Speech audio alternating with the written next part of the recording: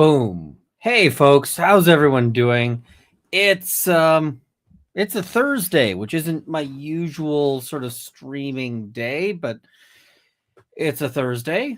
I thought I'd do a stream here, and it's not sort of my best planned out stream because this one's kind of impromptu, and I meant to do it yesterday, but I ended up spending yesterday buying a bow to level up in Elf. So lots of people asked me to do a stream because I had a whole bunch of thoughts on Twitter about this one. And I've got a whole bunch of thoughts about sort of related issues to this one. So today we are going to talk about the trial of Nicholas Kassotis.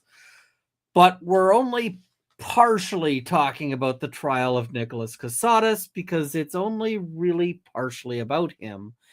And partially it is about the profession of defense lawyering. So, what is the Nick Kassotis trial? Let me explain. No, there is too much. Let me sum up. It is the perfect time for that. So, let's try to explain this one because it's truly, truly bizarre. So, Nick Kassotis was this guy who worked as a JAG officer, and I know they prefer to be called like judge advocate, but really he is the prime candidate to be called a JAG officer, with the emphasis on jag off. But he so he then goes and he says he's living in this complete weird world because he says that he's a hojillionaire, like that there's like buckets of money that he has coming to him. But none of these buckets of money are actually things that that he like has. He doesn't have the money. He just says that this guy is telling him that the money is there.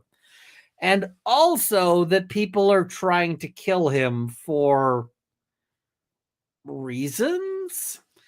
And so he says that there's this Jim McIntyre guy who is initially claiming to be an FBI agent and then later says he's not an FBI agent, and then later says that he is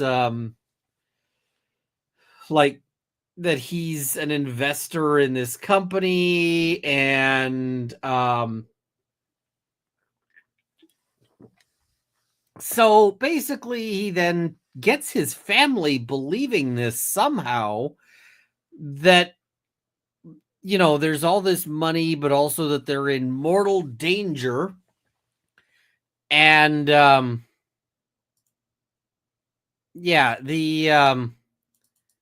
what is it? It's very weird. So it's very strange that all of this story. But in the course of this, his wife Mindy ends up dead. And she ends up dead in the sense of they find her torso. They find her torso in a hunting area.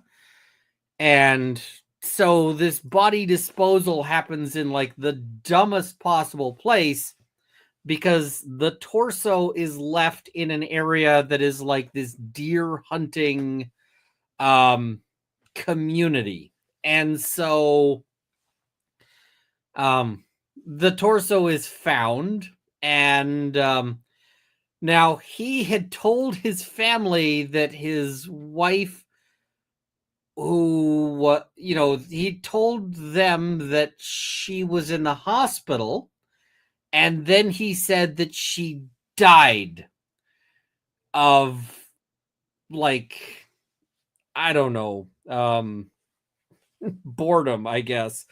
But he just says that she dies, and then they're like, oh, well, okay, neat. And he's like, but you don't get to see the body, and you don't get to see, anything. You just, um, she's died, but it's like this, this weird, thing. And it's like, so is there a death certificate? And they're like, we never saw one. And they're like, did you think that was weird? And they're like, hey, not really. And like, the story of how she died was basically that apparently the hospital just like wasn't paying attention, and she got up to go to the bathroom and passed on. And so this whole story is just really, really weird. And everyone around him is basically just completely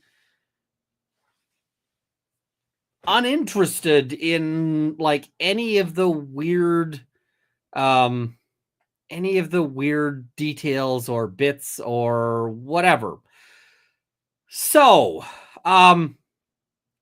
this guy's story is bizarre, and I can't really explain it in a way that doesn't make it sound like I'm stupid, because his story that he's telling to everyone else is ridiculous, right? It's just completely and totally ridiculous. But what happens thereafter? Well, he gets arrested and charged with her murder and her dismemberment. And so he goes to trial. And now his defense lawyer has a very difficult thing, because Nick Kassotis' story is basically that he told a whole bunch of lies to a whole lot of people, but some things are true, and particularly the things that are true are the things that are convenient to Nick Kassotis. And so his defense lawyer has a very, very, very difficult road. And so I want to talk a little bit about defense lawyering, because one of the things being discussed on Twitter is, how do you defend somebody who you know to be guilty? Now, I don't know that what the defense lawyer knows, right? I don't know what's in his head. But I suspect that the defense lawyer knew, I suspect that he knew that the accused story was at the very least difficult to believe, right? That it's very difficult to believe. So, yeah. What is it? Yeah, it's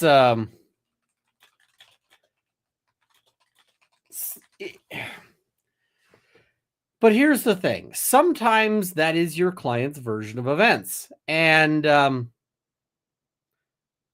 it is theoretically possible. What I mean by theoretically possible is that it is theoretically possible that all of this stuff happened. It could be this crazy, right?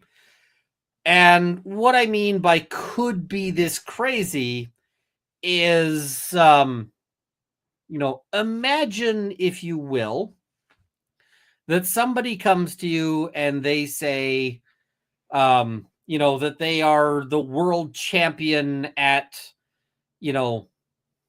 I don't know, pick a random weird thing. They're the world champion at like pen twirling. And the thing is probably not, right? Probably they aren't. Probably it's somebody making things up. And probably if you're a woman, they're making things up to try to get in your pants. But it's possible. And I'll tell another little random story. My undergraduate degree before I went to law school was a degree in psychology. And one of the things about, a degree in psychology is that you have to learn some things about mental illnesses and mental health issues and so forth. And so one of the things here is that so we had to do like this assignment. And the assignment was that we went and volunteered at a mental hospital.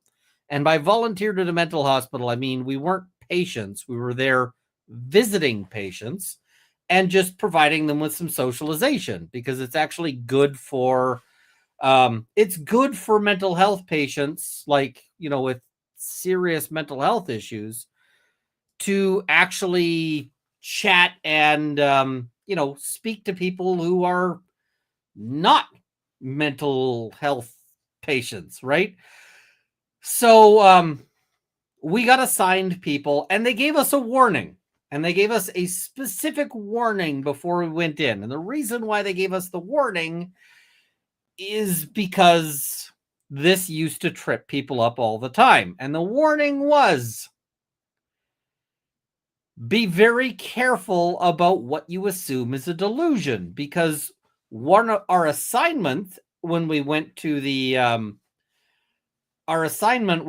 there was that we actually ended up writing a paper, sort of doing a detailed diagnosis of our patient who we were sort of meeting with, right? They're not our patient, but we were there visiting a specific person, and then we ended up doing a diagnosis of this person, right? And so one of the symptoms of schizophrenia, and in particular like paranoid schizophrenia, but it can show up with other like subtypes, is grandiose delusions, right? Grandiose delusions is a sort of typical, or is a common symptom. And lots of people who went there used to go and they would write down, this patient has grandiose delusions because he claims to be an Olympic gold medalist. An Olympic gold medalist.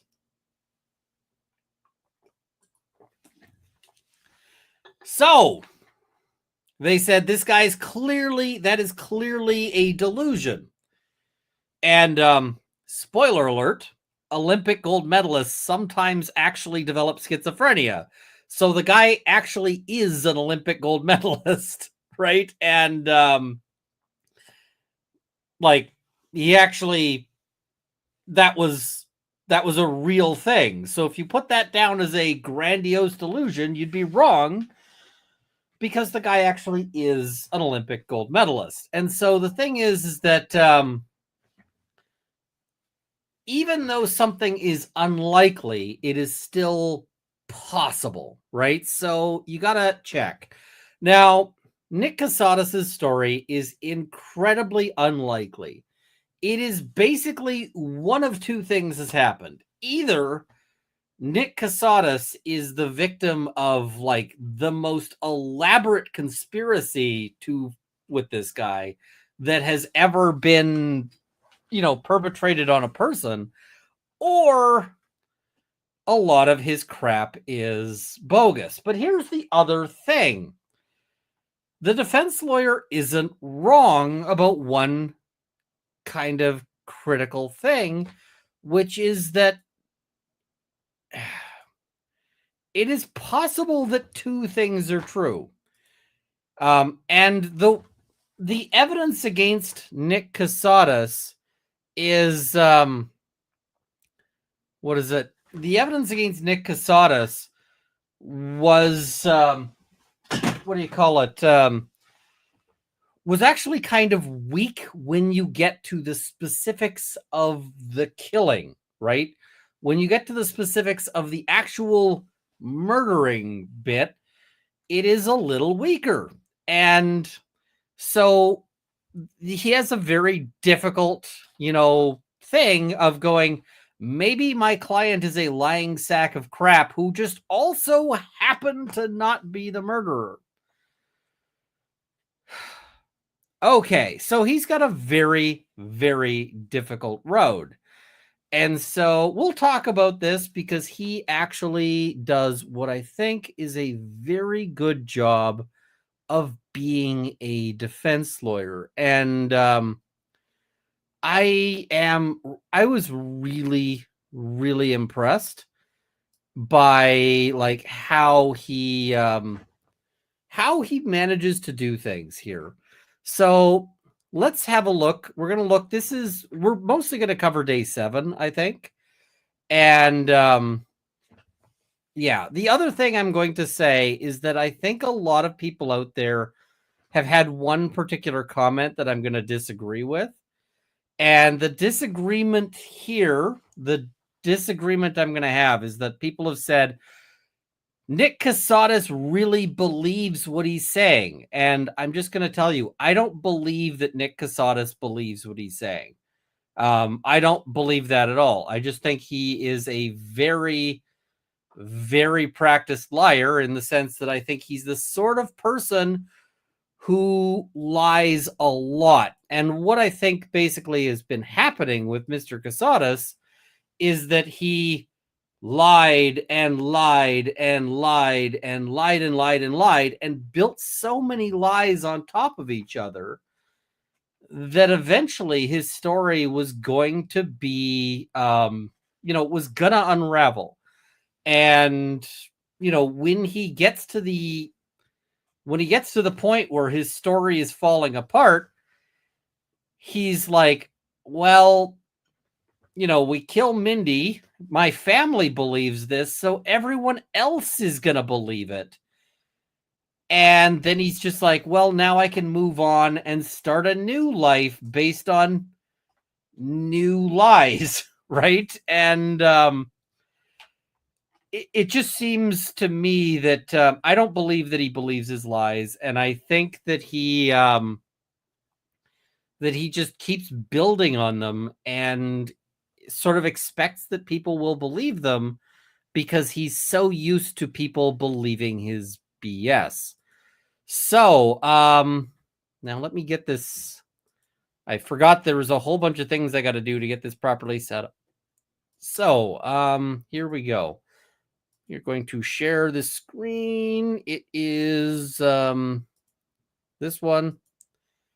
All right, here we go. Yeah, he's got this style of lying. An aurora borealis at this time of day in this part of the country, localized to your kitchen. Yes, and then the can I see? Right? Where Skinner is like, "Oh, that's really cool." So, let's we're going to start with his motion to dismiss, cuz this is basically, and this I'm just going to note, the defense makes a motion to acquit just about in every trial. You pretty much always do this, right? Whether or not you think it's going to be granted, you pretty much always do this because why wouldn't you? It costs you nothing to make the motion, so you make the motion, right? And you basically just say, Judge, I don't think there's enough here to convict my client. And the court says, that's nice. On we go, like the jury gets to decide. it is very unlikely that the judge actually grants it, but you always ask because why not? So here we go. And tell me if the audio is coming through, because I hope the audio is. So. Would you like to state your motion? Thank you, Your Honor. May I approach the Yes, sir.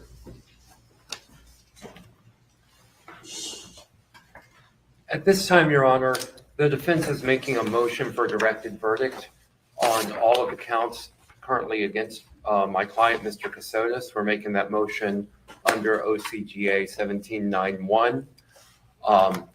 The defense maintains that the state has failed to present evidence upon which a rational trier of fact could find guilt on any of these counts. I'll go through each of them one by one. Regarding, well, let's take the malice murder and the felony murder together, Your Honor. The only evidence that the state has presented that in any way ties my client to the murder of Mindy Kassotis is my client's vehicle being seen near the scene of the body. We're just going to stop there. Now, that's the sort of thing that sounds like great evidence, but I want you to keep in mind, just consider how many times you move around, right? And how many times you are driving around at different places and might actually be near a body. And I'll give you a little example here. Which is that I, at one point, was driving along and just going to work, right? And at the time where I was working had me driving through an underpass a lot. So I was driving through this underpass every morning, and the one time I stopped because, like, I sort of just slow up a little bit because there's a ton of police all under this underpass, right? A ton of police. And yes, Mindy, the victim is named Mindy. So yeah, it's with an I. So I slow down as like I'm rubbernecking a bit. And I just note that they are like around what is clearly a dead guy, right? The police have surrounded what is apparently a dead guy. And I go, oh, crap. So, I mean, I keep driving. And the thing is that my timeline wouldn't work for like trying to convict me of anything with regards to that, because I'm driving past as the police are already there. But let's, let's consider that, what is it? Let's consider the possibility that like if I'd gone to work like an hour earlier, right? I would have, if you were tracking my movements, I would have been there right before the, right before the body was found, right? So there's all sorts of possibilities there. There is a case I'm aware of. It's not my case. It's a case I'm aware of where literally they had a guy and he stopped at a rest stop where a body was found,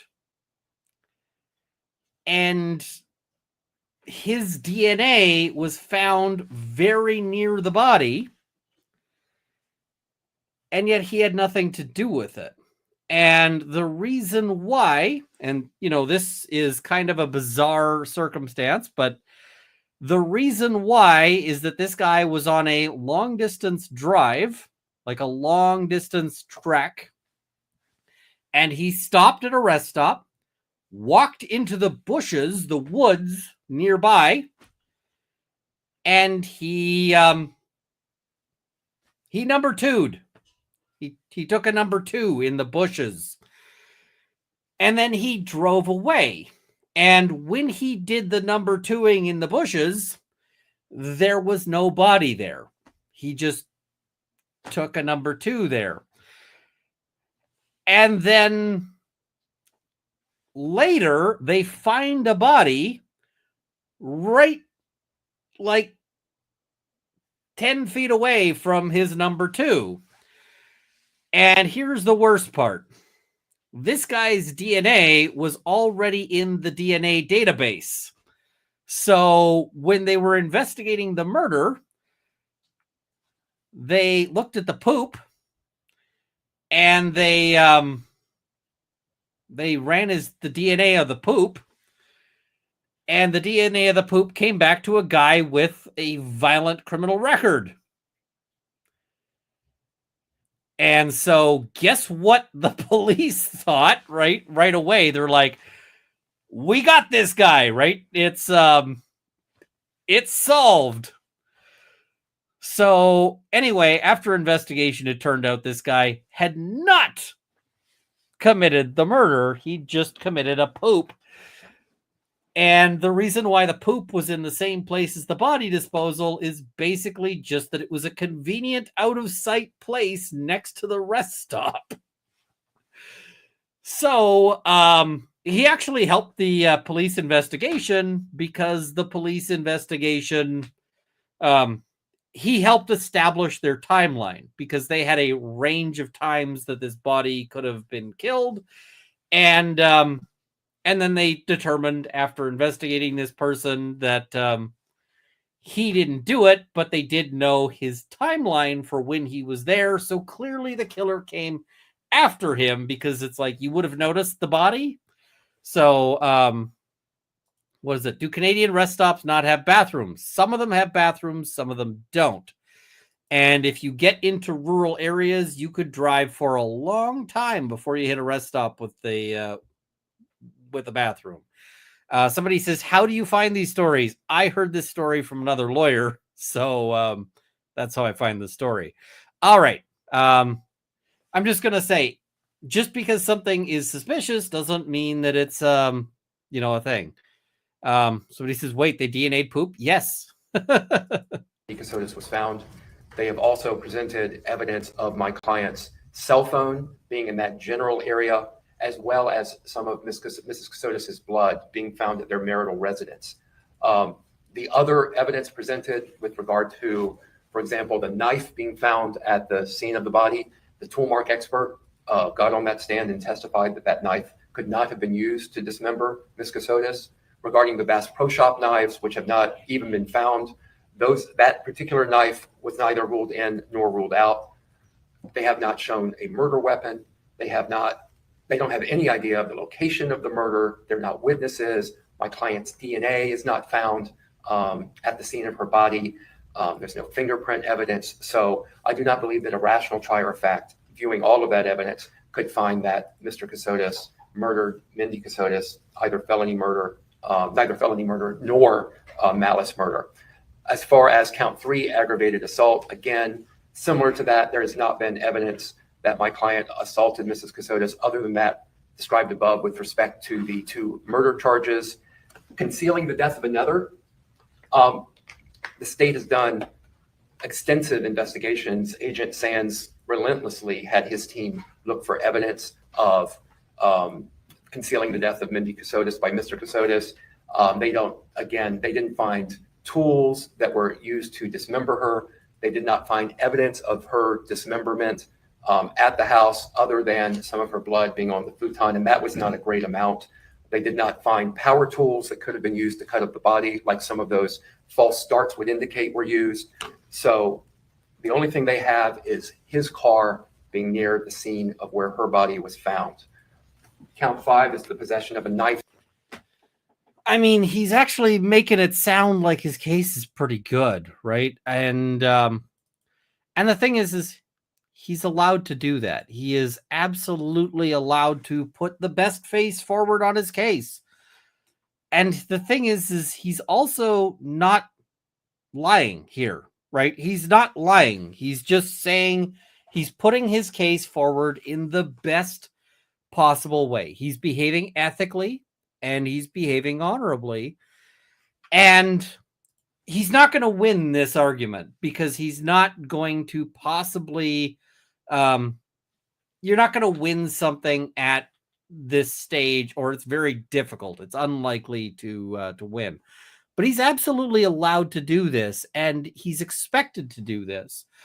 And one of the things that was very clear to the whole, through the whole thing, is that Nick Kassotis got good defense representation. He got good, skillful defense representation. And so this is one of the things that's really important, because at the end of the day, Nick Kassotis sort of had this web of like very difficult facts, like very, web of lies is basically the thing here. And but you don't want the world, like when the world is watching these things, you don't want people going, Nick Kassotis is only in jail because his because his defense lawyer is a moron, right? And that's not what you're going to be thinking here. If you watch this trial fairly, you're going to say he had really good representation, and the jury did their job, and the jury convicted him. People say, how do you sleep at night? Well, it's real easy to sleep at night after a case like this. You did your best. You tried your best. And that's what you can do there, right? So, yeah. All right. Carrying on here. I should set a goal. During the commission of a felony, they have Mr. Kassotis buying a knife similar to a knife that was found at the scene, but they have not shown his possession of that knife during the commission of any felony. The next set of counts all relate to possession of tools for the commission of a crime. Again, they have that one knife that was not used could not have been used, according to the tool mark expert, to dismember her. Here's the thing. How many people own a knife? How many people own a knife? Come on. I kind of feel like everybody does, right? And so, like, I got this thing.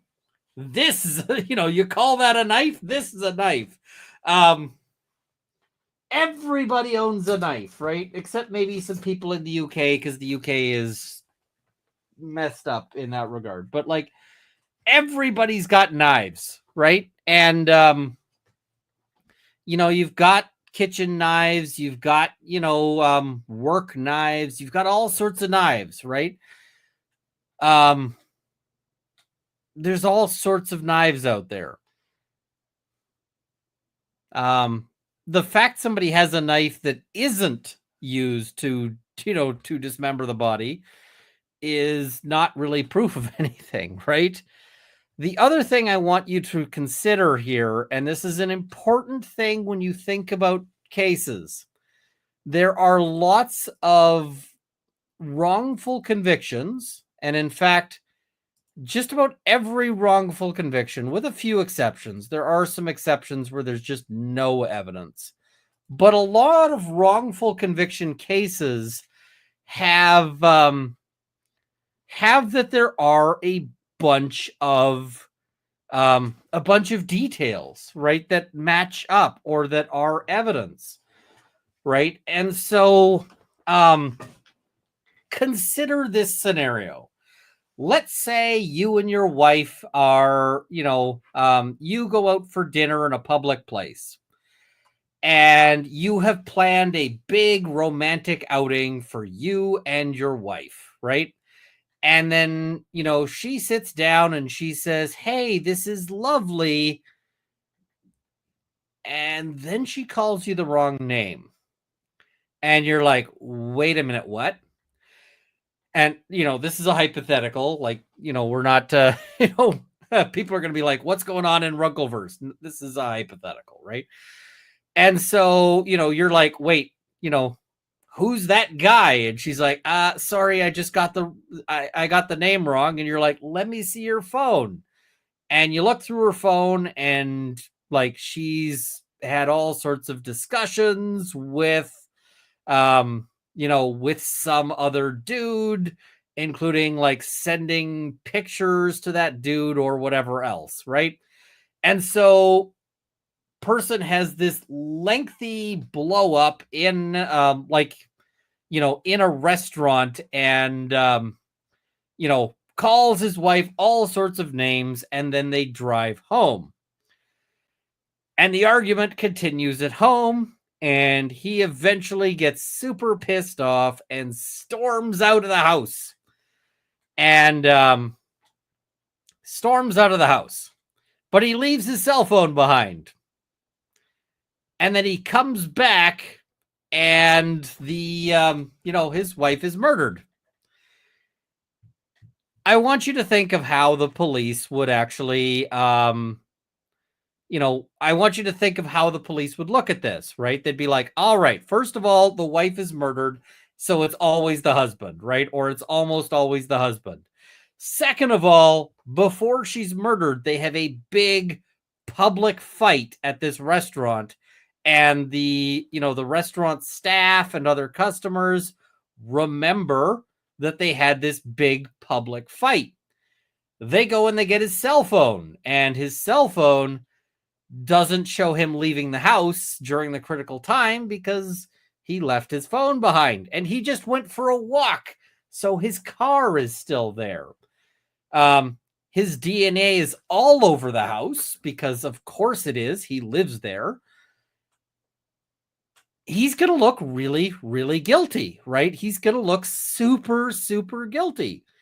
And he may not have actually done it, right? It may be that he is completely innocent because people who are wrongfully convicted, are there's usually a reason why they got suspected, right? There's usually a reason why they got suspected. And the problem is that often there's like some initial reasons to believe that. And then the police get tunnel vision, and they only look at evidence that corroborates their theory, and they look away from evidence that, disconfirms their theory, or maybe they don't look for evidence that disconfirms their theory, right? So, I see people are talking about like neighborhood ring cameras. Well, maybe the ring cameras, maybe the police just don't bother asking for the ring cameras, and they just, they're just like, we don't need to look at those. And so by the time the defense is ready to run the case, the defense is like, why didn't you get the ring camera footage? And they're like, we didn't think we needed it. We were really sure your client's guilty. And the defense, of course, can't get the ring camera footage because now it's gone. Right. So, yeah, all of this is kind of how that works. So we have the Bass Pro Shop knives, which could neither be ruled in nor out. The removal of body parts from the scene of a death, count 11.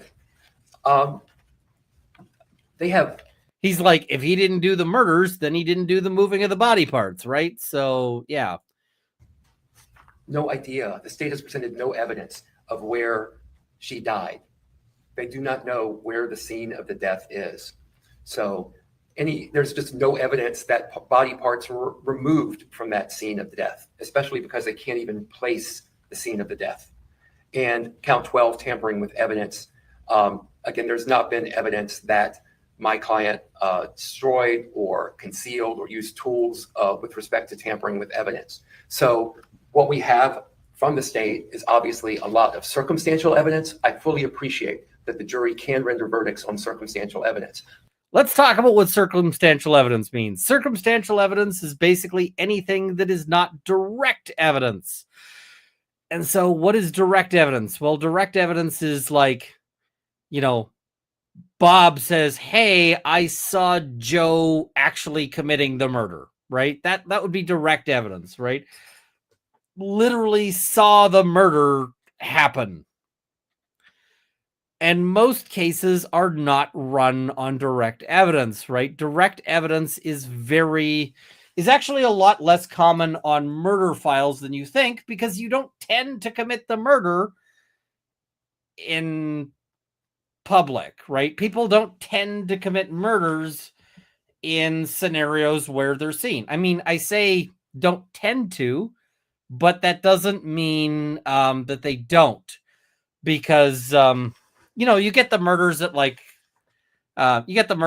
nightclubs where somebody shoots somebody else in a fight and there's like 30 people watching, and man, that goal is getting no movement. All right.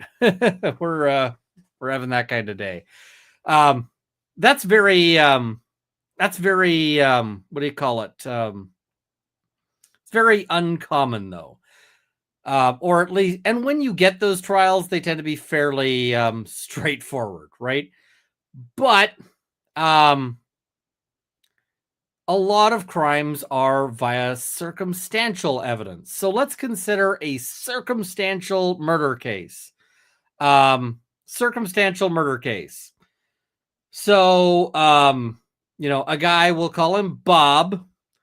Bob's wife goes missing, and her body is later found, and the timing on, they figure out time of death based on all of this, and it's determined that it happens on, it happened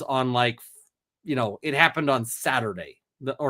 Let's say the murder happened on a Wednesday, right?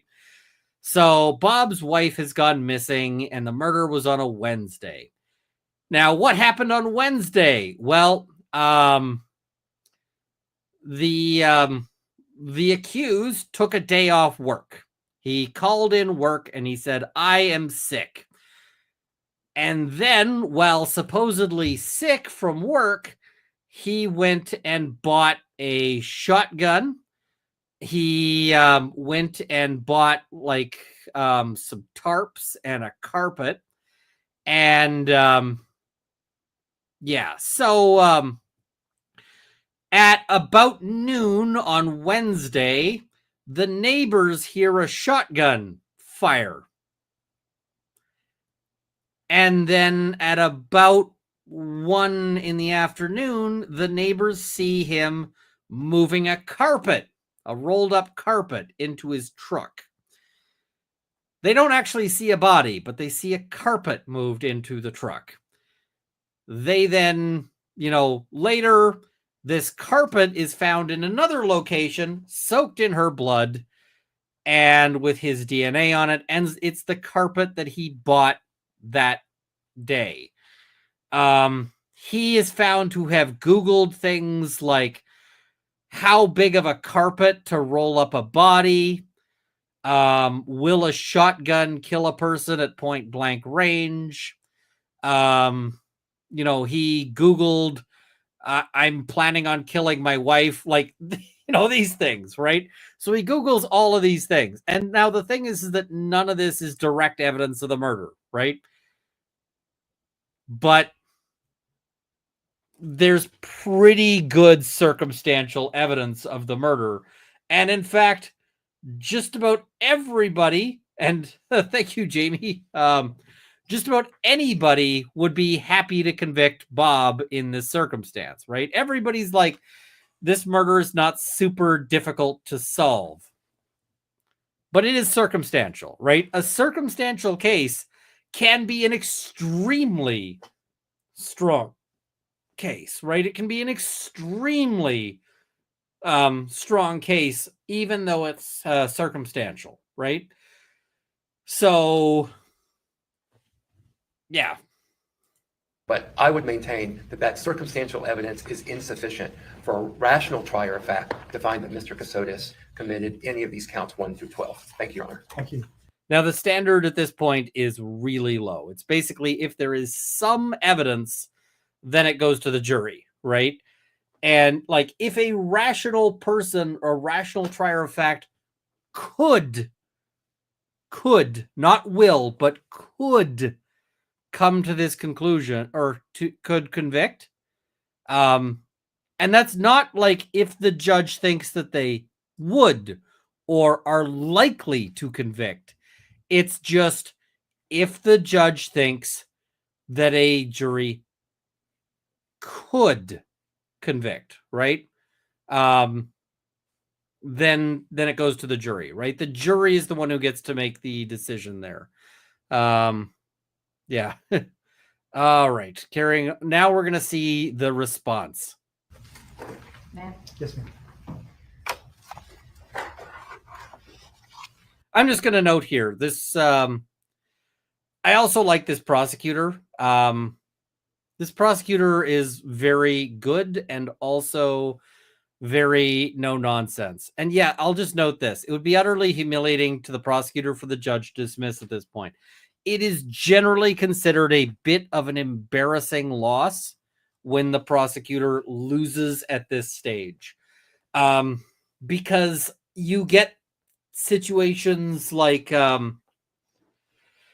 typically when they lose at this stage, it's because they've forgotten to call evidence on some critical point that is necessary for the for a conviction. So for instance, they fail to call some evidence as to what do you call it? Fail to call some evidence as to, for instance, time or jurisdiction are sort of common ones. I have had a case dismissed on a similar motion, the Canadian equivalent, where they just forgot to call any evidence as to where the crime happened. And they're like, hey, at the end of it, I'm just like, they have not testified to anything that establishes that this crime happened in this jurisdiction. And the Crown prosecutor's like, I'm pretty sure I did. And the judge is like, you didn't, Crown. I was waiting for you to do it all trial, and you didn't. And Crown's like, damn. Now, the thing is that was a theft to wit liquor bottle, right? That was a theft of alcohol. So the Crown at the end of it was like, we'll get him next time, right? It's like no big deal.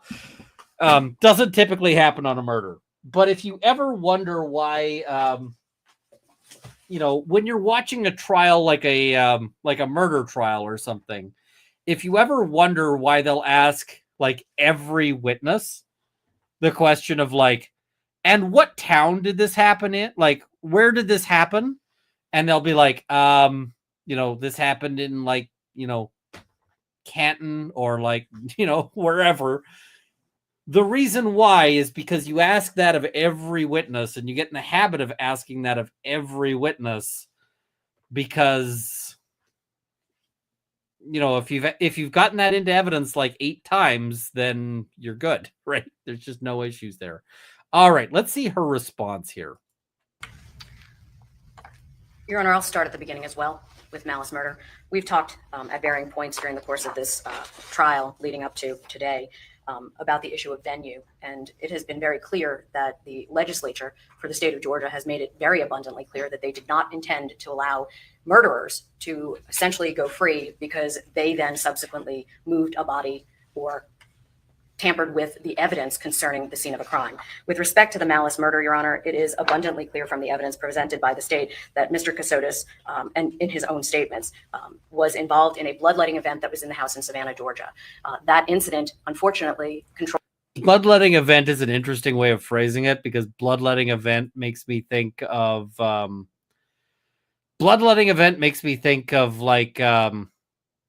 what do you call it? Like leeches and that kind of thing. But she just means like any circumstance where blood is going to be spilled, right? So blood was spilled. And I think we're at the goal with the PayPal there. So I'm going to, I know this isn't technically a beer, but we're going to go with this to start here. It's a lemon. It's a very sweet lemonade, which I was hoping would be more sour, but Yeah. By Mr. Kassotis ultimately puts the state in the position of not being able to know exactly where she was killed, which is exactly why the venue statute permits in murder cases for it to be where the body is discovered. Her body somehow got from Savannah, Georgia to the woods in Riceboro. And this is a really good point because she's talking about the intent of the law, right? Not just what the law says, but why it says it. And yeah, I didn't like them very much, but I mean, what else am I going to do? Am I going to pour them out? I paid for them. They're not so bad that I'm going to pour them out. But like, let's imagine a circumstance where a body is dropped out of a helicopter, right? Or I think there was a Reacher where they were dropping bodies out of either a helicopter or plane. And so let's imagine you're dropping bodies out of a helicopter. Now in Reacher, I think they were doing it with like where they were actually dropping them out alive. But let's imagine that the person was killed somewhere and then dropped out of a helicopter somewhere else, right? Now, how are you going to figure out where the murder actually happened? You're probably not going to be able to do that because it's like they were killed somewhere, somehow, and all we know is where the body is, right? All we know is that the body is somewhere. And so there's not going to be any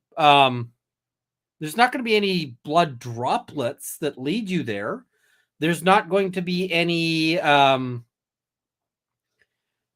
not going to be any like footprints that lead you there. There's not going to be any tire tracks. There's not going to be anything. It's just all you've got is the body. So here, this jurisdiction has a rule that says if we find the body here, then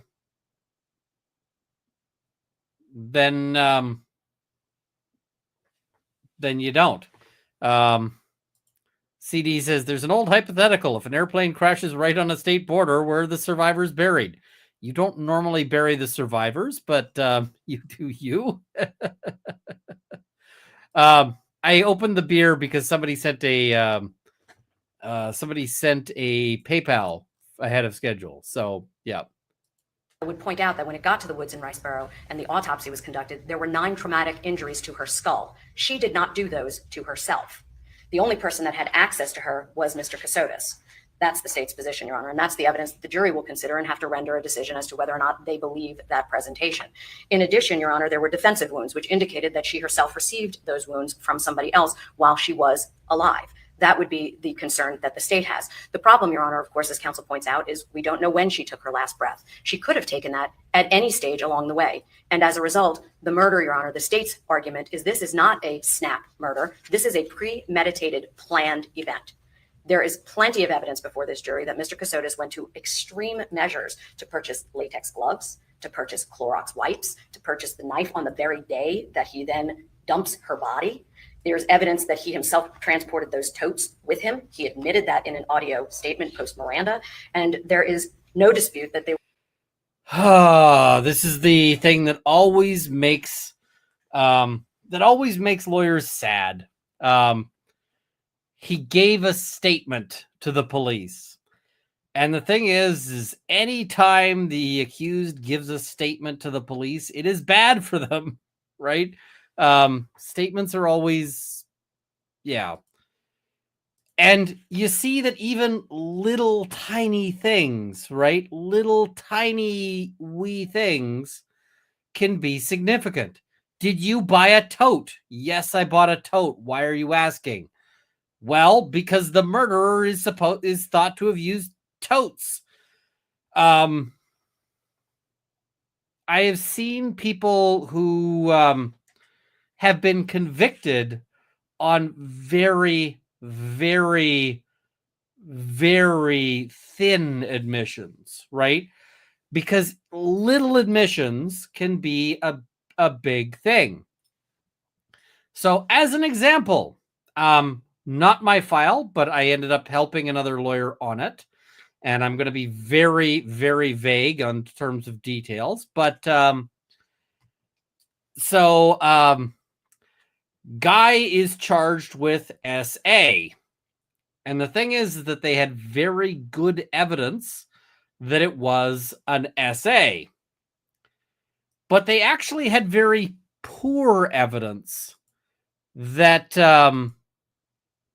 that this was the guy, right? They had very poor evidence that this was the actual, that this was the actual person. And so at the end of the day, this guy made some admissions, and the admission that he made that was fatal was he admitted he had met the victim. He admitted he'd met the victim. Didn't admit they had sex. Didn't admit that he had any contact with her. Just admitted that he met her. And that was enough to convict him because that established identity. Yep. Little things, right? And sometimes those little tiny things can be big deals there. Lucy saying, I know some of the first witnesses, the hunters in this case. The hunters seemed like pretty good people. I hope they're okay. I hope they're not too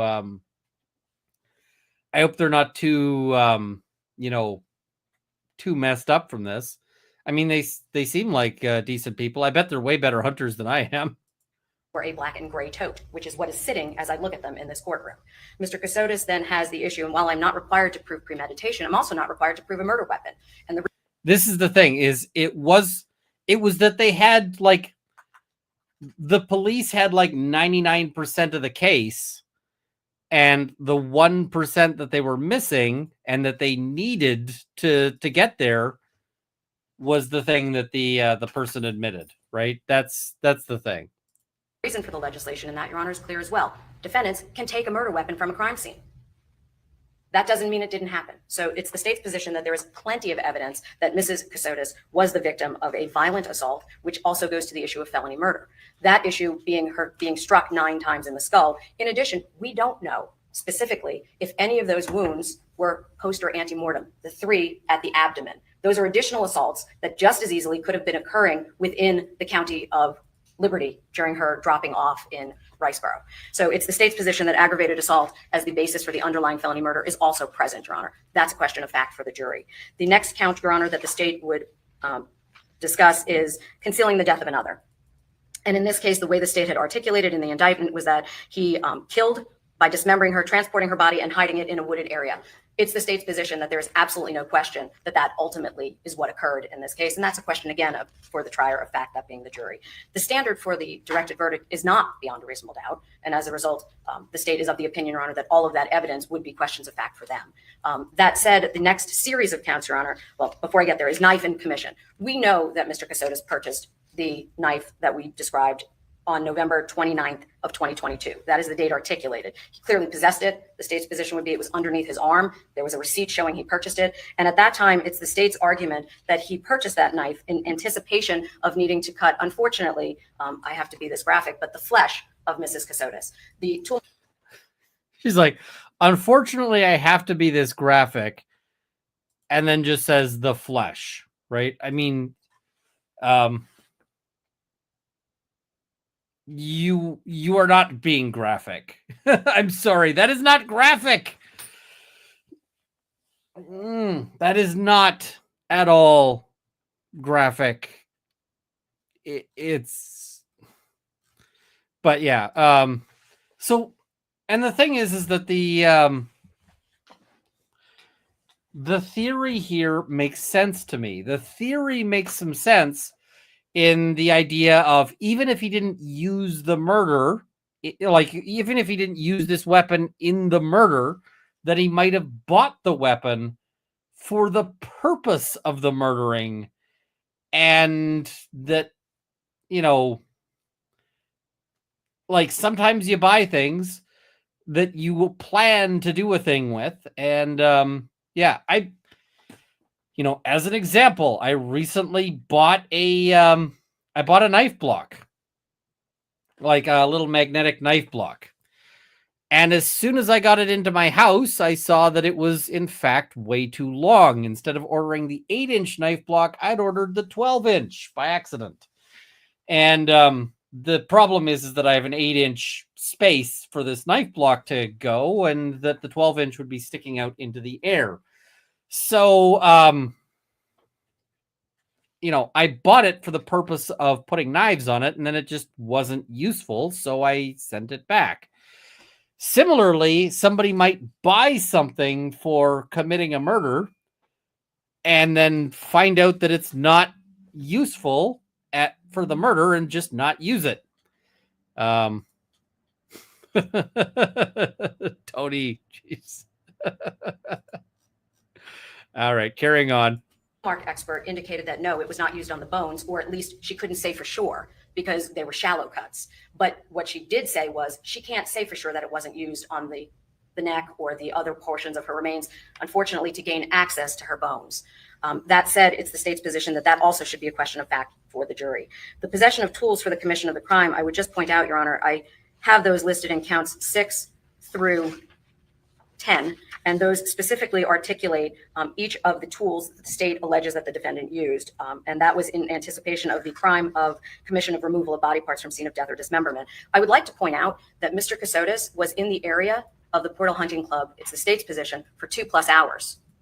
That is the time period that is referred to when he admittedly says he turned off his phone. And then he's there for 2 hours. And her torso, with her arms attached, her head and her 2 legs were found in that area. It is entirely possible that Mr. Kassotis spent that entire 2 hours dismembering her and tossing her remains in exactly that area. There was not evidence that there was a dismemberment at the house. And given the information that Mr. Frank Mevin was in the residence at the time on November 29th of 2022, it is highly unlikely that Mr. Kassotis pulled out a power tool and was severing his daughter's limbs while he sat in the room. So it's the state's position he did that in our county. And that's up to the jury to decide, Your Honor. That also references the... I mean, it's a reasonable conclusion that he probably wasn't, power tooling their daughter in front of them. That is a reasonable conclusion. Yeah. The knives, the deer processing kit, the tubs in question, the Ford Explorer itself. It also references... me, I need to buy a deer processing kit. The shovel that he used to bury her head. We introduced evidence of the dig marks and specifically on the roots. And additionally, Your Honor, that knife, although counsel indicates that his client purchased that knife and it was not used in this, that's a question for the jury to determine, Your Honor. And finally, the last 2 counts, one is removal of body parts from scene of death. Clearly, she was moved around. So it's the state's position, Your Honor, that she ultimately took her last breath and he then discarded her remains in different places. And finally, the last portion would be tampering with evidence. And the way that it is articulated in the indictment is very specific, with intent to prevent and obstruct the apprehension of prosecution of Nicholas James Kassotis by destroying biological evidence and concealing tools from the commission of the crime. He bought gloves, he cleaned off the knife, he cleaned out the totes, there was cleaning wipes found at the scene, and it's the state's position that that's something that the jury needs to determine if they believe the state's position that that's exactly what he did at the scene of the crime. And as a result, Your Honor, I believe that each and every one of these counts should go to the jury for them to make the factual determination that counsel is now asking to be made. All right, counsel, I do have concerns about a couple of counts. Now, counts 7, 8, 9, and 10 all allege possession of tools for the commission of a crime. And I've done some research, and of course, all of the cases, I looked at over 10 cases regarding the sufficiency of evidence with that particular charge. And they all relate to burglary cases, entering automobile cases, but in every case, the tools were found in the defendant's truck, in the front seat, in the back of the vehicle. And there was a nexus between the possession of those tools and the crime itself. In this case, for example, count 7, the deer processing kit. I believe the evidence was that was purchased sometime before they found the torso down near the hunting lodge. So what is the nexus between the possession of those tools and the commission of the crime? November 28th, Your Honor, was the date that the deer processing kit was purchased of 2022. November 29th of 2022 is when the defendant's vehicle is captured going specifically to Riceboro to put that body, is our position, in the woods. On November 28th of 2022, Mr. Kassotis' statement to law enforcement was he purchased the knife, meaning the Milwaukee knife. He references nothing about mosquitoes for the deer processing kit. It is the state's position, Your Honor, that that knife set was Not purchased. talking about the knife. I'm The talking set, about the set, okay, the correct. whole set. The set was purchased in anticipation of dismembering her remains, and that he then took her remains the very next day. He was not a hunter. There was testimony of that. He was not somebody that was known to hunt or had need for a deer processing kit, other than it's the state's position that he purchased it the day before he took her dismembered remains into the woods in Liberty County, and then those were distributed down there. Yeah, that's a bad fact, right? It is a bad fact if you're like, hey, do you hunt? No. All right, then why do you have this kit? Like, what is this for? It's not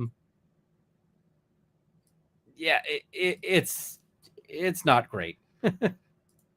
There is no evidence, Your Honor, that the deer processing kit was used inside of the residence, because there is not dismemberment evidence at the house, but rather in the woods. So it's the state's position, Your Honor, that the jury would then simply have to determine if they believe, based on the fact that he made the purchase close in time to her actual dismemberment and distribution, was that used? Same question with regard to count 10 and the shovel. Your Honor, so in this case specifically, the only item that was adequately buried was her head. There was testimony from Detective Frost specifically that there was a place very close to where the head was recovered, buried underneath the ground in the middle of, or I should say the very end of November, some cut marks into roots that appeared to have been from an object striking the root. And those photographs were introduced into evidence. I submit to the court that it's the state's position that he didn't dig with his hands to get her head into the ground. He had to use a shovel, which is why I introduced evidence of the November 4th, 2022 purchase of the shovel and the hammer that were present at that purchase from Home Depot. Right? Ultimately, he is captured on the surveillance camera with the shovel in his hand, walking out of the store with it. And that was on November 4th of 2022.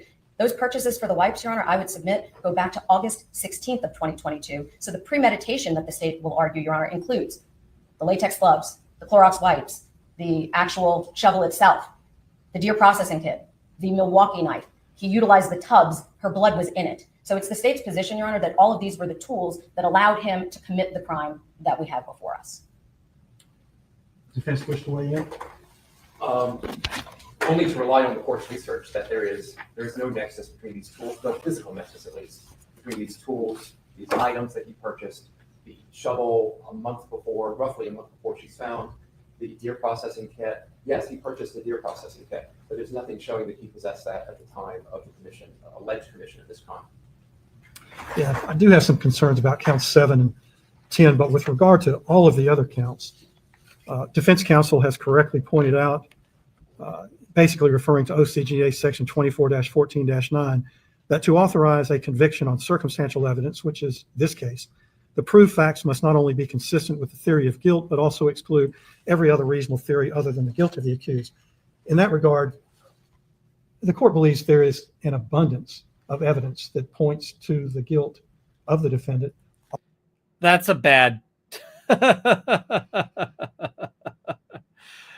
that's a bad thing for the defense, right? When the court says there is an abundance of evidence, it's like, and the thing is this is the nature of defense lawyering sometimes, because you can run a case and you can fight this case real hard, and sometimes at the end of it, what you get to is that the you get a judge who's just like, I forget what the comment the one judge made to me was like, he's like, Mr. Runkle, you have made some very eloquent arguments for for your client. However, you have a very difficult situation in that there is no amount of eloquence that is going to outweigh the evidence in this case. And I was like, yeah, I know. Yeah. And this is a fair comment. Attention, men, don't whack your wife. Ladies, your hitman is really a cop or a dipshit who does drywall. The shit don't work. Yep. Any problem you're thinking of solving with murder is probably better solved with not murder. Murder makes things worse. Albeit circumstantial. But that creates a jury question, and the court's going to submit it to the jury, and I will deny the motion for directed verdict as to all those counts. Again, I have concerns about counts 7 and 10, but I'll also deny your motion with regard to those counts, and we'll submit it to the jury. All right, before we bring the jury back in, Mr. Weinstein, has your client made a decision as to whether or not he will testify this morning? He has made a decision, Your Honor. My client wishes to testify. Ooh, we're going to watch this again. We're going to watch this at 1 speed. And I just want you to, watch his demeanor here. Testify this morning. He has made a decision, Your Honor. My client wishes to testify. All right. Do you mind if I make an inquiry of him? I would appreciate you doing that, Your Honor. Okay.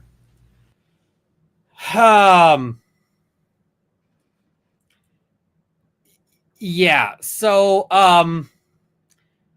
there is, I read so much into this,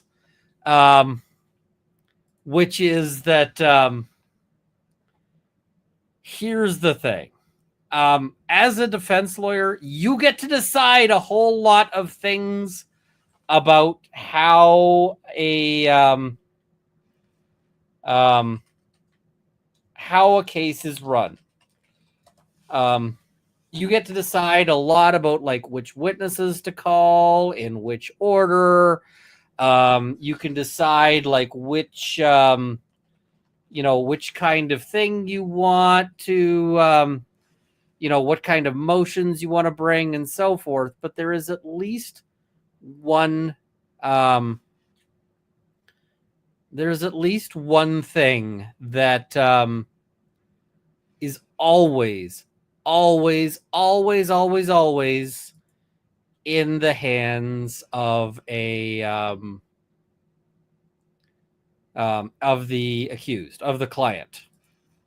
And that is they have the decision as to whether or not to testify. They get to make that call. And they get to make that call whether you think it's the right call or not. They just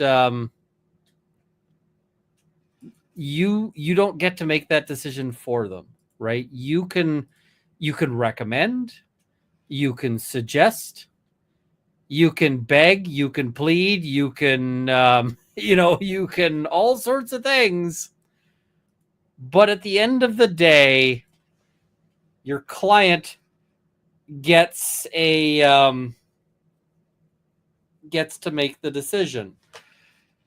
Now, and they get to make the decision in multiple ways. And when I say that they get to make the decision in multiple ways, I've had clients who said, I don't want to testify. And I'm like, you really, really need to testify in this case. And they're like, I don't want to testify. And I'm like, okay, all right, that is your call. I can't call my client to the stand when the client doesn't want to testify. And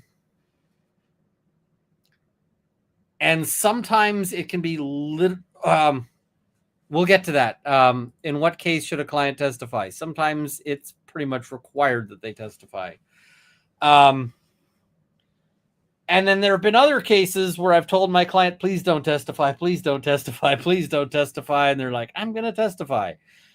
And like two of them did well. And like many of them didn't. So let's talk about situations where you might want to testify. Self-defense. A lot of what happens in self-defense cases is based on subjective beliefs, right?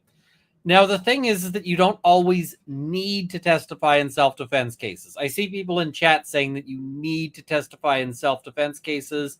That's not always true, especially not in Canada, because in Canada, once there is enough evidence to put it to the jury, once there is enough evidence that the jury, that the question can be put to the jury, then it's kind of up to you as to whether or not you want to, the Crown has to like prove beyond a reasonable doubt that it wasn't self-defense, right? But sometimes you need your client to testify to establish that some basis, right? Let's give an example of this, right? Let's give an example. Two people are out hunting. One of those people ends up dead.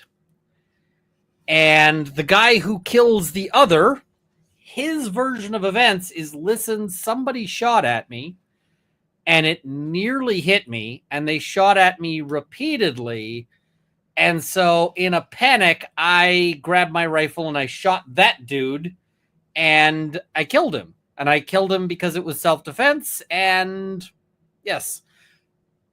Now, here's the problem, is that they go and they look at the other dude, and the other dude is found dead with a shot to the back of his head, and his gun is unfired and fully loaded. Like that there is, he hasn't fired a shot, it's just... And so the problem is that it is clear that this guy was not actually shooting my client. But my client says he believes it was. And it could be, this could be a situation of mistaken self-defense, right? Because self-defense, and it could be that somebody else was trying to shoot this guy and he got confused. He thought this, guy number 3 is trying to shoot guy number 2. Guy number 2 thinks it's guy number 1 who's trying to shoot him. Guy number 2 shoots number 1 dead. It might be a reasonable self-defense case, right? It might actually be a viable case. But you sure as shit need your client to testify, because otherwise the question is, why'd you shoot that dude who clearly wasn't shooting at you, right? You could have a case where, your client shot somebody because he thought the guy was running at him with a knife and the guy didn't have a knife, right? So, you might have all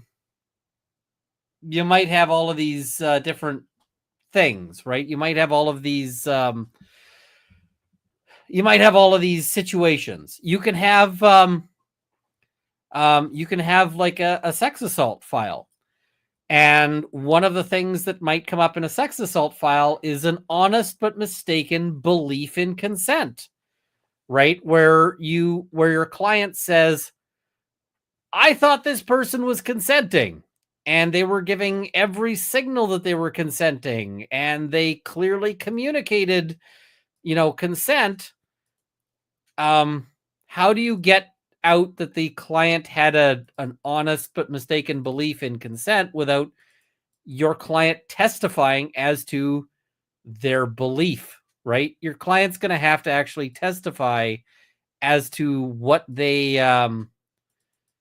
what they believe. Right. So, yeah, it's to me, it's, it's there's some cases where they have to testify, but those cases suck. What do you call it? Yeah, it's a big deal there, right? So, yeah. Now, in a lot of cases, you don't want your client to testify. Why? For the same reason you don't want them talking to the police. If they testify, then they are, they're on the hook, right? They might say something stupid. They might be disbelieved. They might be unbelievable. They might get slaughtered on cross. what else can I say? I can say that, I mean, I had a client that I had to call to testify, but I was super worried about how he'd do because my client had an anxiety disorder, right? My client had an issue where he had anxiety. And so he looks like a liar when he's telling you what he had for breakfast, because he's like, you're like, what did you have for breakfast? He's like, I had bacon and eggs. And you're like, that doesn't sound plausible, right? It happens. People can get tripped up on cross-examination, not because they're lying, but because they're bad witnesses. This is, the world isn't necessarily fair. Your client might be a douchebag. Your client might be an absolute shithead, right? Your client might be an a-hole. And so your client might be somebody that the jury or the judge is going to hate just because he's a smarmy bag of crap, right? I have had clients who were like massively egotistical. And like I had to tell this one client who was like massive narcissist, and he's like, and I mean, when I say narcissist, I mean diagnosed narcissist, like actually diagnosed. And he was convinced that the jury would see his greatness. And I couldn't tell him because I couldn't tell him that he was going to come off as an asshole. And the reason why I couldn't tell him that is because he would not have believed me, because the guy's actually a narcissist. And like, he just would not have accepted that anybody would have thought that he could be an asshole, right? That was not something that was in his worldview. But instead, I had to convince him that the jury would, this was seriously the argument I used to convince him not to testify, was that the jury would be jealous of him and the jury would be envious of him. And well, actually it was a judge, but yes, same thing. The judge would be envious of him because of his greatness. And so they'd be more likely to convict because he's just so awesome that they would feel upset by being, and he's like, oh, that makes sense. Yeah, no, I see your strategy here. We can't make them too.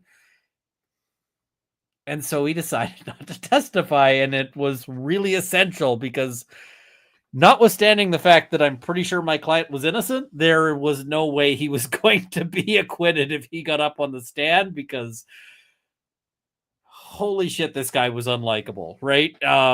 Just so massively unlikable. Sometimes you got to tell your client, like, hey, you should not testify because you are a jerk.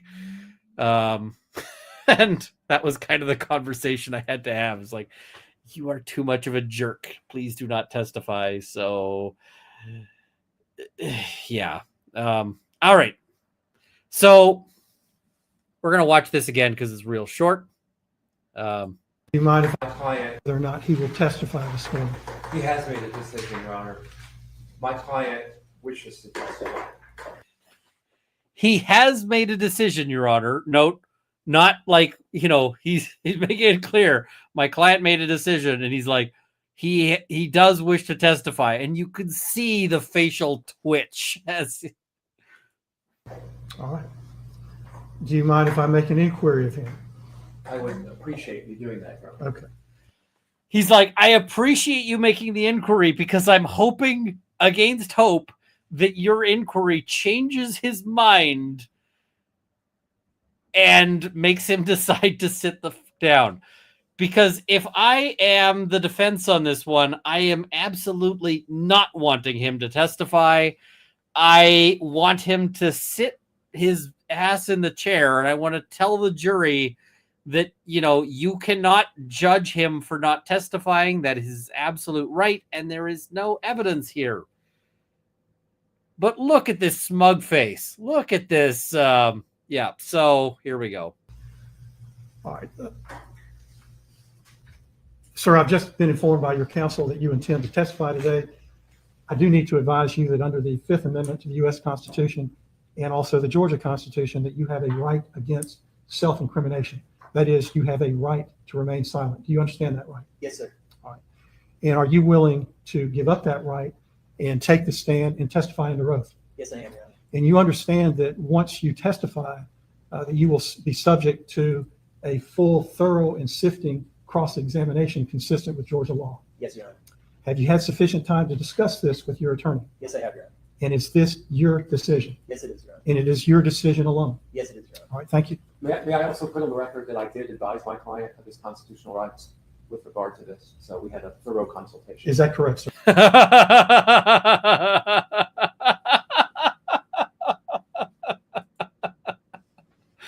He's like, Judge, I just want to make it clear that I told him he had a terminal case of the dumb, and he's doing the dumb thing anyway. So this is not on me, Judge. Please. Okay. That is correct, Your Honor. All right, very well. Thank you. Please be seated. Your Honor, in light of that, I advised the court yesterday that I might have some motions in limine with respect to Mr. Kassotis' testimony. There have been questions, may I? Yes, ma'am. There have been some questions about whether or not he would address the issue of agreeing or asking to take a lie detector test. So I would obviously, given the court's ruling, anticipate that he's not going to try to sua sponte, bring that into evidence. Any reference to polygraph, lie detector test will be excluded. You will absolutely not speak on those subjects, Your Honor. Yeah. So lie detectors are not generally admissible. Why aren't they admissible? Lie detector tests are not, well, there's two reasons. One, lie detector tests are not, they're not good. They don't work. They are at about a coin toss for actually telling if you're lying. And I know people are like, what? How could it be that our lie detector tests are only like, 50-50 for, for actually identifying lying? Well, it's because they kind of suck, right? And it's not actually what they're for. Lie detectors are not actually for detecting lies. Lie detectors are for something else. What lie detectors are for is to get people to confess. Lie detectors are for making people confess.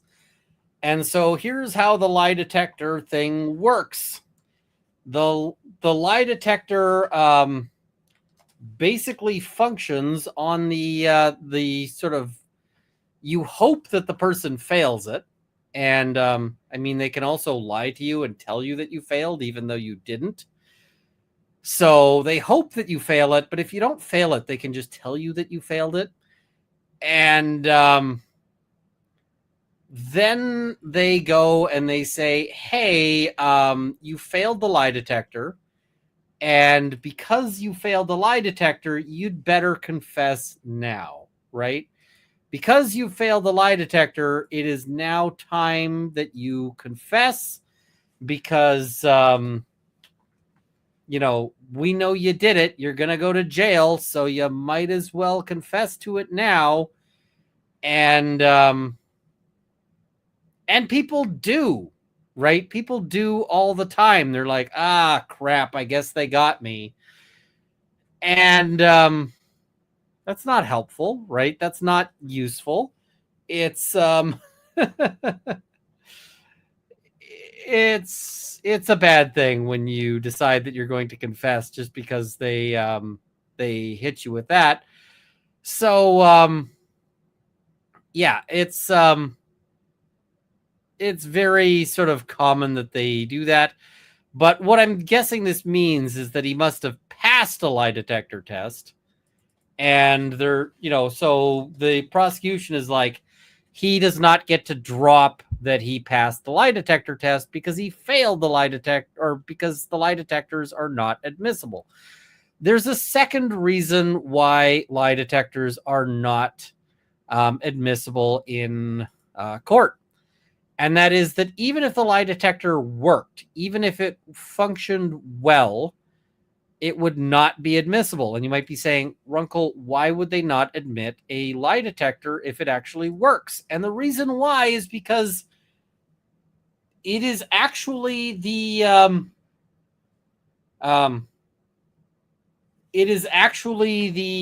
what do you call it?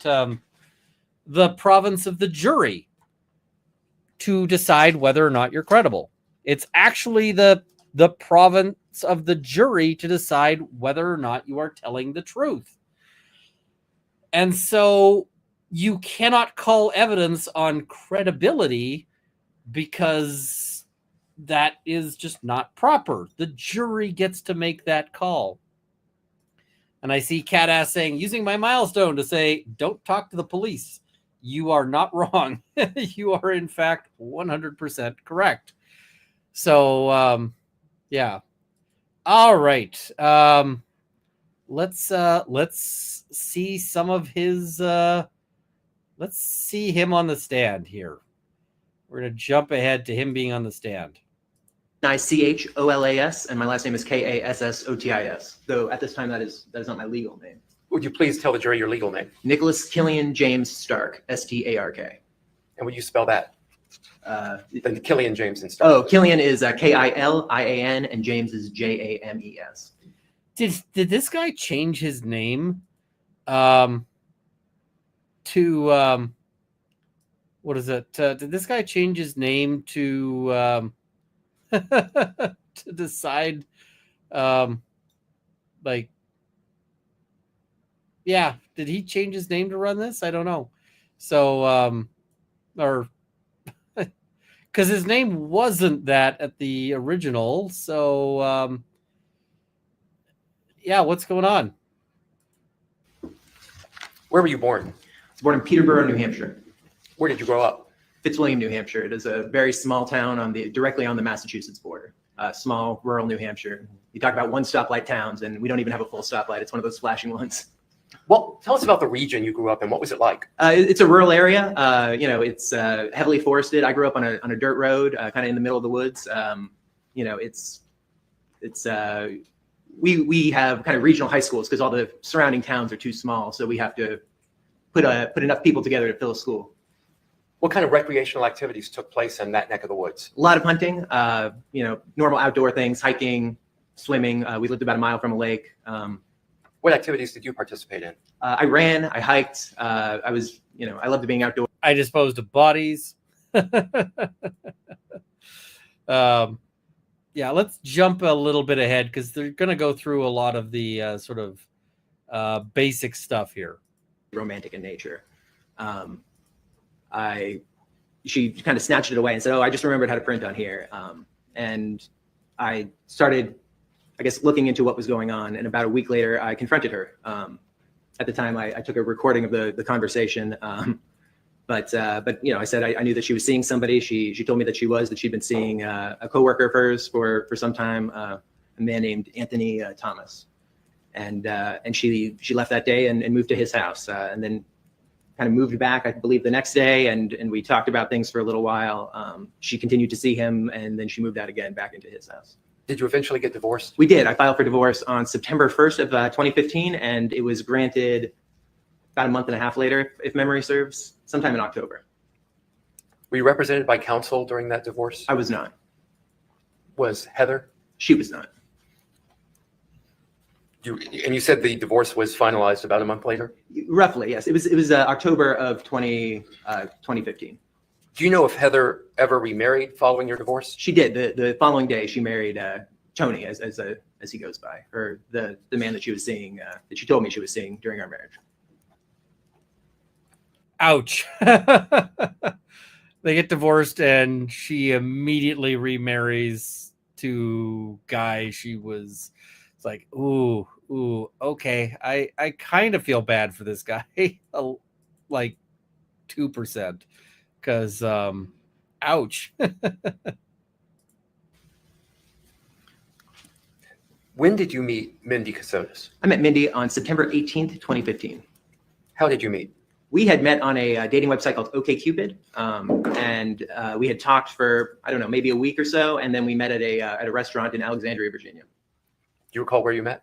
Yeah, it's called Blackwall Hitch. It's a restaurant kind of right down by the water. It's a nice little spot. And you eventually married Mindy Kassotis, Mindy McBain Kassotis, correct? Fairly Or quickly, I'm yeah. sorry. I mean, it was, I mean, I would say within a month we were talking about marriage. Starting to look at wedding venues. It happened very quickly, and we married just over a year later on October 9th, 2016. At the time that you married Mindy McBain Kassotis, you still had obligations under your divorce decree to Heather, correct? Yes, I did. Do you recall the specific obligations that you had? Yes, there were two loans that we were both on: a personal loan where we had refinanced This one's gonna hurt refinanced some the credit soul. cards, if I remember correctly, and a Chevy Silverado. And later, I was also at that point living in the marital property and making payments on the mortgage. But later on, she asked because that had been purchased under her VA mortgage. For people who are veterans, they have the right to a VA mortgage. It had been purchased under her VA mortgage, right? So she asked me to work on refinancing and removing her from that so that she could use her VA mortgage for home purchase with Tony. Were you able to do that refinancing? I was not, no. I had started the process. I paid for an attorney because there was deed work required. It was kind of a lengthy process. And by the time it was reaching fruition, a lot of other things were going wrong. Did you fulfill any of the other obligations that were required to be fulfilled in your divorce decree from Heather? Some of them, there was a lump sum payment, I believe, of $3,000 to pay off a bill that I paid off. I was working on other things, but they did not come to pass. Did Heather eventually pursue you for your failure to fulfill your obligations? She did. What did she do? She filed some sort of a complaint in court saying that I was not fulfilling my obligations under a divorce decree. How did that resolve itself? I believed that it resolved itself in an agreement and then a payment to her. What was the agreement? Spoiler alert, his I believed is doing a lot of heavy lifting here, because when he says I believed, we're going to find out that it is a whole thing here, right? That his belief is crazy. It's just straight up. His belief is going to be bizarre. On what you were supposed to pay Heather in that resolution. In that resolution, I was supposed to pay her roughly $1.5 million. What? So this guy who's got like no money owes $1.5 million. $1.5 million. And I'm like, well, that's a hell of an O, right? Because okay, so he owes a chunk of change here. And the reason why he's like down to pay $1.5 million is because supposedly he thinks he's got all this magical mystery money coming out of nowhere. It's really bizarre. Did you make that payment? I believed the payment was made on my behalf. I did not actually make the payment, but I saw documentation and I believed at the time that it was made. I had no reason not to. You had I believe every you told reason the court not you to, had sir. $32 million, is that correct? That's what I was told. That's what I had been provided documentation to show. Let's go ahead and get into that. Yes, sir. You said things began to get weird. Can you explain that to the jury and also explain about the timeframes for that? Yes.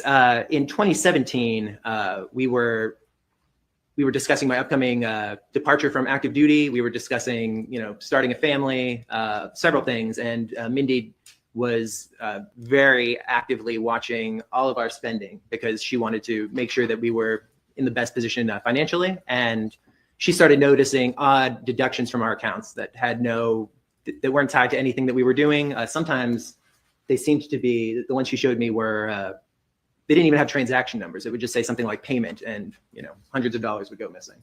At the time, we thought it was an error with our bank. We were banking with USAA at the time, and thought that this was some sort of a bank error that would be easily resolved.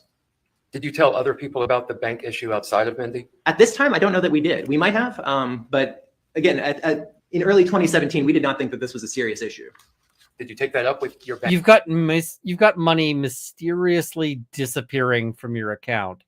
How do you not think this is a serious issue? Like, I'm sorry, if I had hundreds of dollars disappearing from my account, I would also be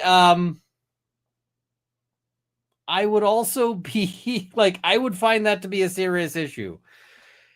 Especially because if somebody can take out $100, they can take out $1,000. I'm guessing that he knew exactly what this money was for. I'm guessing he knew that his accounts were being garnished, but he's just not telling her that. Thank you, USAA. Mindy did. I was at this time both working full time in the Pentagon, looking for jobs, and I was still taking that LLM at night. So I was kind of burning the candle at both ends. But she was taking care of Mindy was not working at this time, so she was in charge of that. And again, when you say at this time, would you tell the jury the rough time frame of This the is USAA? early to mid 2017. Okay. Please let me get my questions out so that the court reporter can get it all down. You said 2018? 2017. 2017. Anything else strange begin to happen around that time frame? Not at that time, though. We had been having kind of some, I'll say, familial arguments. It started with Mindy and my brother Chris, and kind of evolved over time to include our parents. It was, at that time I believed it to be kind of normal marital, a new wife, somebody that they didn't know very well, and that these were kind of growing pains that we were going through. Somebody who lies to them nonstop, like, that's going to be an issue there, right? When you say marital arguments, were those arguments between you and Mindy?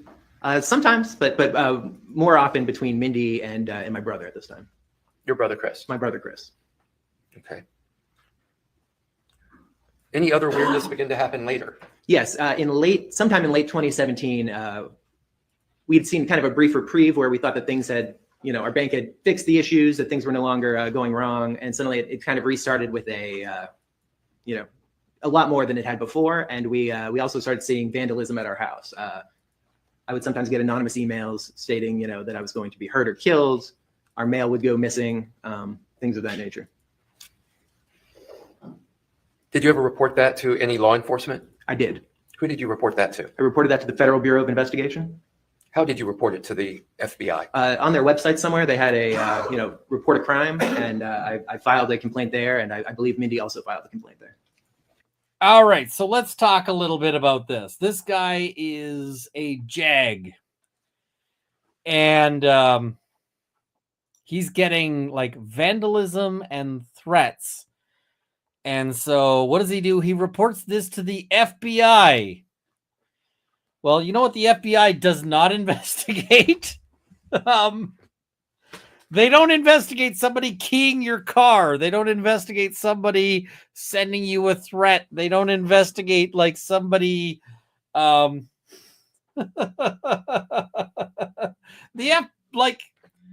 is not FBI shit, right? This is just not.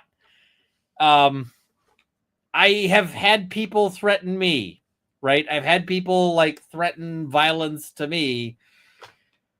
And I can tell you, I'm not calling in to CSIS, right? To be like, all right, we're going to like bring in spy agencies. Like,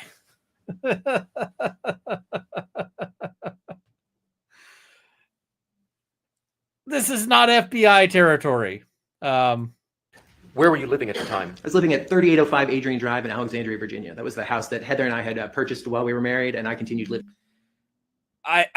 I'm not going to steal that clip thing from EDB, and that is partially because I hate the sound of that clip. I mean, I get that it's funny. That particular voice just grates on me for some reason. There after the dissolution of our marriage, and then later when I met Mindy and she moved in, we lived in that house. Did you report it to the Alexandria Police Department? I did not. What county is Alexandria in? Virginia is a little strange, but there is an Alexandria City part of Alexandria, which is, so they are their own county. And then there's a Fairfax County part of Alexandria, which is where I live. Did you report it to any county law enforcement? I did not. What happened after? I'm sorry, can I say why? The mail, my understanding. Oh, geez. Like, dude, you have a lawyer. You've got an entire lawyer. And I'm just going to say, you've got a better lawyer than you deserve to have here. Like, your lawyer is actually really good. Let him lawyer. Stop trying to lawyer for him. Oh, my God. Was a federal crime as well as the banking issues. And since they all seemed, I imagine that they were all connected. I did not think going to local law enforcement would accomplish anything except for a police report. Pardon me, but let me backtrack for a moment. Yes, sir. When you were at the Pentagon, was there ever any publicity surrounding your name? There was. What was that about? In summer of 2016, I think about a month before our wedding, a high-profile case regarding a Marine had wound its way past my desk, and it resulted, a memo that I had been the initial author of was quoted in the Washington Post. It got a lot of attention. Why did it get a lot of attention? I think because of the both some of the underlying facts of the case. I wasn't involved in the underlying facts of the case, but several Marines were killed in Afghanistan by a corrupt Afghan police officer. There were some very salacious, awful personal details about him and crimes he committed against children, and it had to do with emailing classified information. That was the case that came to me, was this Marine who had retained and then emailed in unclassified form classified information. And for any of you who remember the 2016 election, that was a big issue about. Oh, good. Bring some fucking politics into this. Like, if I'm his lawyer, I'm sitting there going, stop, shut the fuck up. Like, oh my God. Do not. You got to assume that, like, half of the jury voted for, like, you know, Clinton, and half of them voted for Trump. And he's like, let's volunteer that, like, you know, let's get the poll. And, like, I see somebody saying, what is it? But Doug asked him the question. He didn't ask him to, like, bring in Hillary Clinton and Trump. Like, about who was putting what on unclassified emails. So I think that kind of the timing, a couple months before that election, you know, it was a perfect storm to get some press attention. Just like, short answer. My name was mentioned in the Washington Post. It was a controversial article, and so I got a lot of press attention. Like, yeah. Forget that. I think he just discussed classified info. What are they going to throw him in a second jail? I mean, he's fine on that. But his lawyer's just like, please, for the love of God, do not. Yeah. This guy wants to talk. And it is one of the worst things for a client, because you want your client to just answer questions that you ask them, not like 1,000,002 other bonus questions. And this guy has all the bonus questions or bonus answers, and I don't like it if I'm his lawyer. And the thing is his lawyer is doing a great job. Right? It is doing a fantastic job, or his lawyer's doing a fantastic job, and yeah, his client is not helping. How, if at all, did that press attention affect you at the time? At the time, I was in the process of applying to jobs. I'd actually had a third or fourth interview at a position I believed I was going to get, and you know, very suddenly was not even being contacted anymore by them. Okay, let's move back forward to the vandalism that you were experiencing. What type of vandalism was that? Nails in our tires, a broken window, things of that nature. I mean, you know, we wouldn't even move our cars some days, and it would have a new hole in the tire. Was there any result of you making this report to the FBI? Yes, there was. What happened? I contacted I tried to contact a former colleague who worked with the Department of Justice. I hoped that it would get us out of the bin of everybody's complaints and a bit more attention. I wasn't sure if I had managed to contact him, just because of his job. He keeps a very low profile. But several days later, I got a call at work, and this was when I was working as a civilian at the Board for Correction and Naval Records, and Mindy said that an FBI agent had come to the house. Now, this is also a guy who is a former JAG who previously worked at like the Pentagon and so forth. You got contacts, right? I'm just going to say there's probably people he could reach out to who would solve this.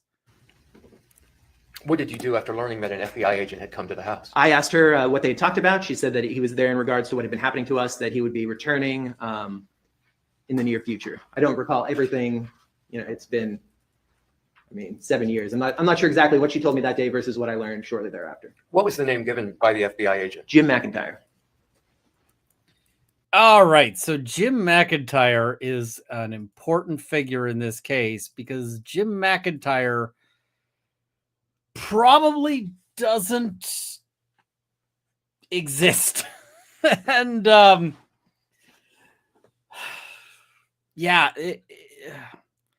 Jim McIntyre is supposedly this FBI agent who, the whole story is going to be pretty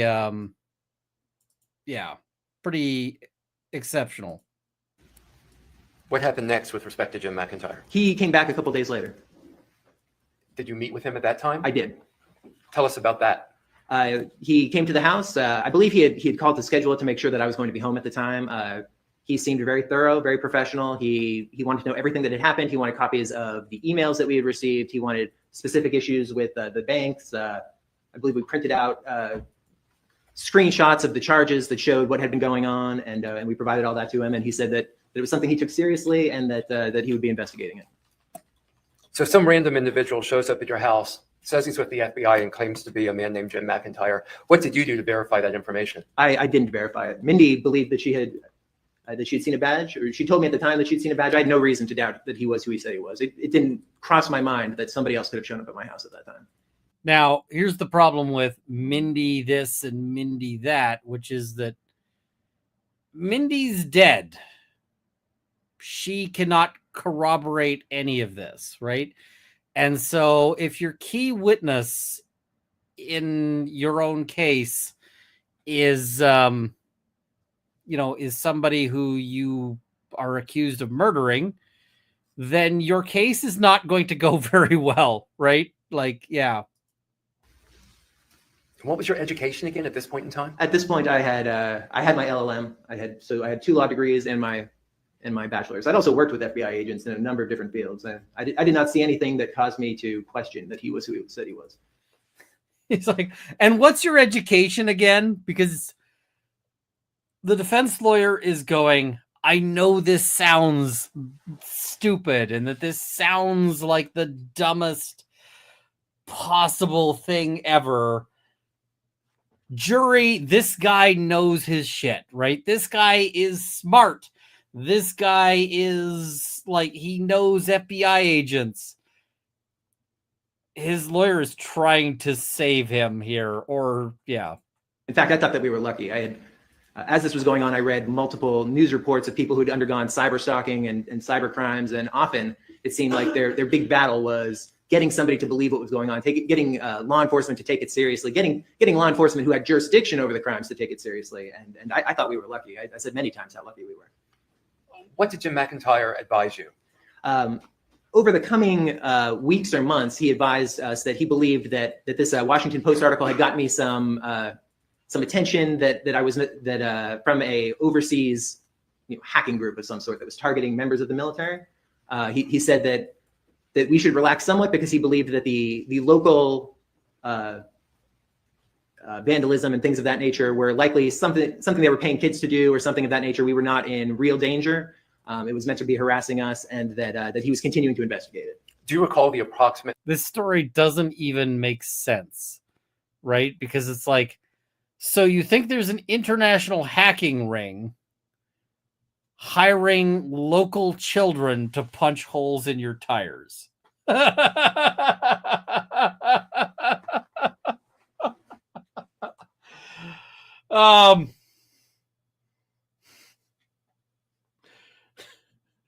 It's like,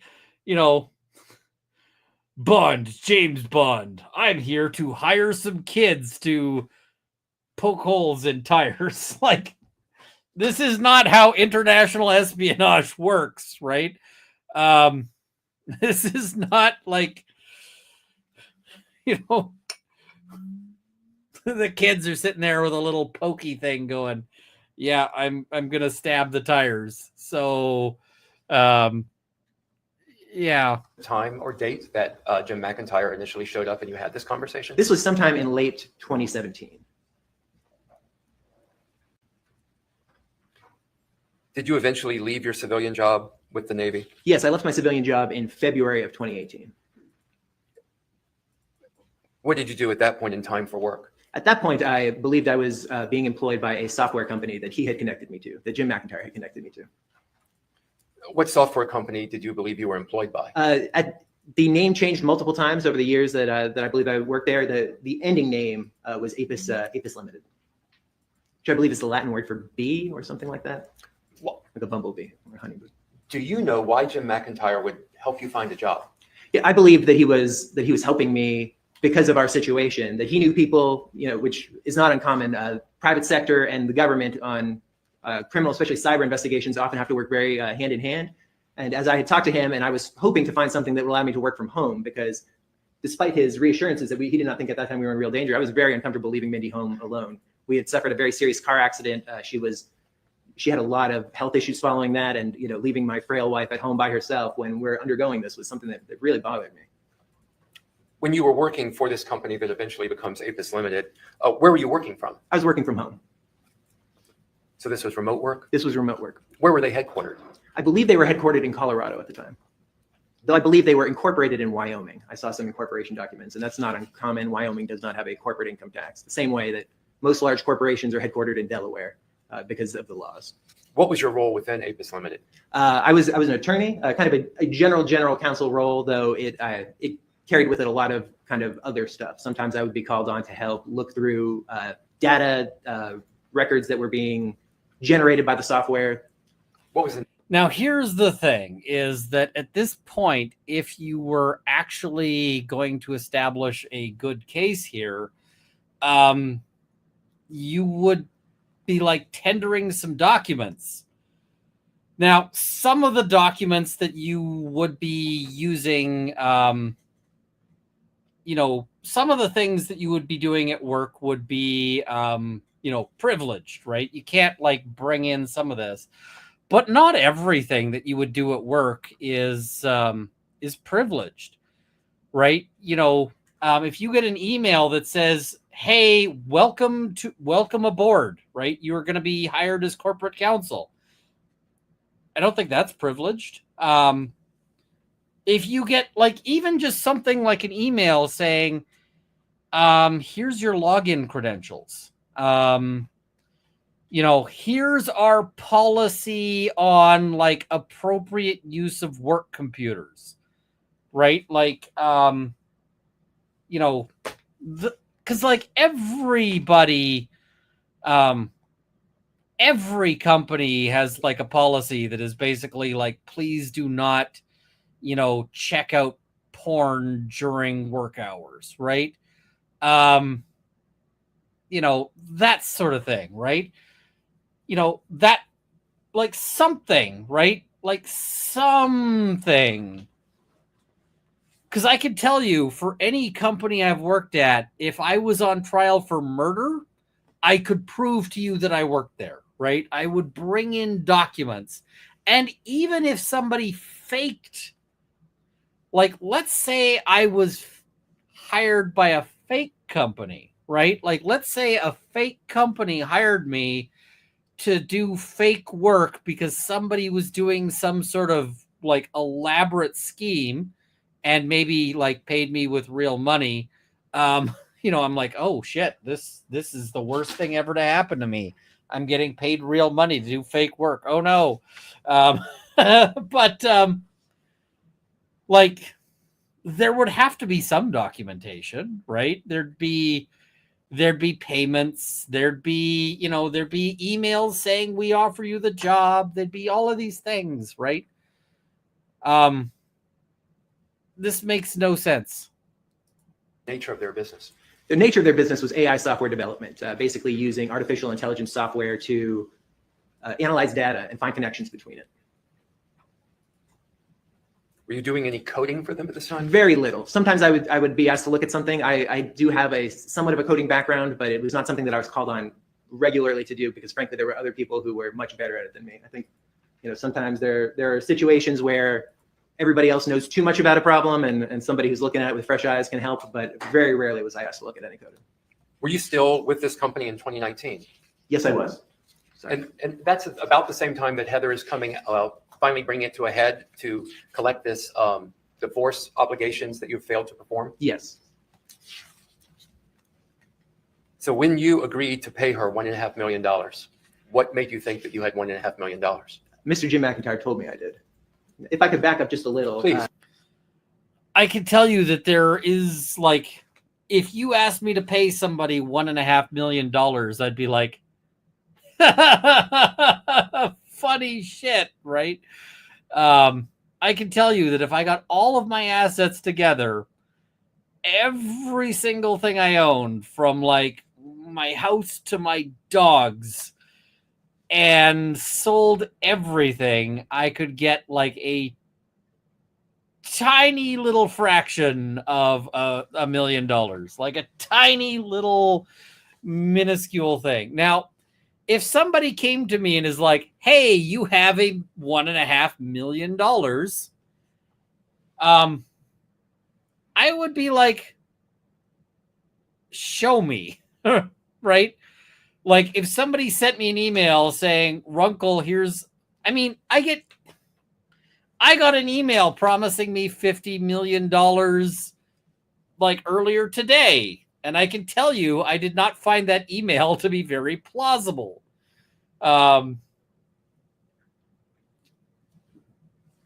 So yeah, they also claim to be like, Omar Gaddafi's like niece or something. And I'm like, all right.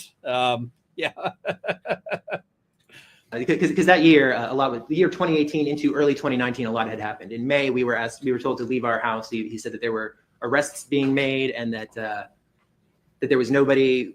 It was a holiday weekend, I believe it was Memorial Day weekend, and that he was worried we would not be safe if we stayed there, that somebody might do something rash. And we were terrified. We kind of grabbed our dog and we went down to Williamsburg, Virginia. There's a naval base right outside Williamsburg, Naval Weapons Station Yorktown, that has little vacation cabins on, and we kind of huddled down there for the weekend and came back thinking that everything was over.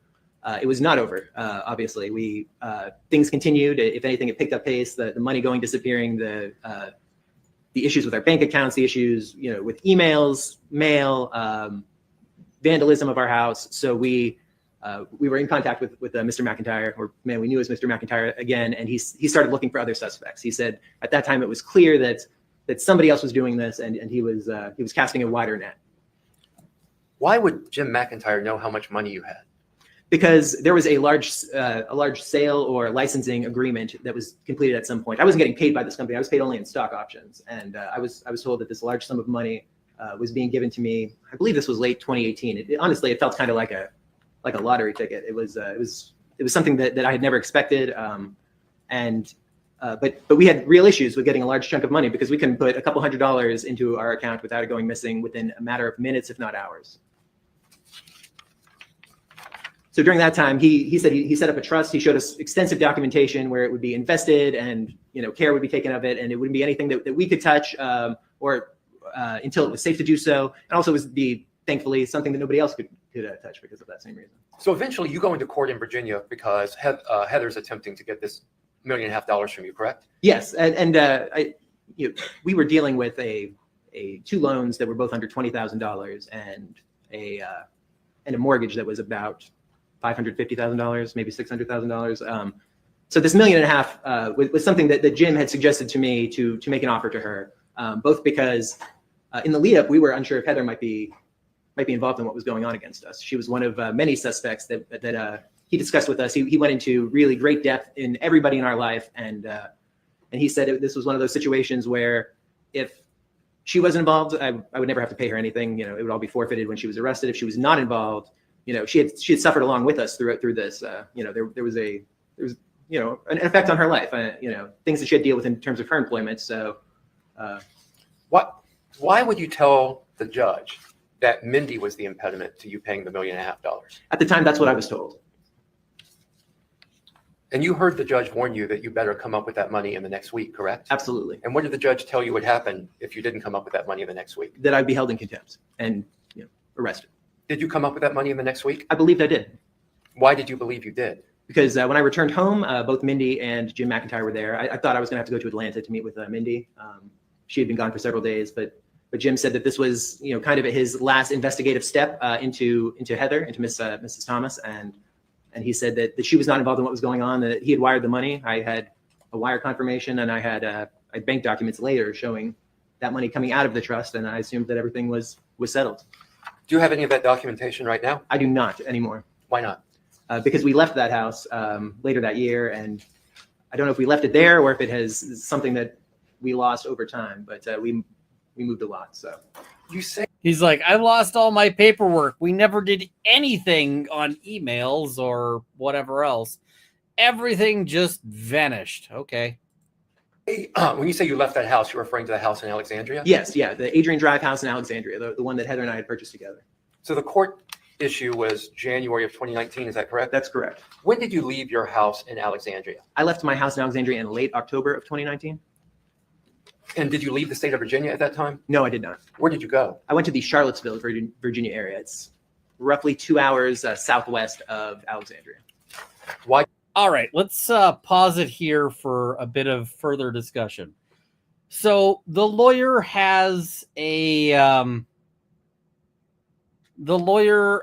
problem because his client has a version of events, and the client's entitled to present his version of events, right? The client is entitled to say, this is what happened, right? This is, and even if the case is kind of like, how do I describe it? If the legal system was a restaurant, this case is the is like an entry on the menu that says, that is like, dirty diapers Florentine, right? Like, this is what it is, right? So he knows that this is, like, the lawyer knows that this is really a shit story. And further, the lawyer knows that by his client getting up on the stand, that there is there's a real risk that at the end of the day, that his client gets screwed. And why is his client going to get screwed? Because all of this implausible shit looks even worse when it's coming out of his mouth, right? It's one thing for the prosecutor to say, can you believe the shit he told the police? It's another thing when you actually see this guy, when you can see this guy and you can be like, oh, what a sack of garbage, right? So this is the problem that you've got here. This is kind of the, this is kind of the issue there. And it's,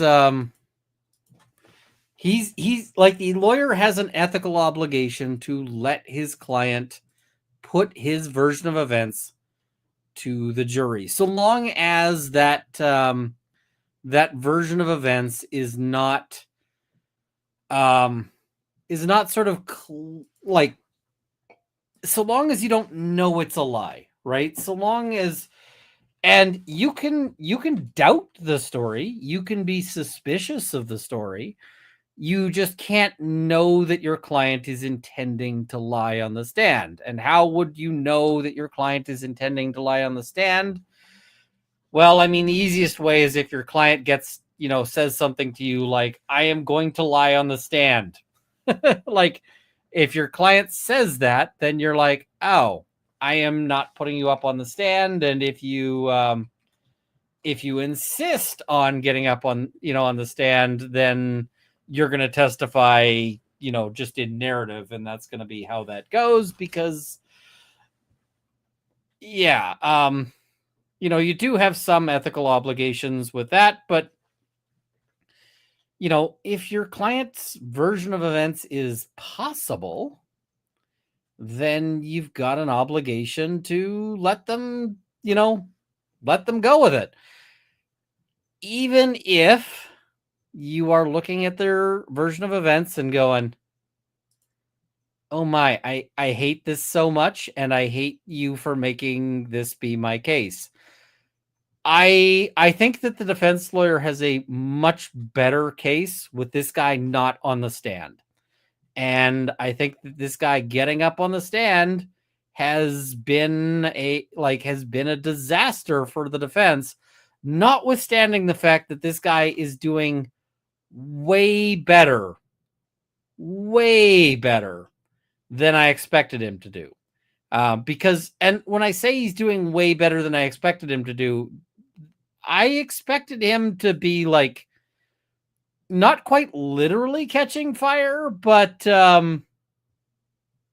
pretty close to, right? I kind of expected that he was going to, that this was going to be a, that this was going to be a slaughter.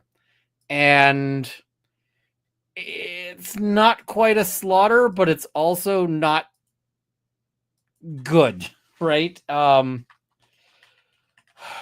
This is bad, right? Because the jury is sitting there and they have to be thinking, this is not a story that we believe. So this is the thing. The defense lawyer is doing a good job at letting him tell his story and a good job at kind of steering him away from some of the worst BS, like steering him to, the defense lawyer's making this guy look as good as it is possible for him to look. And the problem is that is, that's still pretty bad, right? The best he can look is still pretty bad, but, they're letting him try it. So, off he goes. Did you move to Charlottesville? We were looking at relocating to Charlottesville. It was an area that we both like. It's more rural. It's very pretty. And we were hoping to live there. Where did you stay in Charlottesville? We stayed at a rental property, and I was told that the gym, within a day or two, had rented us a longer-term rental that we could use, and that we would be moving into that. Where were all of your personal and household effects at that time? So we had 3 groups of stuff. We were told to leave with roughly 2 weeks of stuff because that's what it would take for us, everything else to catch up with us. We had a moving pod at the house that I personally packed up with, 90% of what we owned. And then we had some things that I was worried were too delicate to put in a pod. I called Mr. McIntyre and said, if I put this in here, it's going to be destroyed. Things like photographs, framed pictures, china. And he said to get a local storage unit, put it in there, and give him the key, and then he would help. He would have it moved later on. And was it moved later on? I have absolutely no idea. You weren't concerned that all of your goods? I was very concerned about our things, but I was told it was moved, but I have absolutely no idea if it was actually moved. And who found you didn't check if your valuable, precious items actually arrived somewhere? Okay. I mean, the problem is that this guy needs to both simultaneously be really smart and a complete moron. And yeah, so spoiler alert, there, if you're wondering, like, hey, is Jim McIntyre the next witness? No. Place in Charlottesville? I found our initial rental in Charlottesville. He had found what he told us was going to be the long-term place that we were. And where was that long-term place? I believe it was Nelson County, or it's a little west of Charlottesville, and I haven't been there in a couple of years, so I forget the exact name of the county. Now, you're still working for APIS Limited at this time? I am, 12, 15 hours a day at times. 12, 15 hours a day? Yes. What were you doing for 12, 15 hours a day? Reviewing data, reviewing memos, typing memos. Anything other than that riveting work? No, a lot of time staring at a computer screen. Did you eventually leave Charlottesville? We did. The night that we arrived there, or possibly the next day, I was assaulted at the house that he had set up as a long-term rental. At that time, he had told me that I was being targeted by members of my family, most specifically my father, Wayne Kassotis. Did you believe that? I did believe that. Why would you believe that your own father would travel to Charlottesville and assault you? At that time, we had been looking at literally everyone in our lives. My ex-wife, Mindy's ex-boyfriend, a former boss of Mindy's best friend who had tried to assault her at one point. Anyone who might have ill will held against us. And he, at some point he had come back to us in mid to late 2019 and said, I have information, that this is being perpetrated by your family for reasons unknown. At the time, he said he assumed it was financial because of this large amount of money that we had received. And things were very bad with my family at this point. We were, we've always been very close, but things were. We weren't speaking. Things had gotten so strained that we were not in contact at all. He and somebody that he had put me on the phone with, to talk about kind of. I'm going to interrupt you for a moment to ask you to try to. I'm going to interrupt you to be like, sir, you need to wait for a question. Like, this is not story time. Not use pronouns where it's unclear who you're referring to. I'm sorry. So when you say he, can you continue and use actual names? Yeah. Jim had set me up to speak with somebody over the phone. I'd been in therapy before, and somebody he said was a therapist who said I showed a lot of signs of repressed abuse at the hands of my family. That we had extremely unhealthy things going on within the family structure, and at the time it kind of unfortunately made sense just because of how bad things were. And it was so strange and frankly so scary at the time. We had been, this is mid 2019. We had been dealing with this now for over 2 years, and it was only getting worse. What kind of assault did you suffer? I was attacked from behind. Somebody hit me with something hard. I don't know if it was a board or a baseball bat or something, but I was hit multiple times. I was kicked in the face. Did you seek medical treatment? I did. Did you make reports to law enforcement? I believed I did. I made. Where's your medical treatment? Where's your medical reports? Are those going to get tendered? Yeah. So, yeah. That night, I called Mr. McIntyre and told him what had happened. He's the one who brought me to a medical clinic the next day, the following morning. Did you eventually leave Charlottesville? We did. We were very concerned. He told us at that time that he was taking over, making all of our rental arrangements, and we started doing what we would unfortunately do for some time to come, which was moving fairly regularly. Packing everything up, sometimes on only an hour notice and going to another house. So we did that for, I guess we got there at the beginning of November or the very end of October, and we were there until right before Christmas. I actually said this online. Jim McIntyre is Tyler Durden. I posted a thing on Twitter of here's a picture of Jim McIntyre. And it was, Tyler Durden from Fight Club.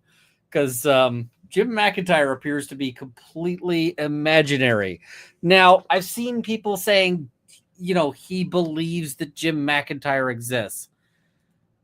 I don't believe that he believes Jim McIntyre exists. I think Jim McIntyre is a convenient, deception. But, yeah. What do you call it? So, yeah. being Charlottesville? I'm sorry, we were in Charlottesville or the surrounding areas. I don't know that we were ever in Charlottesville proper, but we were in the surrounding areas for 2 months. And why did you leave Charlottesville? He said that he felt like it would be better for us to get out of Virginia for a while. I think after the assault, Mindy also wanted to spend Christmas with her family. Her family all lived at this point in South Carolina, the Hilton Head area. I'm not sure exactly if her parents were in that immediate area at the time, but her family would all be in Hilton Head for Christmas. Forgive me, pronouns are the bane of my existence. Yes, Could you try to use he is who in this. He is Jim McIntyre. Okay. So where did you move to? At this point, we moved into a rental in Hilton Head, South Carolina. Who found that rental? He did. Who paid for that rental? I came to learn later that Cameron Nelson paid for that rental, though at the time I believed he was paying for it. Why did you believe Cameron Nelson was paying for that rental? At the time, I believed Jim McIntyre was paying for the rental. At the time, you believed. Yes. Why would you believe Jim McIntyre, this FBI agent, is paying for the rental of your homes? I assumed that he was paying for it out of our own money, but because he had access to this trust, I didn't think this was coming out of FBI funds or anything. Why did he have access to your money? Because he was keeping it safe for us, was our understanding. So you moved to the Airbnb in Hilton Head. How long were you there? I don't know that it was an Airbnb. It was a sorry. vacation rental. I never saw any of these rental documents. So we were there for no more than a week. And then we were told to move and go to a different rental, also in Hilton Head. Who told you to move? Jim McIntyre. Why?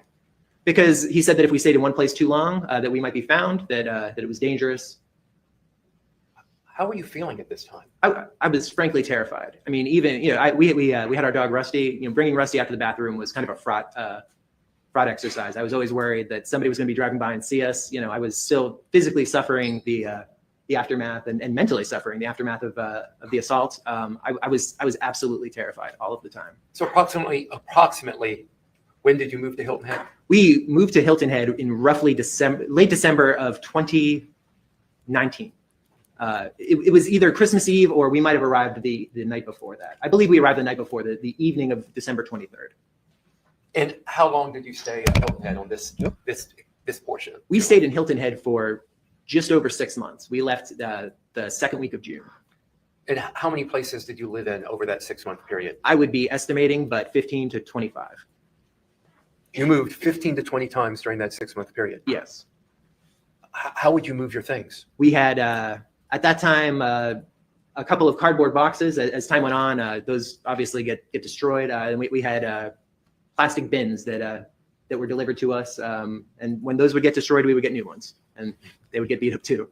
Did you have a vehicle at this point in time? At this point in time, we did. Yes, we had my Chevy Silverado.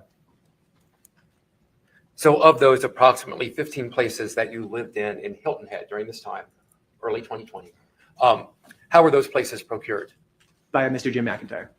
We never knew when we would move. We never knew when we would move out. Sometimes we'd be in a place for 6 or 7 weeks. Those were rare but wonderful. And sometimes it would be every 2 or 3 days. Sometimes with literally an hour to pack. He would say, you have to be out of the house in an hour. This is where you're going. This is the code to get in. Pack your things. Or, I mean, the thing that occurs to me is that this is not plausible, but this seems to be the thing that he might have been telling his, his family as to why he is moving to stay ahead of his ex, right?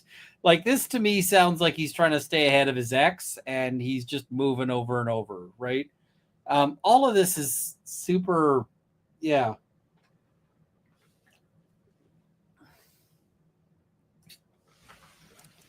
Why did you believe Jim McIntyre was paying for all these places? I believed that the money was being paid for us. I believe that he was protecting us because of this investigation. How did Jim McIntyre get Cameron's credit card information? I have absolutely. Let me just finish the Okay, question, sorry. please. In order to have Cameron pay for all of this, I have absolutely no idea.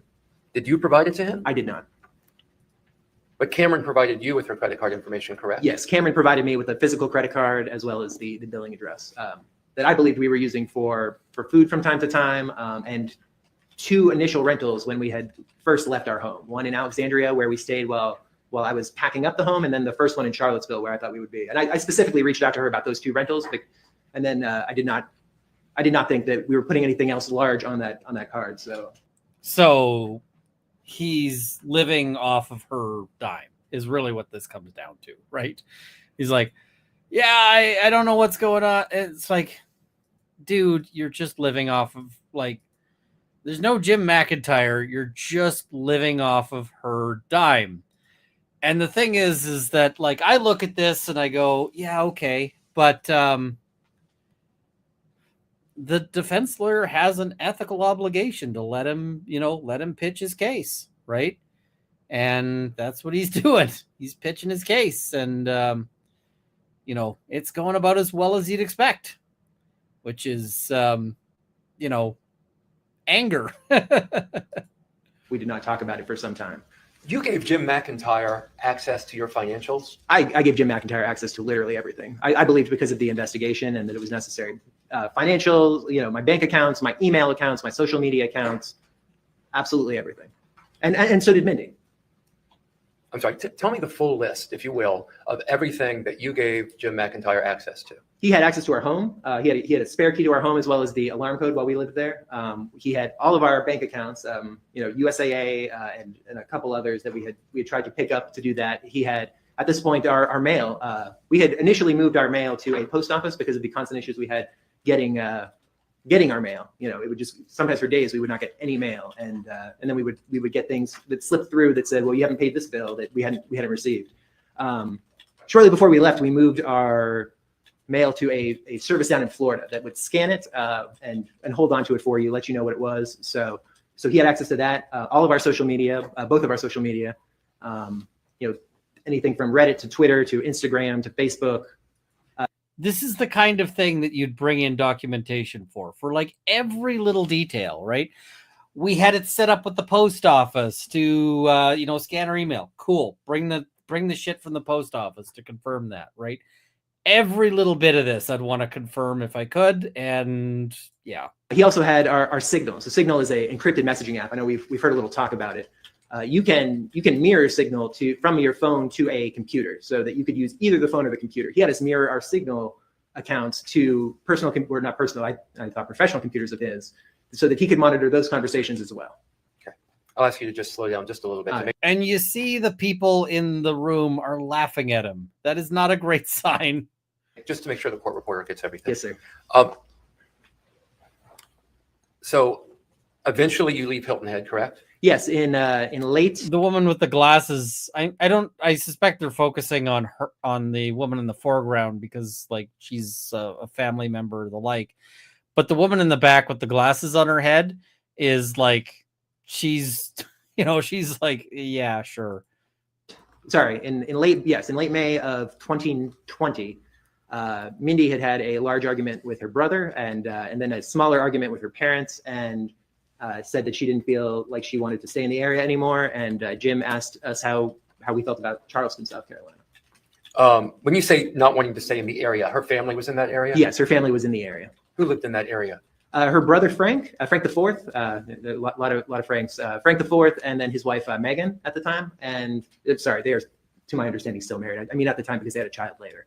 And I believe that Mindy's parents and her youngest brother Matthew also lived in the area at the time. Her parents Betsy and Frank the Third, and then Matthew, who is I guess at this point in his early 20s, but back then was still in high school. So in that first half of 2020 period, I'm also just gonna say I hate when they focus on the family members, and I really hate.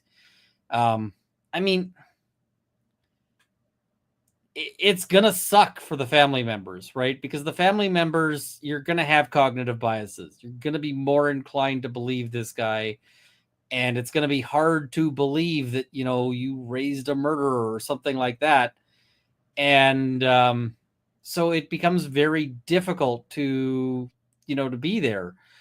And a lot of people, I can also say, do not have family members who are in their lives when they're facing trials. So yeah. How would you describe the relationship that you had with Frank the Fourth and Megan? I thought it was generally quite good, though when he and Mindy had their large argument, I didn't speak to them. It's kind of, if your wife is fighting with her brother, you don't talk to her brother. You let them deal with it. Okay. So Again, I'm sorry, would you tell me again, where did you move after May of 2020? We moved very briefly to Charleston, South Carolina. Why did you move to Charleston? It was something that Jim had suggested, you know, how we asked how we felt about it. Neither of us had ever been to Charleston, and we said we would try it.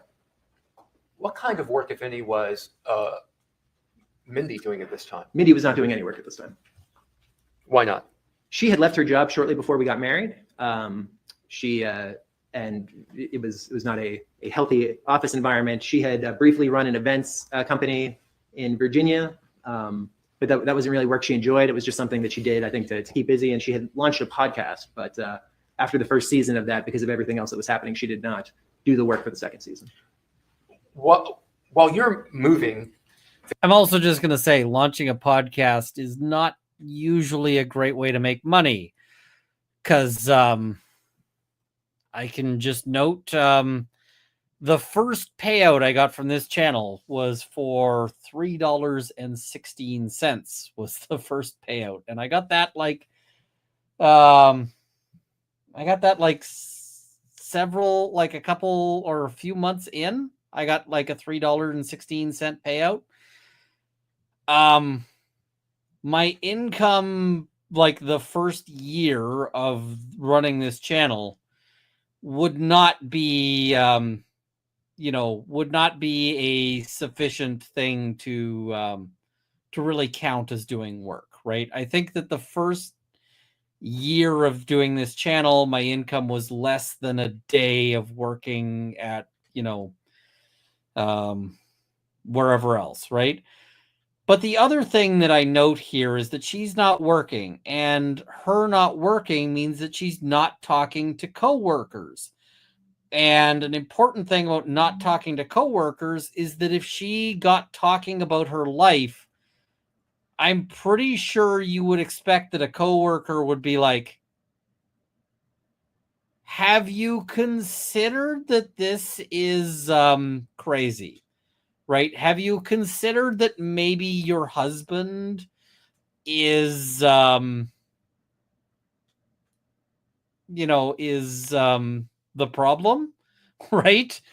And, if you're only talking to one person, you can end up in sort of cult behavior stuff, right? Whereas if she starts talking to other people, they might be like, you need, you need to get to a shelter, girl, like that kind of thing. So 15 times in Hilton Head, who knows how many times after that. You mentioned strange things earlier. Were strange things continuing to happen to you? No, I mean, we still did not have access to any of our bank accounts. We couldn't even log into our bank accounts. We tried on various occasions, and, it would say, the password doesn't work. If we reset the password, we wouldn't even get the email. But other than that, like physically, we were not still having the damage to the houses that we were in, anything like that. Okay. How long are you in Charleston? We are in Charleston for only a week. Why only a week? A couple things. Mindy had Mindy throughout this stretch had some health issues. She'd been very sick back in February, and then had something that we just didn't understand in June. Was at the hospital for a couple days, but neither one of us really liked Charleston. I'm not a city guy, so it was a little too developed. Not enough privacy. So we said to Mr. McIntyre that it wasn't a place that we thought that we would see ourselves long term, and he said that he would find something else. And a day or two later, he came up with Beaufort, South Carolina. We'll get to Beaufort in a moment. You referenced Mindy's health issues. What health issues was she having at this time? She got very sick in February. Over the course of 2020, I, did kind of extensive spreadsheets on when I thought she had different symptoms. She'd had, at the time, what appeared to be a very nasty cold, but later I questioned whether it might be COVID. And then in June, the week we spent in Charleston, she had some sort of I don't know what you would call it, a spell.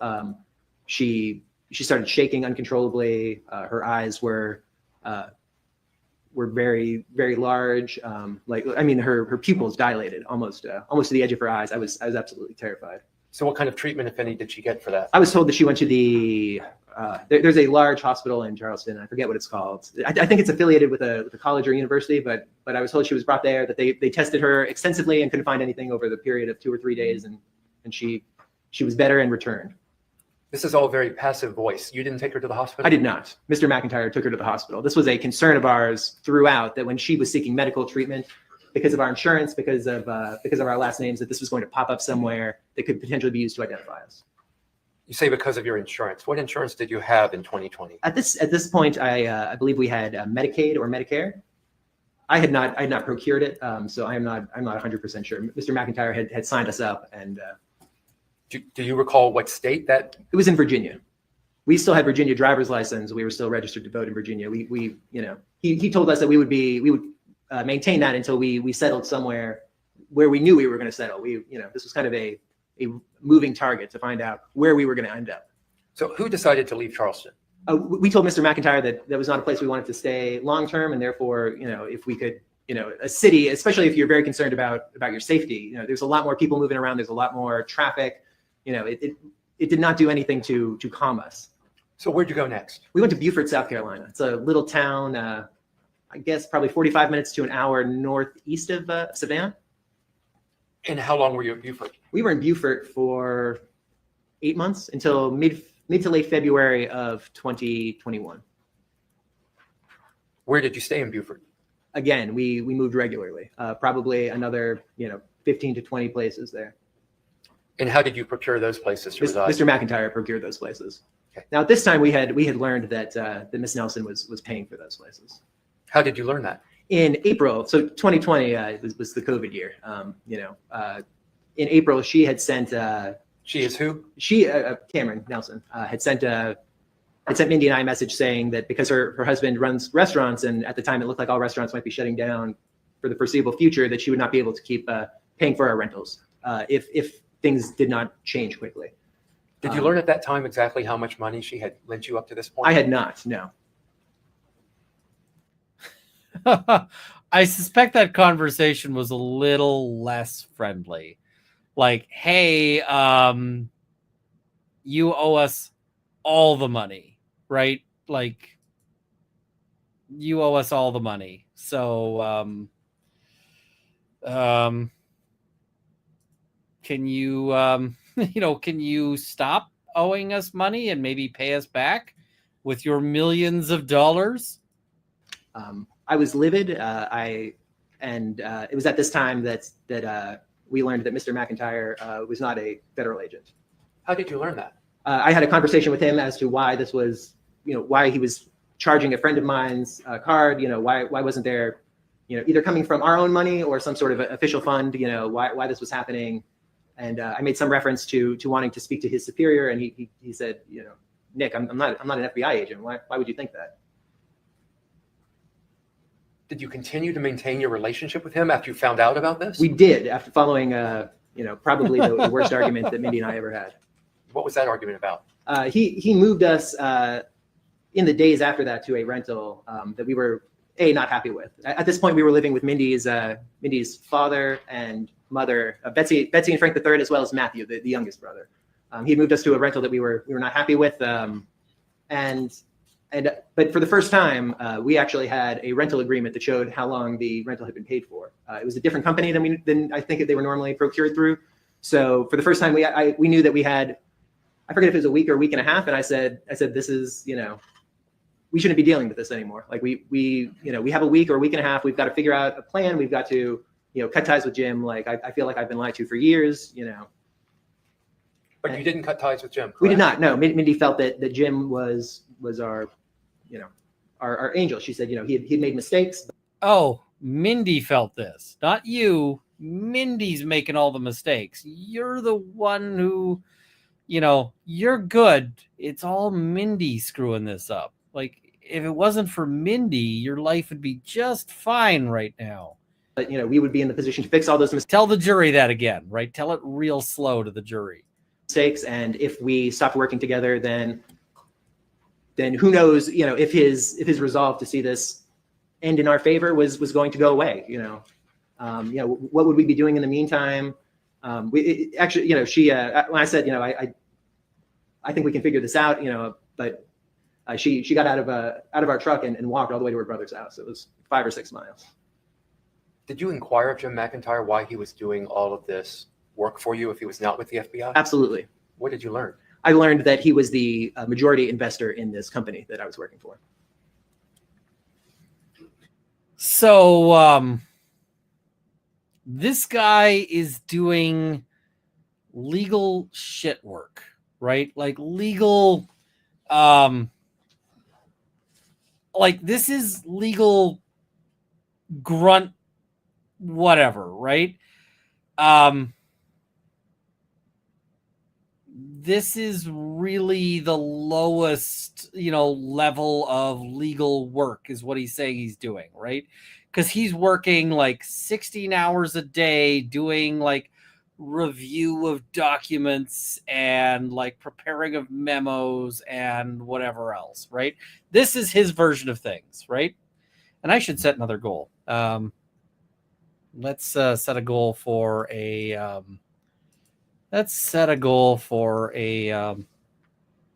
rum. So he is supposedly doing like, and then we've got this investor in this company who supposedly is like devoting his entire life to protecting this dude who's like a random a random guy in his company, right? So I mean, it's not like he's the janitor, but like imagine you are Amazon and imagine you're Amazon and you're like one of your vehicle mechanics who fixes your Amazon trucks is having some sort of zany difficulties with people trying to kill them. And like Jeff Bezos is personally taking his time to play secret agent man to protect you. And not only is Jeff Bezos spending all of this time to protect you and like making this his entire job, but he's also doing all of this on your friend's credit card.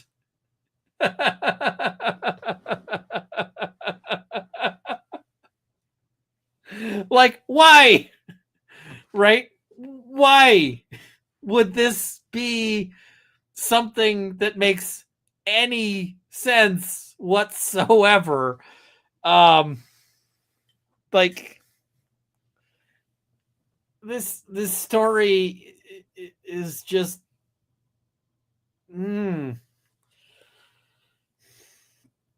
So I mean, this is the problem, is these kinds of stories, if you stop and think about the elements of them and really think about them, you go, nope. Nope.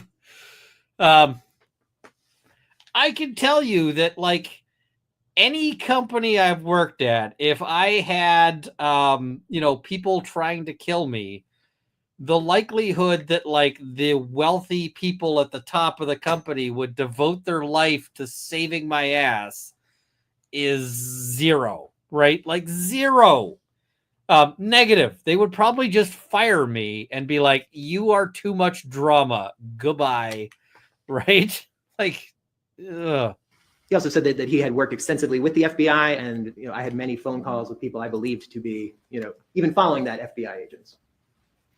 You mentioned living with Betsy and Frank III, correct? Yes. When did you first live with them? This would have been April, right around the time of the COVID shutdowns, the first COVID shutdown. So late March, early April of 2020, Frank III had a knee surgery, and he was living with Frank IV at the time, but given that entire house is on 3 levels and the living levels are all a full level up in the air from the garage area, then he was not going to be able to get up those stairs following his surgery and was not going to be able to maneuver around the house following the surgery. So we asked Mr. McIntyre to ensure that we had a 1-level rental that had enough bedrooms, and Frank and Betsy came, and Matthew came as well. I think He was a high school kid. I think he kind of enjoyed sleeping somewhere away from home. So what was the point where you were living with Frank the Fourth, in Frank the Fourth's home? That was not until the following February. Okay. So you leave Beaufort, South Carolina, February of 2021, correct? Yes. And then where do you go? We go to Frank the Fourth's house in Hilton Head, South Carolina. How long are you at Frank the Fourth's house? 16 months. We leave in June of 2022. How much were you paying him to stay there? We were not paying him to stay there.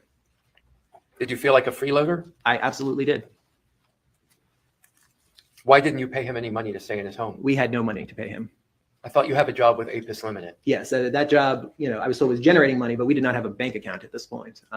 We did not have access to any of these funds. We asked multiple times for Jim to send money to Frank to offset the cost. We understood that there was food, there was dog food, involved in this, but he said he always said he would look into it, and then he would always say, no, if I do this, it's potential that somebody's going to learn where you are.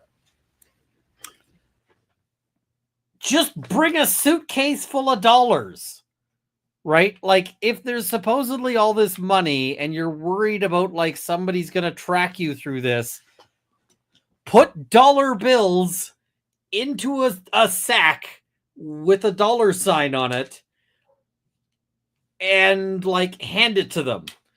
And, the dollar bills in the sack don't actually have like, you can't track dollar bills in a sack. He's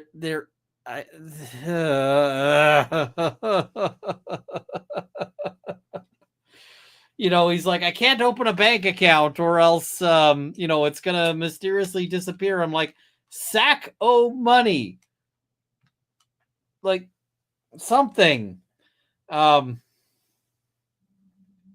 Yeah. Somebody says, you can, though, serial numbers. Yeah, how would they know which serial numbers were in the sack? Like, it just makes no sense here.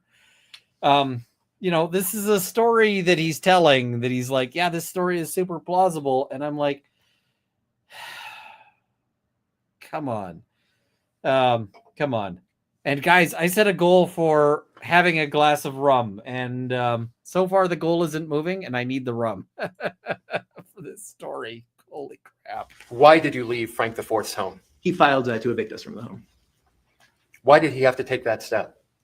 I didn't think he had to take the step, but there had been a lot of discussions about when we were leaving. We would be given a date, then the date would pass, and I think he got tired. He got tired of waiting. When did you eventually leave Frank the Fourth's home? I believe it was June of 2022. And where did you go after you left Frank the Fourth? Oh, let me go back to Frank the Fourth's home. Who all was living in Frank the Fourth's home at the time you were living there? Yeah, it was myself and Mindy. Betsy, Mindy's mom, was living there the entire time we were there, as well as Frank the Fourth and his wife Megan and their daughter Harper, who had been born in late 2020. I think September 2020, if memory serves. At some point, Frank the Third also moved into the house after we had been there maybe 6 to 9 months. I don't remember the exact date. Matthew never lived there. Matthew had finished high school in Dublin, Georgia. The Frank the Third and Frank multiple the Fourth. times. He then was going to a junior college somewhere in Georgia. When you left in June of 2022, where did you? Oh, let me go back. At this time, when you were living with Frank the Fourth, again, was there any of this weirdness, strangeness that you described going on then? No. Actually, this was the safest place we had felt in some time, both because of Frank the Fourth's background, the security at the house, and the setup of where the house was located. And very briefly, what is Frank the Fourth's background? He's a police officer. Where did you go when you left in June of 2022? We went to a La Quinta hotel in, actually, I think this one was a motel in Savannah for 5 days. And then we moved to a La Quinta hotel in Savannah. I believe they're both in what's called the Midtown area, but I don't know the Savannah neighborhoods that well, to be sure. Who found the first La Quinta that you moved into? Mrs. Betsy Mendon. Who paid for that? She paid for that first one for those 5 days. And then I believe she paid for 2 days at the second one. Why did you move from the first La Quinta to the second? We were coming up on the weekend, and she told me to go in and book us for the weekend. And when I went in, What is a La Quinta? Somebody in the chat's got to know. What's a La Quinta? Like, is that a brand? Yeah. and the price was much more than I anticipated it would be. So I contacted her and she said, no, that's way too high. And then she contacted the other one and found their prices for the weekends to be Okay, it's significantly a lower and cheap said she would hotel. come and pick us Gotcha. up and move us. Do you know why Jim McIntyre didn't find you a place to live? We were very angry with Jim at this time Why? because we felt that he had made this situation with Frank, untenable. Frank the Fourth untenable. Jim had made the situation with Frank the Fourth untenable by promising things and then not delivering on them for a long time. And we were trying to assert some boundaries with him. Okay. Where did you go after the second La Quinta? After the second La Quinta, we moved into the house at 311 East 65th Street in Savannah. Who found that house? I found that house How did you find it? on Airbnb. Who paid for that Airbnb? I paid for that Airbnb. You had no How? income. How did you pay for that Airbnb? At that point, I did have income. I had sold a short story to Sony Pictures and had made several $100,000, and we had managed to get that money. And one of our boundaries with Jim was we were going to understand where we lived, how long we lived there, and we were going to pay for it. So I'm just going to note here. This is actually a terrible fact, and the prosecutor doesn't really do much with it. And I thought the prosecutor would. This guy is a talented storyteller.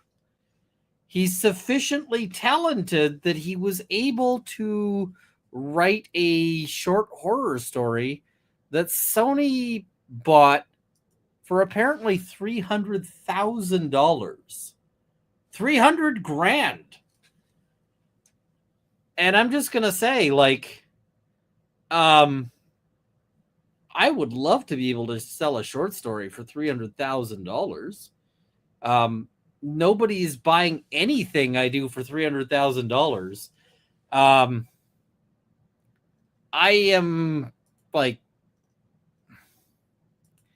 I might end up doing a sponsorship for a chair for much less than $300,000. I can tell you that.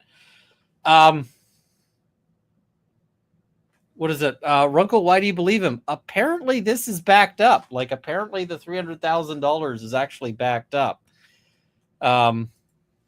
So other people have said, hey, yeah, I would totally do a sellout stream for $300,000. Yeah, Sony just optioned it. Optioning is really common because, optioning is basically we have the right to make a movie out of it, but we don't have to. So, yeah. And the thing is that this is actually kind of tragic because if the guy's able to sell stories for $300,000, he's clearly got some talent that he is blowing on being an idiot, right? Going to jail. Yeah. Was that short story fact or fiction? That was fiction. What type of fiction was it? Horror fiction, dark fiction, Would you scary describe? stories. I'm sorry. I said scary stories. Yeah. Would you describe what dark fiction is? Yeah, it's horror, thrillers, things of that nature. Stories that are meant to be scary and exciting. How did you get involved in that? I had read it for, pretty much my entire life. And The other thing here is the prosecutor does a solid here. The prosecutor actually is pretty decent about not going after him on this. And I can tell you, if I was the prosecutor, I would have hunted him for sport on this specific issue. I would have absolutely hunted him for sport on this particular issue because I would have been so you're a talented storyteller. Yes, you made $300,000 selling a story, right? Aren't you just selling a story to these jurors right here? And it's a horror story. That is your genre, right? This is actually something that a prosecutor could. And the fact that the prosecutor doesn't do that just tells you that the prosecutor just basically coasts it right in at the end, because the prosecutor's like, I don't need to do anything else, right? I am just good to go. We good. We're awesome. And then I started writing it as a hobby. I'm not exactly sure, 2016, 2017. Nothing at that point that I anticipated being anything more than a hobby that was shared, anonymously on Reddit. Yeah. How did you publish those short stories? Later, I published several, but at the time I would just post them on Reddit, and people would comment on them, and it was just kind of fun and kind of an escape. Would you describe what Reddit is? Reddit is a largely text-based website that has little sub-communities on basically everything. There was a well-known sub-community on there called No Sleep that is people sharing a specific type of scary stories. One's written basically from the viewpoint of the person that is telling them. Reddit is also Reddit is kind of interesting, because Reddit, you get out of it what you put in to a certain degree, or what you look for, because and I see somebody saying mansplaining Reddit. He's got to actually explain what Reddit is to the jury, because the jury may not actually know. But like Reddit, there are corners of Reddit that are like straight up horrible. There are corners of Reddit that are very helpful, right? There's corners of Reddit like you can go to places on Reddit where you can actually get really, and I see we've reached the goal, so we're going to have some rum here. There are places on Reddit that are super, super helpful. There are places on Reddit that are like, basically everyone is an asshole. And a lot of it comes down to sort of what the community is and who it's run by and so forth. So like, if you want to go on Reddit and just see nothing but cute kitties, you can do that. If you want to go on Reddit because you have a specific problem with, like, how do I fix, I went on Reddit at one point and I was like, I took my gun apart and I can't figure out how to put it back together again. And Reddit was like, here's what you're doing wrong. And I was like, thank you, Reddit. But you can also go on Reddit to like r/legal advice and get the worst information that will destroy your life from Reddit. So there's a whole range of things. /r/legal advice, I think, is one of the worst places on Reddit, because it actually purports to be useful and is straight up awful. So yeah. Almost all, if not all, sorry, entirely fictional. What was the name of the short story that you licensed to Sony? My mother-in-law is poisoning me, and then I found out why. What's the name of the mother-in-law? Betsy. How'd you come up with that name? Betsy was my mother-in-law. What was your relationship? Don't smile, sir. Like, you just say, I'm not that creative. Like with Betsy? Fantastic. Can you describe the plot of that short story? Yeah, a young woman is married to somebody, and she feels like she's being poisoned by his mother-in-law every time she visits his in-laws' house, and nobody believes her, and over time it all comes to a head. It turns out that the mother-in-law is giving her something to make her sick, because the mother-in-law is concerned that the husband is going to kill her for insurance money. The mother-in-law is the hero of the story. She is keeping her safe and sick and in the house so that the evil husband, who winds up dying at the end of the story, does not bring her out and kill her for money. Is the evil husband? Oh, that's a great story to like. The evil husband might kill her. Oh, Jesus. Oh.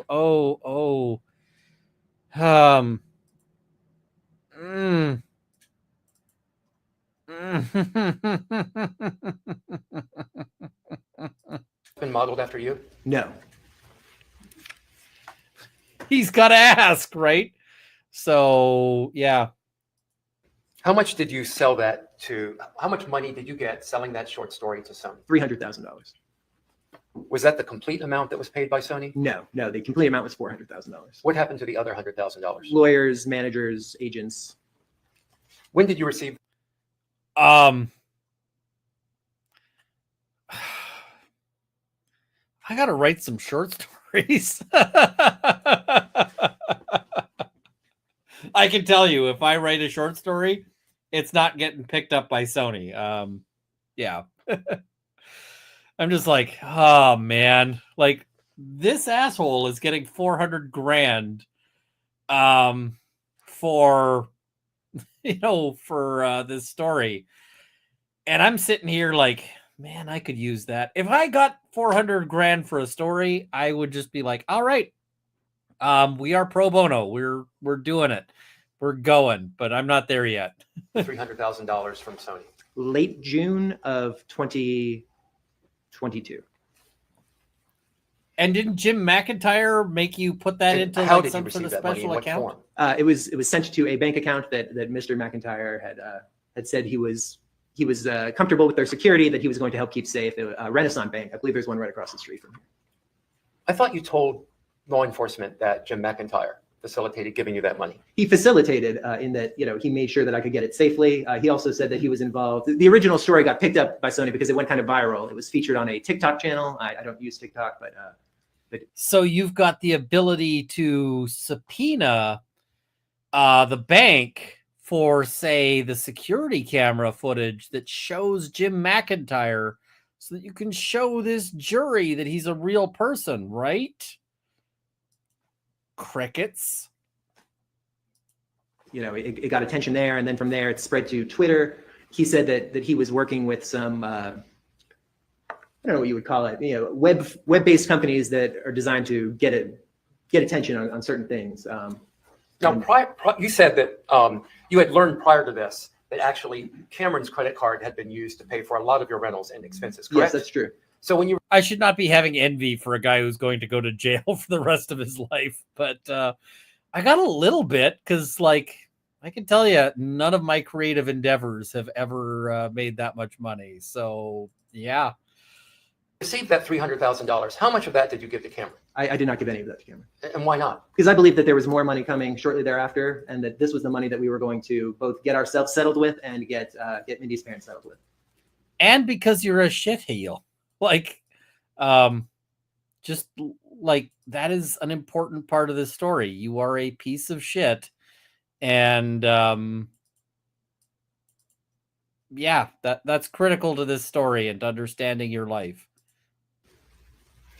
When did you move in, approximately, when did you move into the Airbnb on East 65th Street? Late June of 2022. I believe it was the 26th or 27th.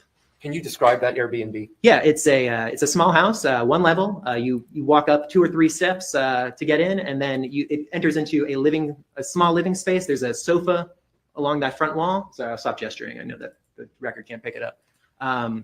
Directly across from there is a small hallway. In the center of the hallway, there's a bathroom with a shower. And on either ends of that hallway, there are the two bedrooms of the house. To your right, there's what appears to be a small extension with another bathroom that contains a bathtub and the washer and dryer. If you continue to your left, it kind of makes an L shape, though if you look at the house from above, it is a rectangle because of those bedrooms. You have your kitchen, a small eating area, and then around that corner, you have another living area with a TV and access to the backyard. Can you describe the backyard? Backyard, it was nice. It was fairly large. It had a chain link fence. All right, so you've seen this guy. Let's see a bit more of his testimony. But we're gonna jump ahead a whole bunch. Jim McIntyre. And then what did you do? He asked details about it, and then he told me that since murdered Mindy his had not been wife. seen, that he felt like it was better for her to kind of hunker down in the house with Rusty, and that I should meet him. He directed me to a hospital that we'd previously identified as a safe place to meet. We had told Betsy and Frank that if they ever felt that they were being followed on the way home from work, that they should go to this hospital. I believe it's the Chandler, or I don't know. It was about 2 blocks away. There was always a security vehicle sitting in the lot. He said that there were cameras there, and so he told me to meet him there. Let me go back to something real quick that we heard when Frank III testified. He was required to be out of the house from before lunch to 3 or 4 in the afternoon. Is that correct? Yeah, that was following this incident. So when we first got there, we did not have any rules on what we could do when. But following this, we had a number of changes and basically how we lived that were implemented. Who implemented those new rules? Mr. McIntyre. I believe he emailed them about them personally. They were sometimes in email contact, Frank and Betsy and him, but I would sometimes see these emails or hear reference to them. Sometimes they were, I thought, unnecessarily mean, but I What email service did you use? at this time, I used Proton Mail. Could you describe to the jury any unique features of Proton Mail, if there are any? Yeah, there are a couple. First is that if both people have Proton Mail accounts, then messages sent from a Proton Mail account to another Proton Mail account are encrypted. So if Mindy and I were emailing notes back and forth to each other, or sending each other things, if we were dealing with other people who used Proton Mail, then those would be encrypted. Even Proton Mail can't read those messages. Only the people on either end of the conversation can. The other thing about it is that they are a company that doesn't sell your information. Most email providers, as the saying goes in kind of the privacy world, if something is free, that means that you're the service. That means that they are selling you in some way, either through advertising or much more commonly, they're selling your personal information to. I mean, also true of YouTube, but I don't run ads during my lives. So I run them, I turn ads off, or I turn ads on after the live. But if you're joining me live, I don't run the ads during the live because we get enough ads in our day-to-day life. So sorry to the replay crew. And I see some people who are asking like, hey, is this like his second personality? No, this is his convenient lie. I do not believe that this is somebody who is that this guy is actually like mentally ill or anything like that. Yes, this is also true. I routinely get demonetized because I'm bad at worrying about it.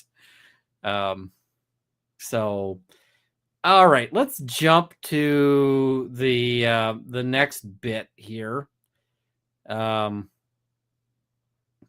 the next thing we're gonna look at is cross. State of Georgia. Wisdom, justice, moderation. Interesting.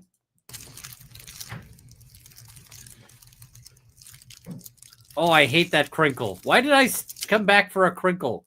Sir, are you opening a mint? What's going on here?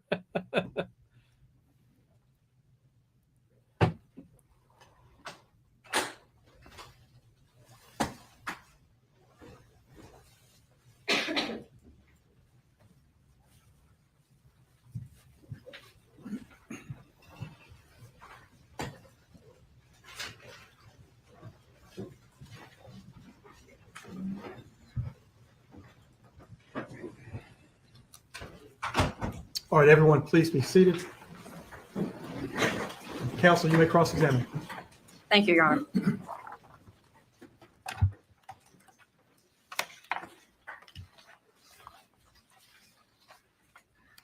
Good afternoon, sir. Good afternoon. She does not actually hope he has a good afternoon.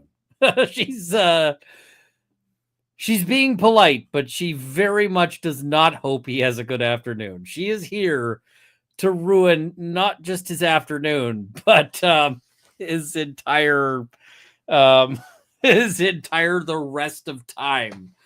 But I will give her serious props for leading off with the good afternoon. I'm just amused.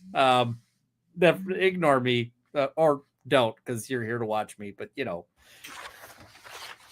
Mr. Kassotis, or Mr. Stark, you indicated that you were that was 100% intentional, by the way. She's good. Like, she is she's good at what she does. And that thing about like Mr. Kassotis or Mr. Stark, she's just dropping that shit to specifically spike him in front of the jury. And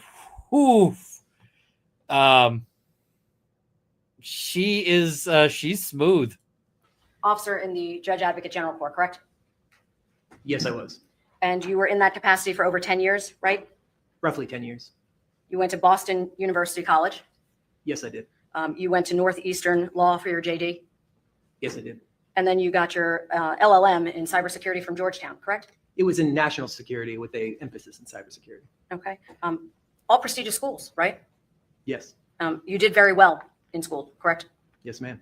And as a JAG officer, you indicated that you were both a defense attorney and a prosecutor during your term as an officer in the JAG. Yes, ma'am. This is actually something interesting about JAG work, and it's the same in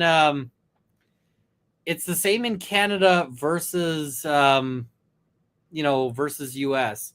So I see somebody saying, "What's a JAG officer?" It's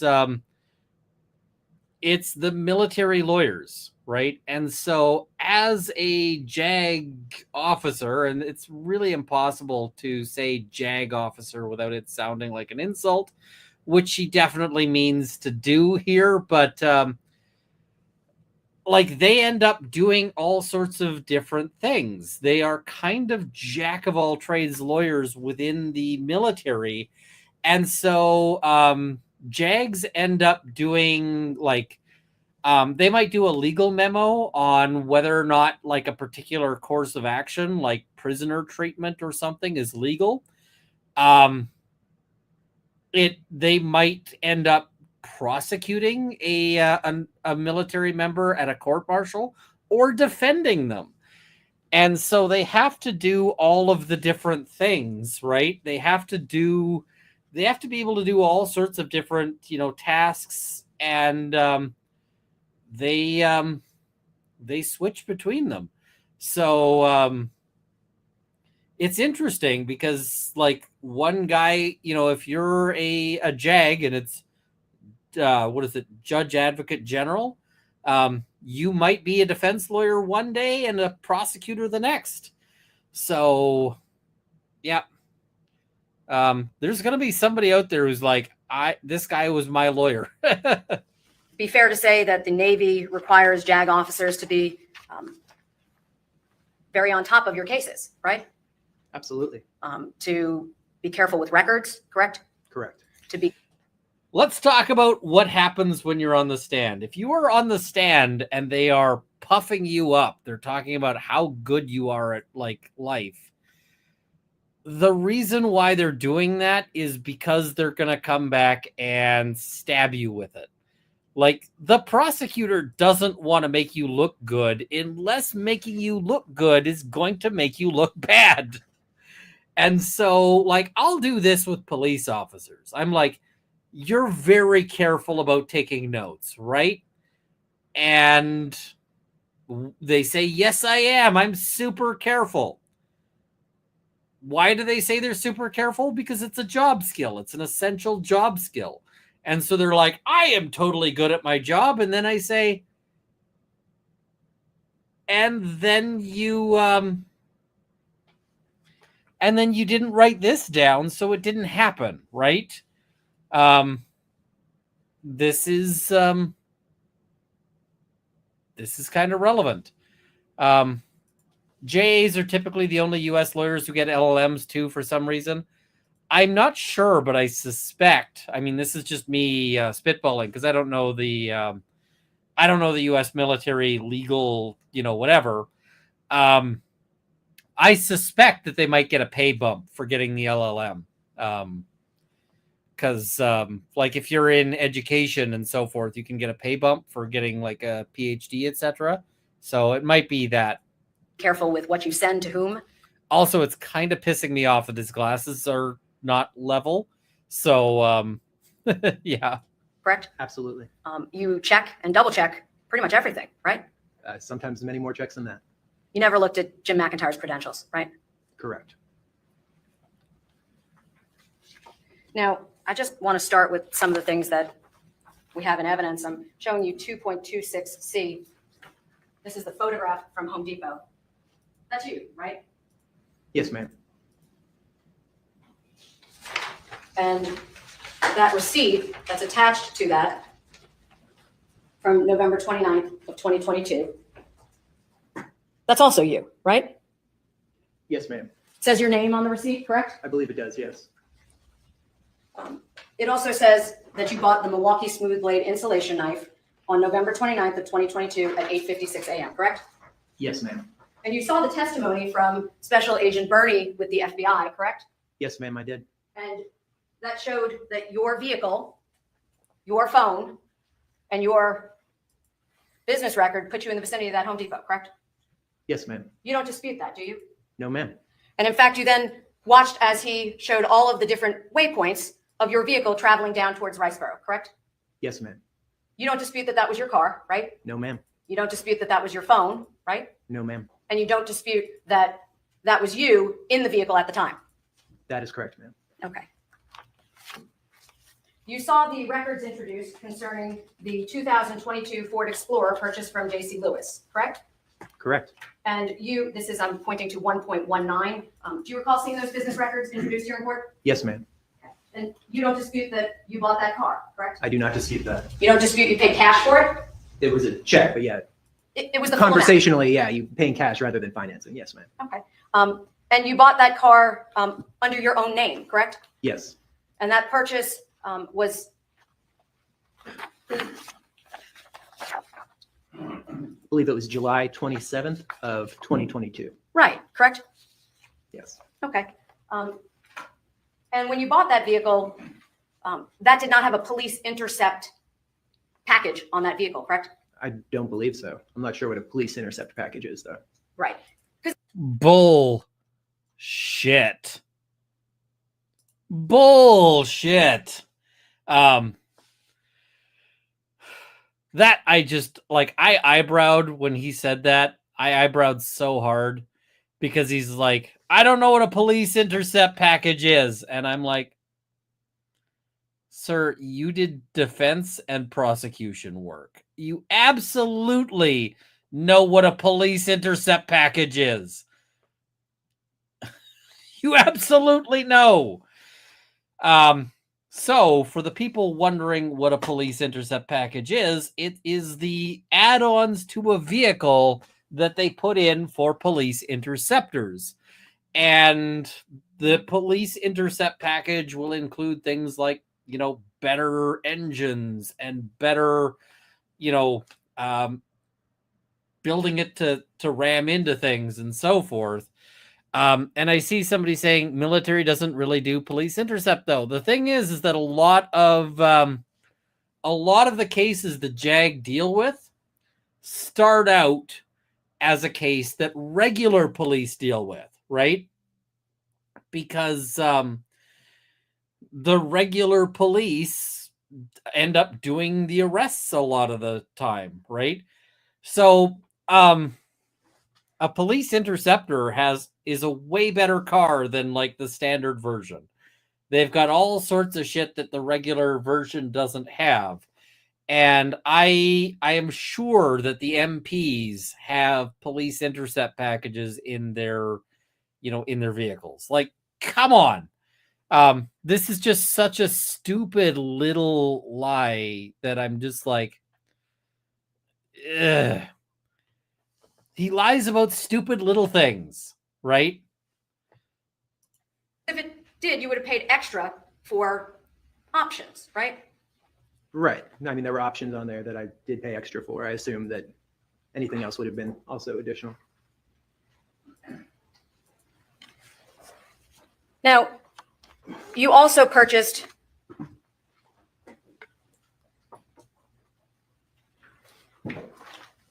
.25C, not this specific kit, but one that looked just like it, correct?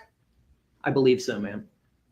This was a 7-piece deer processing kit, correct? That's what it says, ma'am.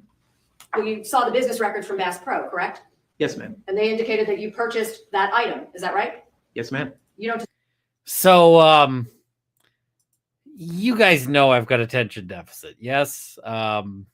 This is not a secret to people. I don't think it's a secret.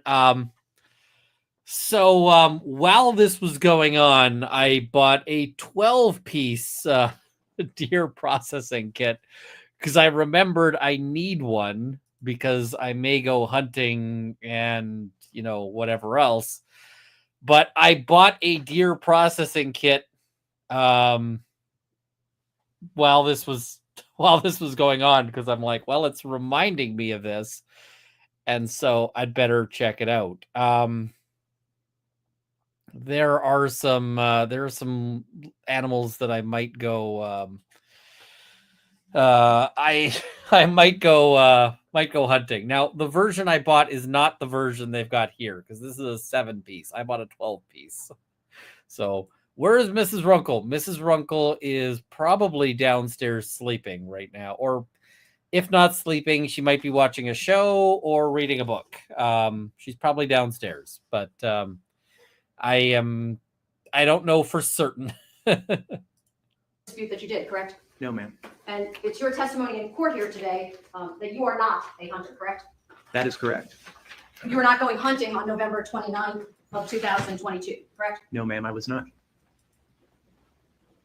And just so we're clear, I'm going to show you States Exhibits 1.21, 1.22, 1.23, and 1.24. Do you recognize that car? It looks like the same make and model car that I had. And you don't dispute that you were down in a large wooded area on November 29th of 2022 at the time referenced in that photograph? I don't really recall where I was, ma'am, but You don't recall where you were? right. Okay. You can see his demeanor. He's like, I don't like these questions.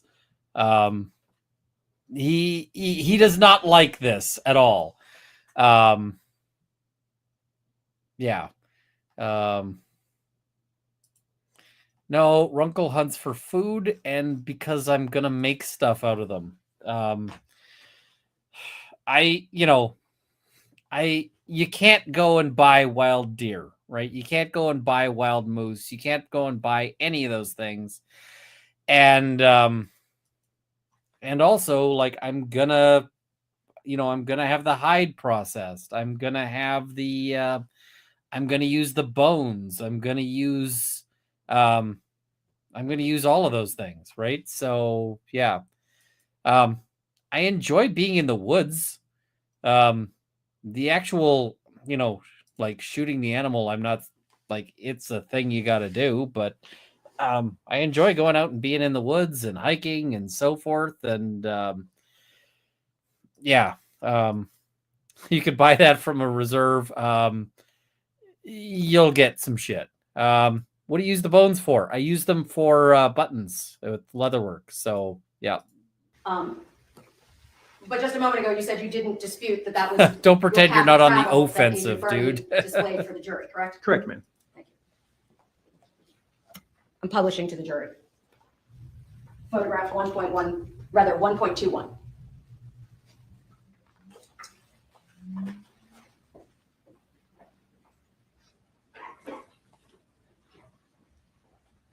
You saw Agent Sands testify, correct, concerning 1.117? Yes, ma'am. This is a Marathon gas station, correct? I can't quite see it, but I believe so. Yes, ma'am. Yes, it is. And there's also a business record attached there, correct? Yes, ma'am. That's from your Renaissance Bank records, correct? I believe so, ma'am. That was your vehicle, your card, and you that was present at the vicinity of 1368. Now I'm just gonna slow this down to 1 speed. 1 speed. Correct? I believe so, ma'am. That was your vehicle, your card, and you. Look at the blinking. Now I'm not a big, all of the crap that you'll hear from body language analysis, in terms of like the various terms, but you can just see he's got a stress response, right? You can just see that he's got a stress response here. I believe so, ma'am. That was your vehicle, Blink, your blink, card, blink, and you blink, that was present blink. at the vicinity of Blink. 13689 East Blink. Oglethorpe Highway. That's at 1 speed, right? That's at 1 speed where he's, so we're taking it up to 1.25, but he is blinking real hard. Midway on November 29th of 2022, correct? I believe so, ma'am. Nobody else swiped your card, right? That was you. I believe so, ma'am. Yes, I do not have any reason to believe that was not me. You didn't report your car stolen, right? No, ma'am. Didn't report your phone stolen? No, ma'am. Didn't report your wallet stolen? No, ma'am. So all along, you've always had possession of those, correct? Yes, ma'am.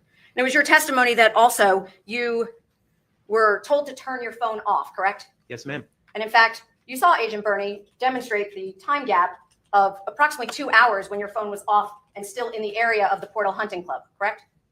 I'm not sure where the phone was during that time, but because I believe it was turned off. But What was with you, wasn't Right. Yes, ma'am. it? Okay. It was off, but on your person. Or in my car. Okay. And it's your testimony that you brought a black and a gray tote to that area, correct? Yes, ma'am. And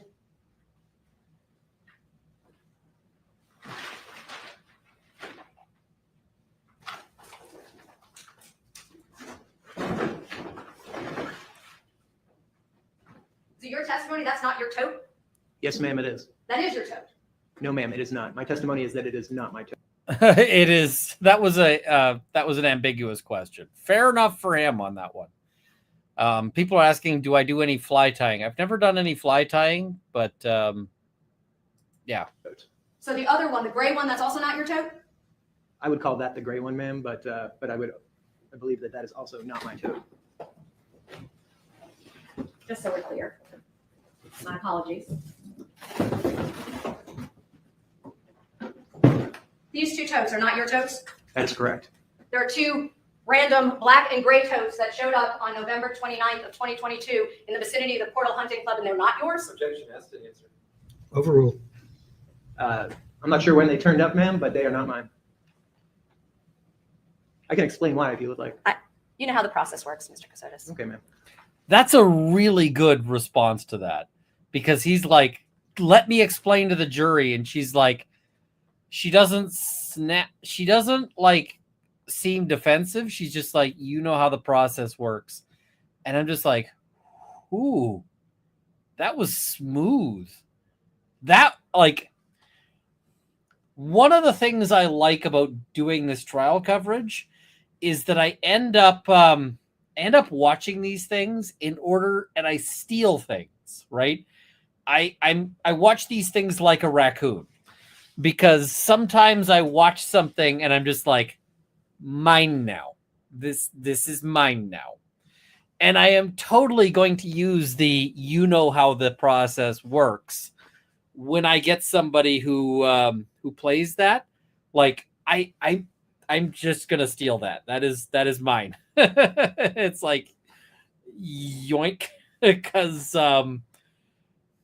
that you get witnesses who want to tell the jury this, and that makes it look like he's cheating, not like when I'm cheating. Because if I am sitting there, like if I say, the usual answer that you see is the usual response you see there is, I'm sure your lawyer can ask that on redirect, right? And the thing is that works, but it still looks like cheating. Like, it still looks like you're sneaking that, right? It looks like you're hiding something from the jury. But this I like a little better, because it makes it look like he's breaking the rules, not like she's breaking the rules, right? So I kind of like that.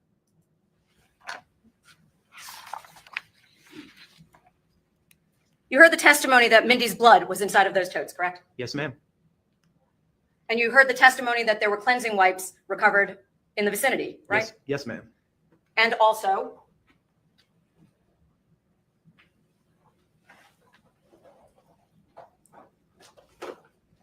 the knife. Yes, ma'am. So to your testimony, this is not the knife you purchased on November 29th, 2022 at Home Depot. That is definitively not the knife that I purchased at Home Depot. Do you see the cleansing wipes on the knife at the photographs of the crime scene? Yes, ma'am, I did. It's your testimony you didn't clean this knife off, right? That is correct, ma'am. I've never seen that knife before. It was introduced as evidence.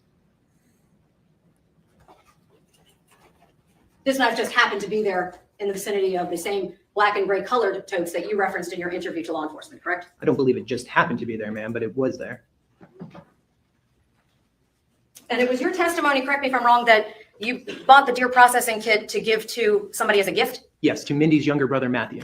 It was important to Mindy that you get him something he liked, right? I believed so, though I now have reason to question whether those messages were coming from Mindy or not. But you don't have any reason to say otherwise other than that you're guessing, correct? Correct. But something so important to Mindy, you just left it at the house when you moved out, right? I was extremely upset when I moved out, and I left a lot of things there. So that was a yes, you left it at the house? Yes, ma'am. You never gave it to Matthew? No, ma'am. So one of those deer processing kits is somewhere in the range of like, let's go with 50 if you buy a really cheap set, to like 150, or maybe even, I've seen nicer sets that are like 300, 500, but don't buy those because they're just like stupid. I just spent 90 on mine. That's Canadian, so you know it's not a super nice set. But the thing is, I'm gonna guess that he probably spent like 75 US on that set. When I think of like all of the things I would grab in a hurry if I had to bail,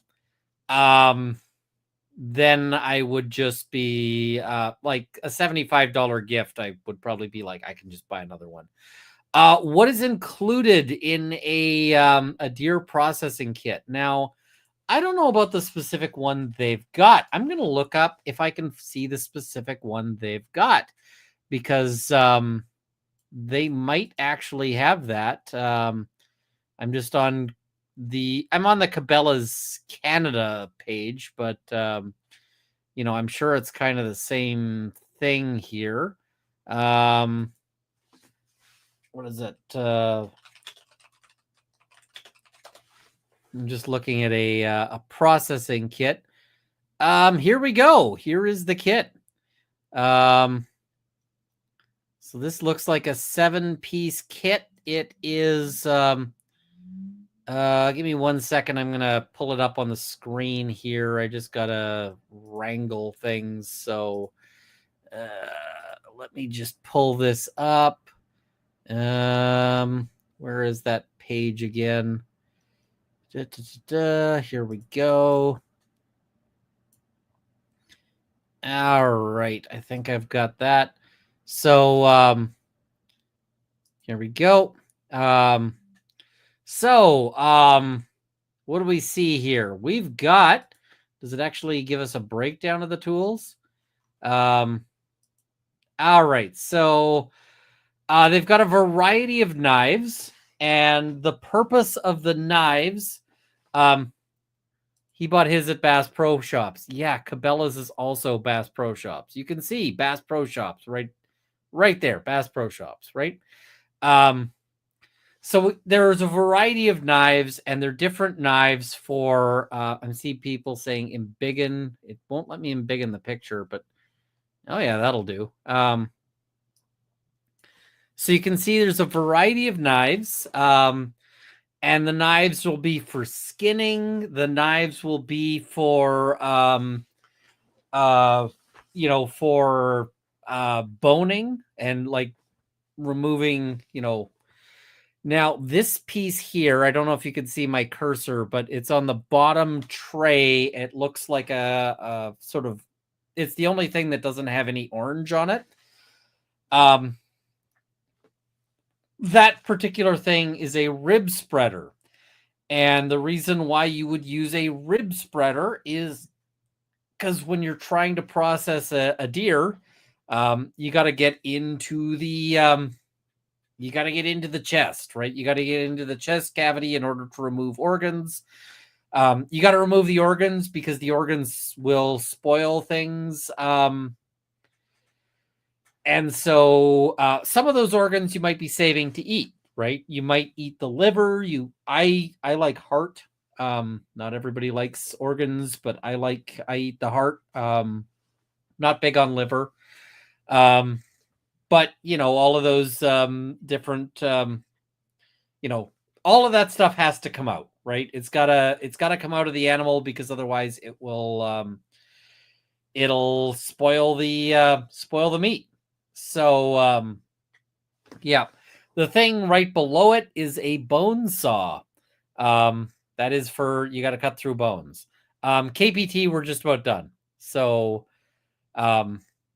yeah, this is another thing.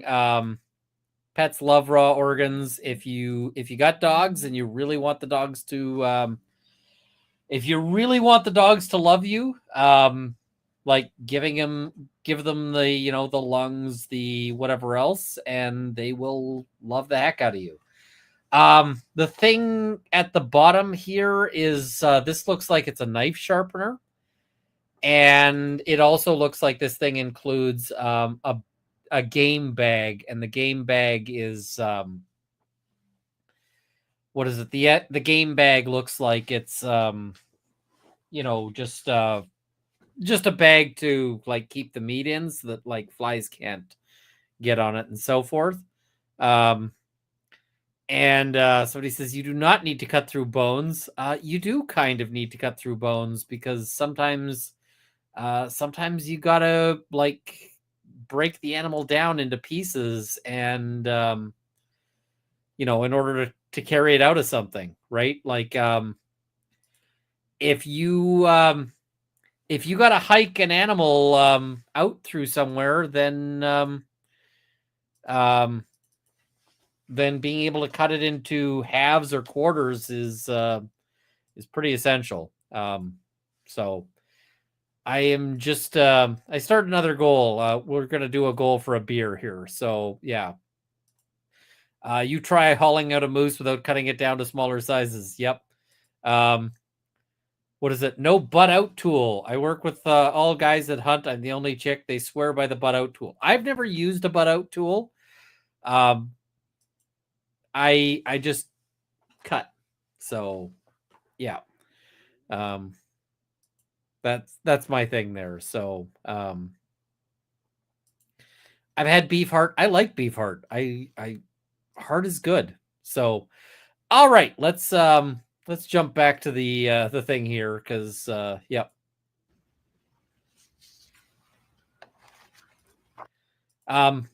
So maybe I'm gonna cancel the goal. I think I've told this story before, but I will I'll remove the goal, and I'm going to put up a new goal, and the new goal is going to be a story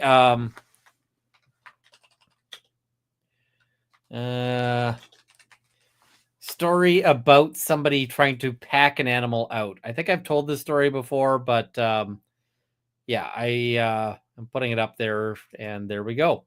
I will, so if we hit the goal, I'll tell the story, otherwise we'll just keep going.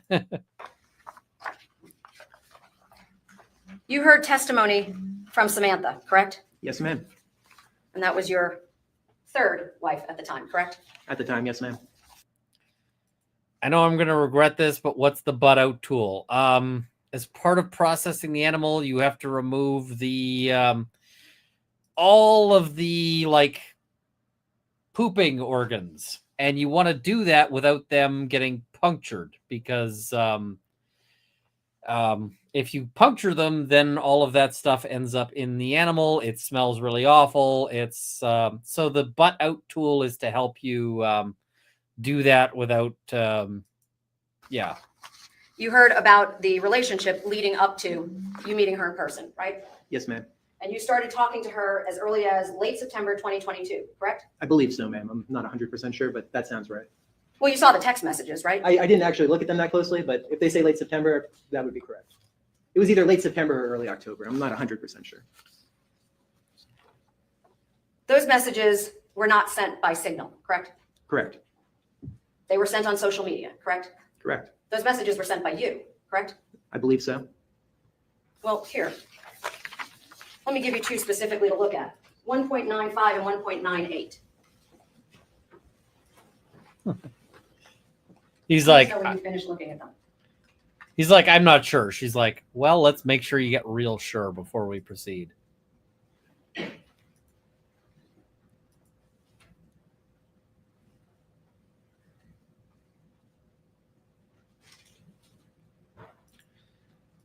I don't know. This is one of the weird things about this, is that this guy seems like such a shitty liar, and he lies all the time. And yet he's got women following him. Like, I don't get it. The only way I can get a girl to follow me the way he does is if that girl is Zora and I happen to have a steak in my pocket.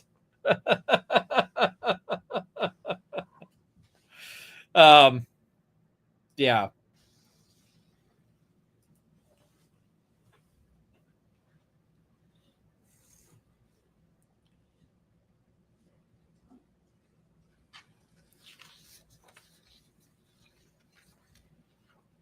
I'm done, man. Those are text messages or communications that you sent to Ms. Glesnick. I have no idea how that And, happened. During those exchanges, there were several exchanges on a regular basis, correct? Yeah. And they started at the end of September of 2022, correct? Yes, And ultimately culminated with you going to see her on December 16th of 2022, that sounds right. Yes.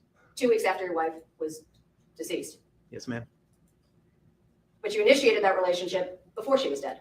I wouldn't say initiated that relationship, but we were talking. Like, I talked to many people online.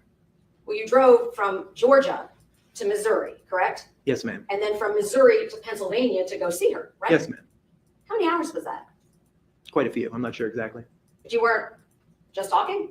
No, at that point we were, we had progressed into more of a relationship, but I'm saying that that wasn't how things had started in September. Right, but on December 16th, 15 days after you told your wife's parents she was dead, you drove to Pennsylvania from Missouri, correct? 15 days after I learned my wife was dead.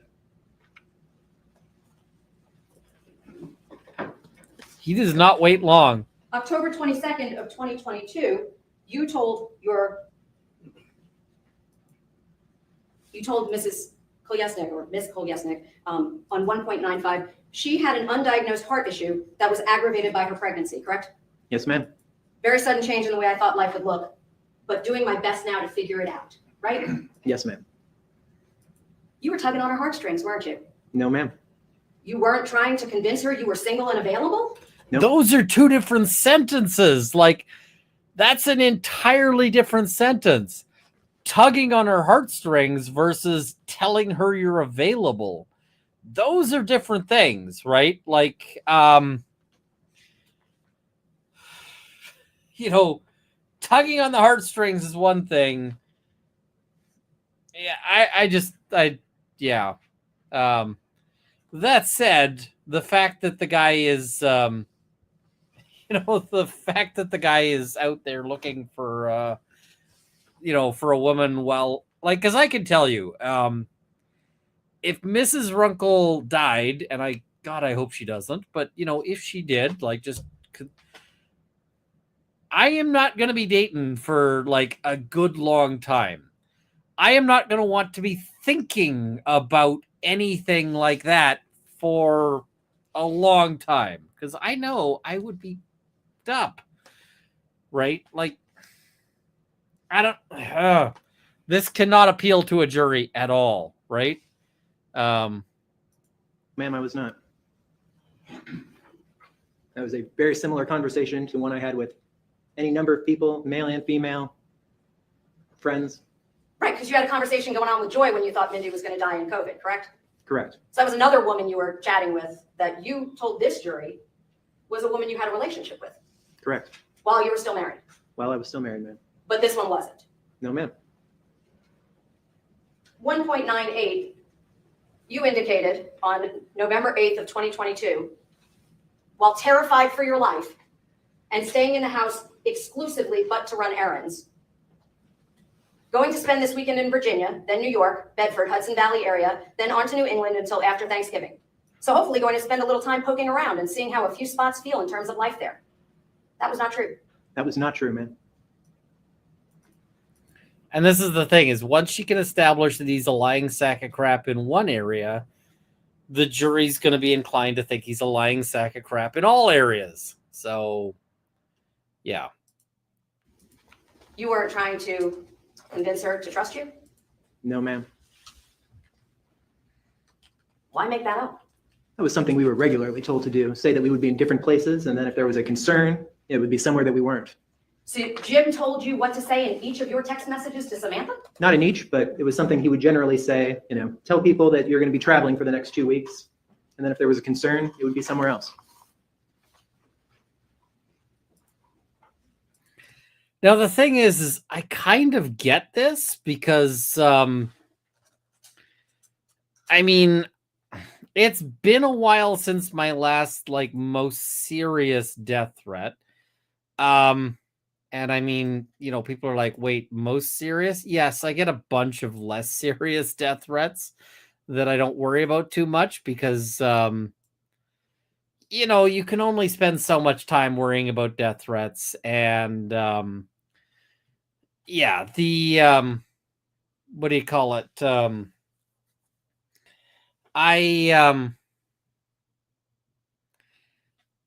I had the most serious one, when I was posting something online about what I was up to, I was often posting hey, I'm at this place, and I still do it to some extent, but not as much. But posting hey, I'm at this place. And I'd post it an hour after I was out of that place. And, so, yeah, that I kind of get this is all I'm saying, right? I kind of get it. After you found out that Mindy had passed, you testified to this jury you never got a single document of any sort from the doctors, correct? That is correct. You just told this jury that you were a JAG officer, correct? For 10 years. I was. You checked every detail, right? Yes. Verified everything, right? Yes, ma'am. You didn't get a single document at any point in any of the time after her death? No, ma'am, I did not. Death certificates, 1.68. They're registered with the state of Georgia. You're aware of that, right? I am. You never got a single copy of a document from a courthouse? No, ma'am. I asked about it once and I should have followed up, but I did not. You yourself as an attorney never got a single document. No, ma'am. I didn't have any reason to have a document, and so I failed to follow up on it. You were on trial for murder, correct? Ma'am, I was not. In anticipation of today, in your testimony, you knew you were on trial for murder, correct? Yes, ma'am. And you didn't bring a single court document with you. Well, ma'am, I believe the testimony is fairly clear that I was lied to about Mindy's death and that I did not have a document because there were no documents. You worked for APIS Security, correct? I believe so, ma'am. No W-2, right? At some point I saw a W-2, but But you didn't bring one. no, ma'am. She is slaughtering me here. This is really bad. You're telling this story about you work for this company, and where are the documents, right? Where's all this stuff? I believe there was one in Discovery, but I don't recall. You do? You believe there was one in Discovery? I believe so, ma'am. Can you tell us what document that was? I can't recall. I believe it was a tax document. Was there a W-4? I don't recall. I'm not sure what a W-4 is, ma'am. An I-9?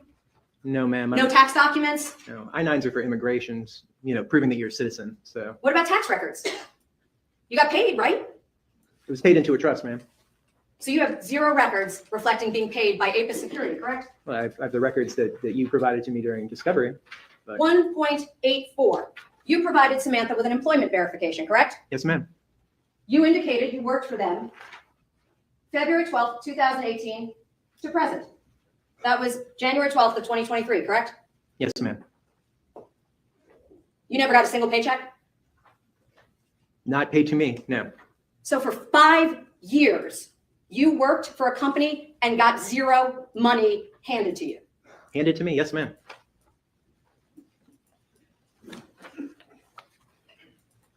You opened a bank account, correct? I've opened, can you be more specific, ma'am? You opened Renaissance bank account, correct? Yes, ma'am. That was the account we saw the records for, ending in 141, right? I don't know the number, but I believe so. You signed it, correct? Yes, ma'am. You went into the bank, right? No, ma'am. So that's not your physical signature on there. It is my physical signature. I believe it was scanned and emailed. It's your testimony you opened a bank account without going into the bank? Yes, ma'am. Okay. I'm just like, how do you open a bank account without going into the bank? Because they've got so much anti-fraud shit that, like, if I want to go into the bank and do anything like that, they want to see my ID, right? They want me there. So I don't. I'm not seeing it.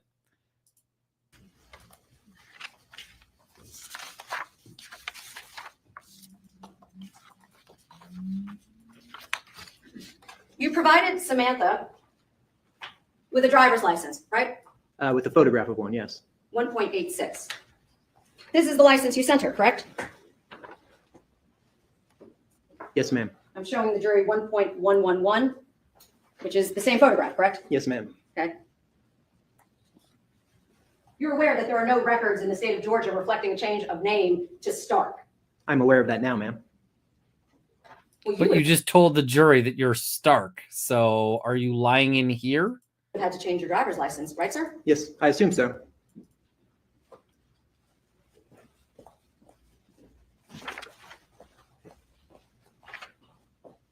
Delaware.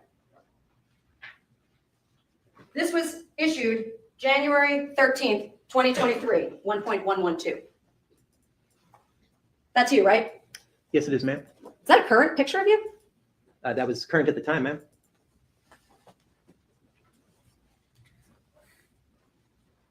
Publishing to the jury.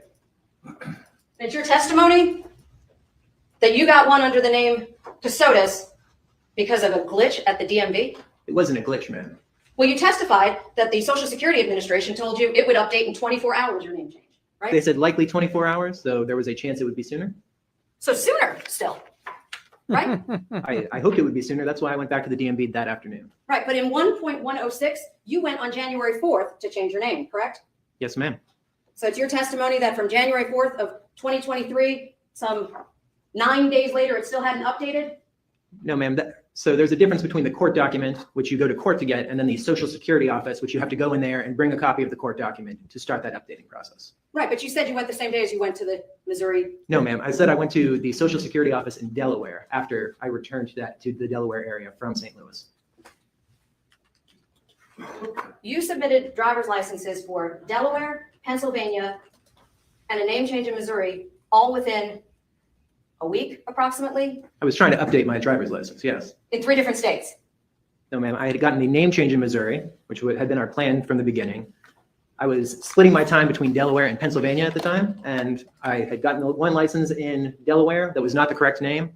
I was going to be spending the next part of the next week in Pennsylvania. So the next business day, it was a holiday weekend. It was Martin Luther King Jr. Day.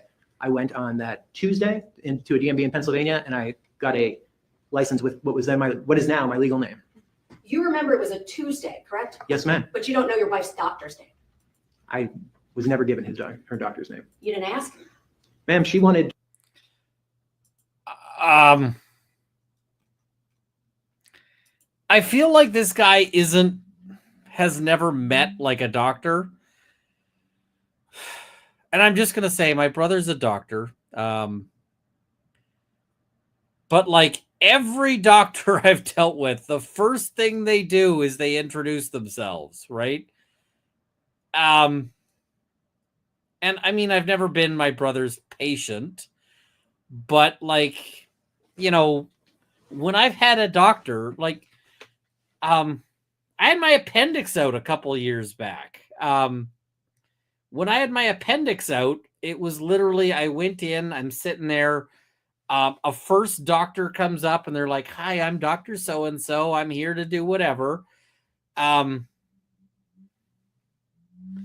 feel like I would know that. So, yeah. I asked you a question, sir. No, Did you ask? I did not ask. She was 8 months pregnant, you said, correct? Correct. You never visited her at the hospital. Yeah, I was told not to. And you listened? Yes, ma'am. First child. Oh, the "and you listened" is a great question, because I will just say, if Mrs. Runkle was in the hospital and somebody was like, "You can't visit her, it's too dangerous," I would be like, Yeah, I'm still gonna though. Like it's gonna happen, right? So there is no power in the verse that would keep me from visiting my wife if she was in the hospital potentially going to die. Like, sorry. Yeah. It'd take a court order to keep me out of there. Right? Yes, ma'am. Desperately wanted kids. I wouldn't say desperately wanted kids, but I wanted kids. You've been trying since Heather, right? Yes. Well, How many on and years was off. that? You know, Mindy and I didn't start trying to have kids immediately, but Well, you testified there was a miscarriage in the middle, correct? yes, ma'am. That miscarriage was in, July of 2021. So for years, you had Yeah, he is Verbal Kit from The Usual Suspects with the whole like Kaiser Soze, except he's like Timu Verbal Kit because his Kaiser Soze story is completely unbelievable. This is like the what do you call it? This is like if The Usual Suspects went like this. Verbal Kit sits there the entire time telling this story about Kaiser Soze and whatever else. And then it cuts back to the detective who's sitting there going, sure. You're in cuffs though. Like,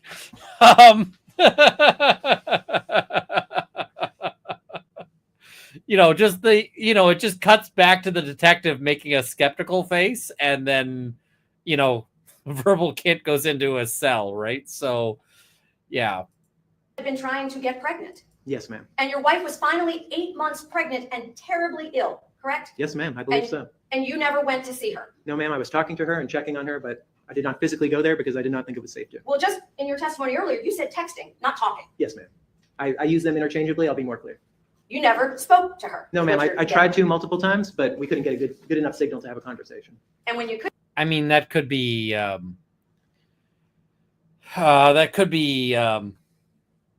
credible. I've been in hospitals that had absolutely shit signal. So, yeah. get her, you didn't go see her. No, ma'am. You're an attorney at the time of all of this, correct? I don't believe I was at that time. No, ma'am. I mean, you don't forget how to be a lawyer, do you? No, ma'am. I hope not. Right? So Wrong answer, motherfucker.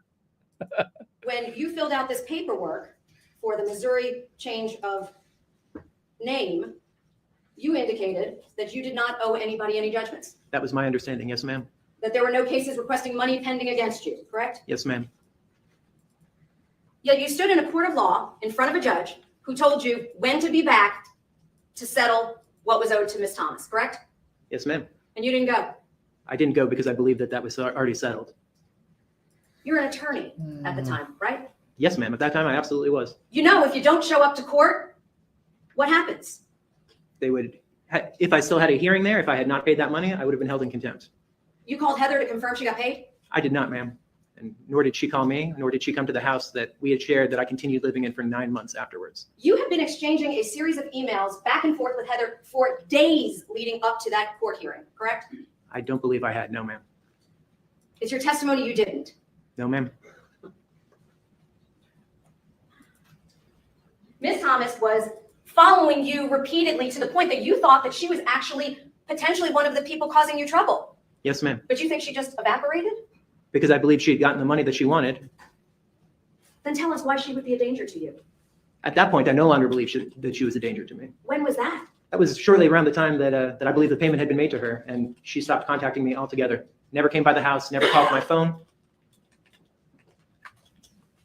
But you just told this jury that Jim McIntyre was looking into it for you. He was, and he said that he had determined that Heather was not involved and that he had wired the funds. Let's talk about your marriage license, the application 1.92. Absolutely. You listed people that are not your parents, correct? At the time, I believed them to be my parents. They're sitting in this courtroom now, right?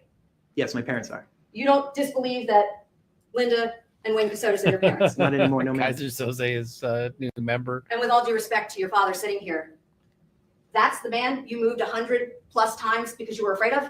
I wouldn't say 100+ times, but yes, ma'am. We moved probably 50 times because I was terrified. Well, the 2 times that you just talked in direct testimony, you said 15 to 25 times twice, and then moved countless other times, correct? I wouldn't say countless other times, man. Well, your recollection was every time you moved a week, right? You could tell this jury when you were in each different place, correct? Yeah. I have because we move so often, it's actually pretty easy for me mentally to remember where we were when, because oftentimes we were only in a place for 2 days. So if you remember the 4th of July happened while you were in that house, you know when you were there. I am just going to say that I would not, like, if I was moving every week, my testimony would be, I don't know shit about where I was at any particular day. Like, I've been in a million different places and a million different times, and I don't know where I was. The parents are just like, man, we fucked up. Like, oh. But you don't remember your wife's doctor. No, ma'am. Let's just be clear, 2.32, this is Mindy, right? Absolutely, ma'am. During your interview with law enforcement, you didn't even ask what happened to her. I did ask, ma'am. During the first interview, I asked what happened to Mindy, and Mr. Sands told me that at this time he did not believe that I presume you, the district attorney, wanted to make that information public. You didn't ask about your baby either, did you? No, ma'am. Not once, in 2 hours and 10 minutes, correct? Yes, ma'am. Oh, that is brutal, right? Because the jury's gonna freaking hate this guy. Yeah. And not once in almost 2 hours in Liberty County, correct? Well, ma'am, in Liberty County, as you all saw, was the time I was told that Mindy had not been pregnant when she died. Until they told you, you didn't ask about the baby either, right? No, ma'am.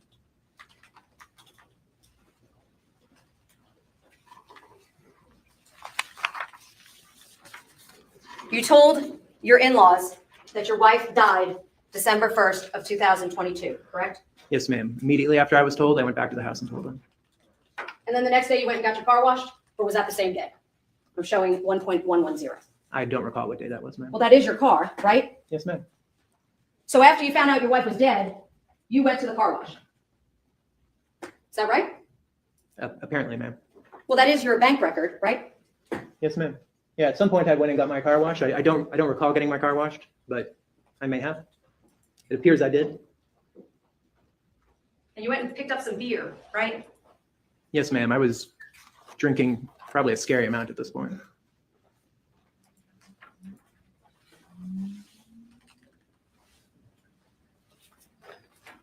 During your direct examination, I didn't hear any reference to 2.44 or 2.43, the rug, correct? Correct, ma'am. You don't dispute that this rug is the one you left the house with, 2.44? No, ma'am. That looks right. And 2.43 is what was So let's talk about the rug. The rug is a whole thing because he was staying at an Airbnb and this rug goes missing. The Airbnb owner is like, I had a rug. And what is it? And then it was replaced with a shittier rug. So yeah. That's, and it's like, oh, do people replace rugs? No, they don't. So yeah. So that's why they're asking about the rug. there when you got there? I believe so, ma'am. And you replaced these because you said Rusty threw up on it? Yes, he always had kind of a stomach that was sensitive to eating too much, and he was known to beg for food. So sometimes Betsy and Frank would overeat him, and he would get sick. You didn't just clean the rug? No, ma'am. Mindy had put it in a plastic bag and stuck it out back because it smelled. And by the time I had time to try to clean it, 2 days had passed, and the entire thing smelled absolutely awful. Had nothing to do with the blood that was underneath the rug, right? There was no blood underneath the rug. Well, you saw the photographs here, correct? Yes, ma'am. Is it your testimony that law enforcement somehow put Blue Star on the floor of that house? Ma'am, I have no idea what blood that is or when it was there. And unfortunately, law enforcement never tested that. Right. I have no idea what blood that is on the floor of that house. I mean, it is an Airbnb, so maybe somebody else bled there, but it still sounds pretty awful. And And so the blood on the futon that was Mindy's? I have no idea how that blood got there, ma'am. Okay. I didn't spend a lot of time in that room, so You lived in the house, right? yes, ma'am. It was also your testimony that initially Jim was an FBI agent, right? I believed he was for, gosh, 2 years, over 2 years. And at some point you determined that he was not, Yes. correct? You didn't move after you figured that out, right? No, as I testified, we had a big argument about whether or not we should, stop dealing with him altogether. You also didn't move after your father and uncle showed up at your house, right? That is correct. You were moving hundreds, or at least, my apologies, at least 50 times, Yes, correct? ma'am. Yes, at least 50 times, definitely. Over 7 years, correct? Yeah. How long was it? I have 5 years. Yeah. 5 years. So over 5 years, you kept moving because that man was your threat. Yes, ma'am. And when he showed up at your door with your uncle, correct? Yes, ma'am. You didn't move. No, ma'am. I asked to. So at this point, you actually knew he knew where you were. Yes, ma'am. You ran out. She's like, and your story is complete horseshit, right?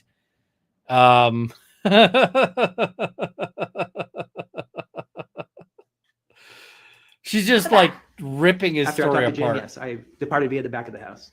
Right. You said you called Jim, didn't you? Yes, on Signal. But you can make voice calls or I believe even video calls now through Signal.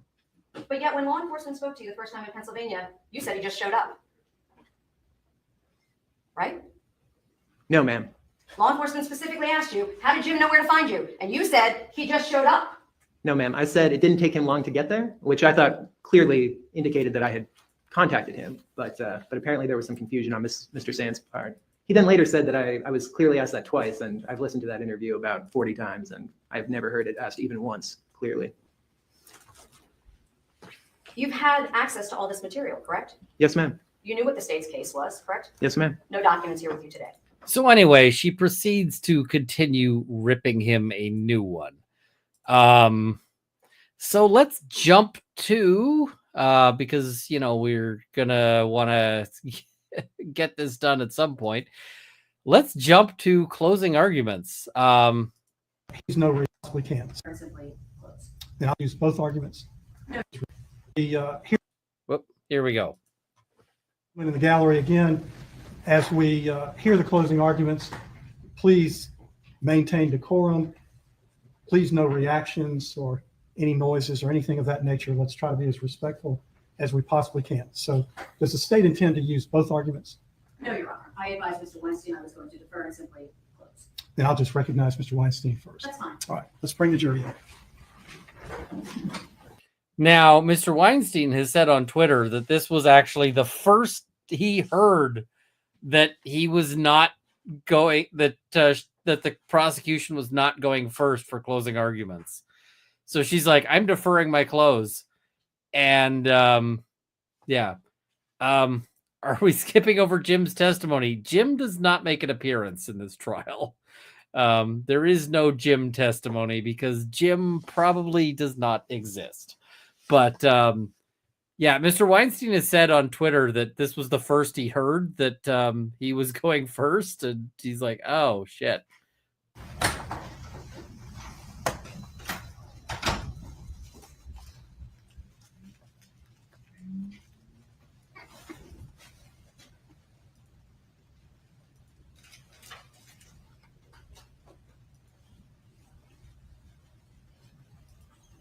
He actually deals with it pretty smoothly, but you got to imagine that he was prepared to respond as opposed to, anything else.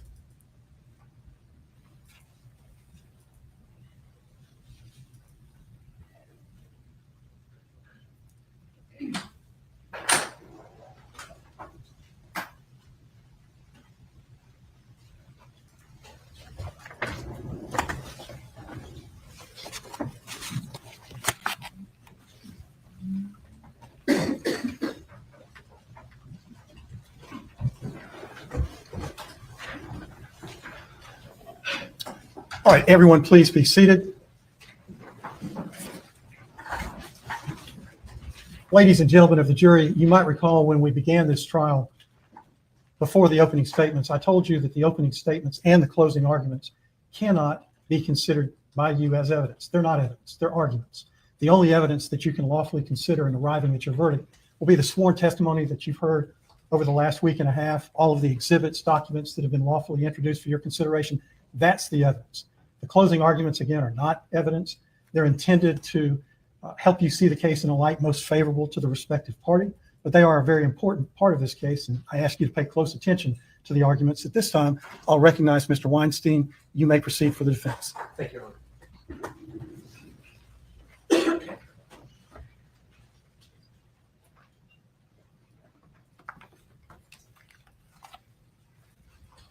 Ladies and gentlemen of the jury, I want to begin by thanking you for all of your attention that you have spent and the time that you've spent over the last 2 weeks listening to the evidence in the case, paying attention to the witnesses, taking time away from your work, your friends, and your family.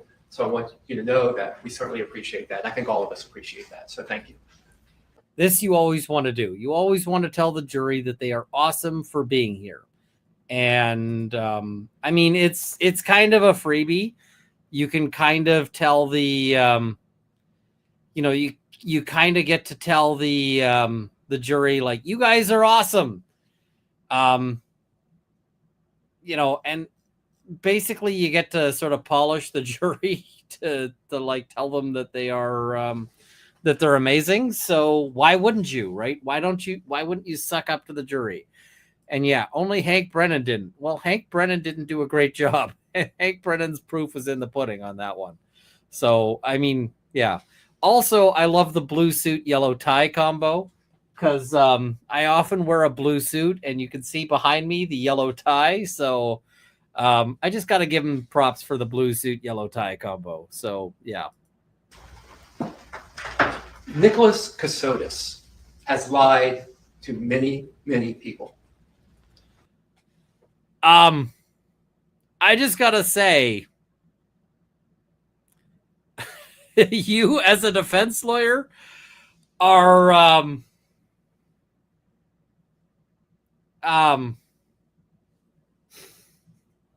when you as a defense lawyer are in a position where you have to begin by saying, my client is a lying sack of shit. And he does have to acknowledge that, because this is not a situation where he can stand up and be like, ladies and gentlemen of the jury, this guy is totally the truthiest truth teller that ever was, the teller of truthful things, because it is clear that he is a lying sack of shit. But you got to be like, he's lied to you about many things, but he's okay, And the thing is he's doing the best he can. And I'm just going to say, like, it is, this is the difficult thing about being a defense lawyer. And he's doing a really, really good job here. Like, he's doing a really good job as a defense lawyer. As much as I laugh about that comment, it's like he has to say it. It would actually be a mistake not to say it, right? Because the jury knows that he's lied about a bunch of things, right? He's got to put that out there. But it's a tough spot to be in. So, yeah. He has left a wake of emotional distress amongst a number of his friends and family. His parents, Linda and Wayne, who you've seen throughout this trial behind him, were shut off by him.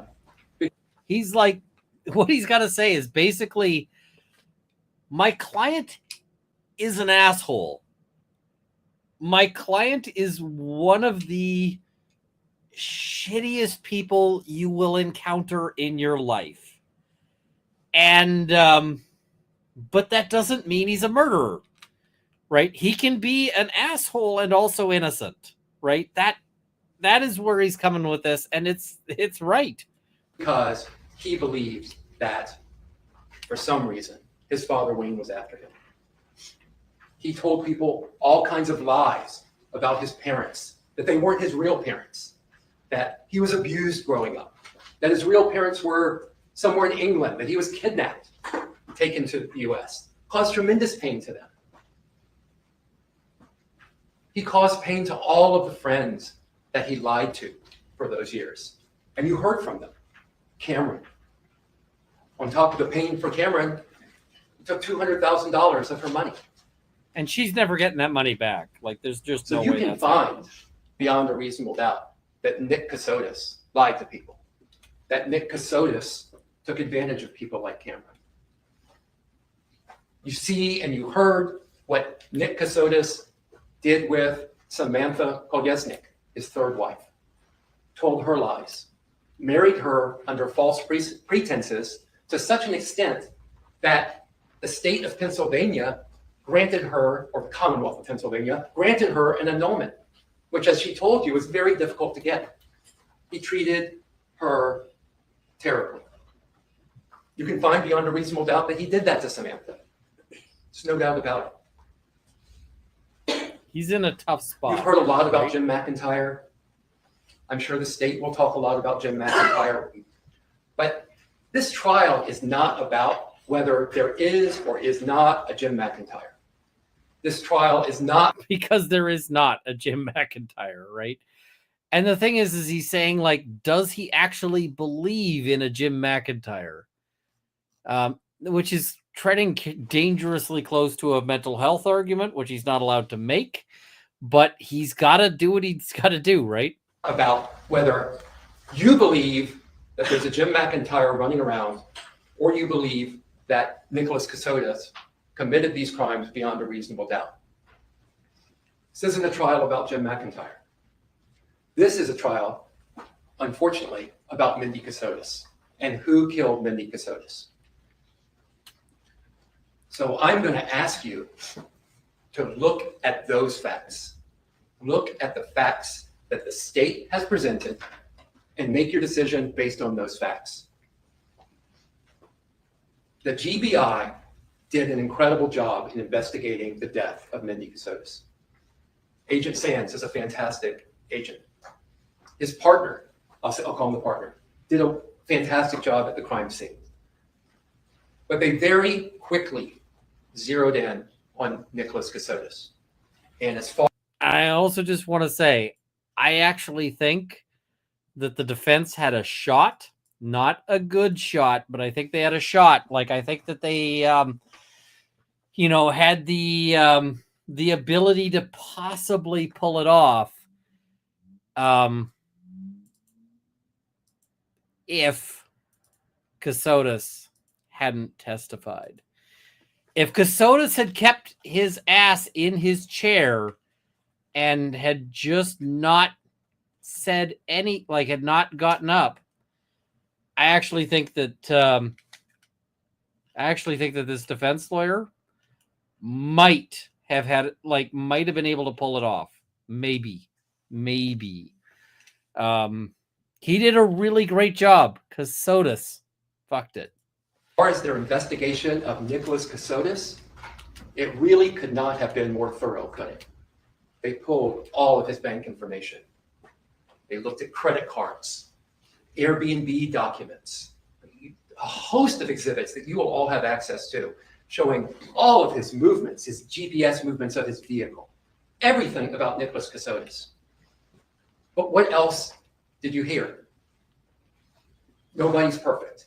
And as great as Agent Sands and his team are, they didn't follow everything, right? Jim McIntyre. They had a number of leads on Jim McIntyre's all over the place. What is the Jim McIntyre lead they followed up on?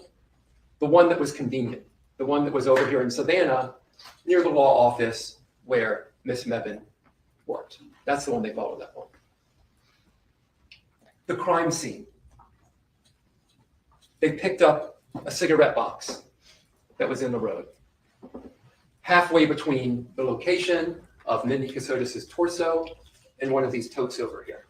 They picked that up. What did they do with it? As far as the evidence that's been admitted, nothing. No follow-up. Why no follow-up? Why no analysis? Why not look for DNA on the box? Maybe find leads? Because they had already decided. As soon as they saw video from that camera of the husband's car near the scene of the body, the investigation for suspects was effectively over. That was it. They had their guy. Nick Kassotis was their guy. They didn't need to follow up on that cigarette pack. How many other cars were captured on that motion camera at the pumping station that day, or over those 3 days that I asked about? Numerous cars. Were any of those cars followed up on? These are cars going by a scene where Mindy Kassotis' body is found. What investigation took place on all of those other people? that It's a went by good where that body question, was? right? Nothing. Nothing. He's like, they had tunnel vision. They didn't investigate this. It's their burden of proof. They need to actually get to proof beyond a reasonable doubt, which means excluding all those other suspects. And they didn't do it. So that's on them. Why not? Because they had their man. He's sitting right over there. He's the guy that did it. We don't need to look into anyone else. All that we need to do. I don't like that phrasing, but it is what it is. Not super big on that phrasing. Yeah. Is pour all of the resources of the GBI, FBI resources from Agent Bernie with his cast. Let's direct everything into Nick Kassotis because we have our guy. He did it. When they arrest Nick Kassotis, what does he do? Does he take advantage of his constitutional rights? He's a lawyer. Any lawyer worth a damn is not going to talk to law enforcement if they are a suspect. Any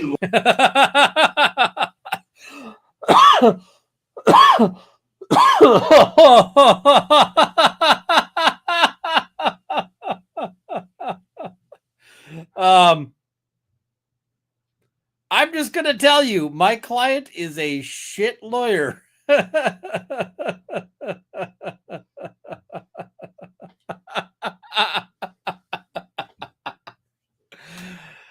Oh, I'm sorry, but that is the funniest thing I've heard all day, and it's late, so I'm not going to hear anything funnier between now and the end of the day. So we good. lawyer worth a damn tells their clients, do not speak to law enforcement. You have a constitutional right. Let me tell you all the reasons it's a bad idea. He didn't just have a JD. As you heard the state point out, he's a former prosecutor. He's a former defense attorney. He's speaking to law enforcement. Why is he doing that? Because as totally insane as the Jim McIntyre story is, he has nothing to hide. He lived that Jim McIntyre story. He lived it. This isn't a fiction that the writer, Nick Kassotis, makes up upon arrest. I mean, he's good. He sold the story to Sony, but he's not that good. He's not that good that he could make up a story and then retroactively have lived it. He lived the Jim McIntyre story for years before the arrest, for years before Mindy Kassotis' murder. They actually lived like that. Mindy lived like that.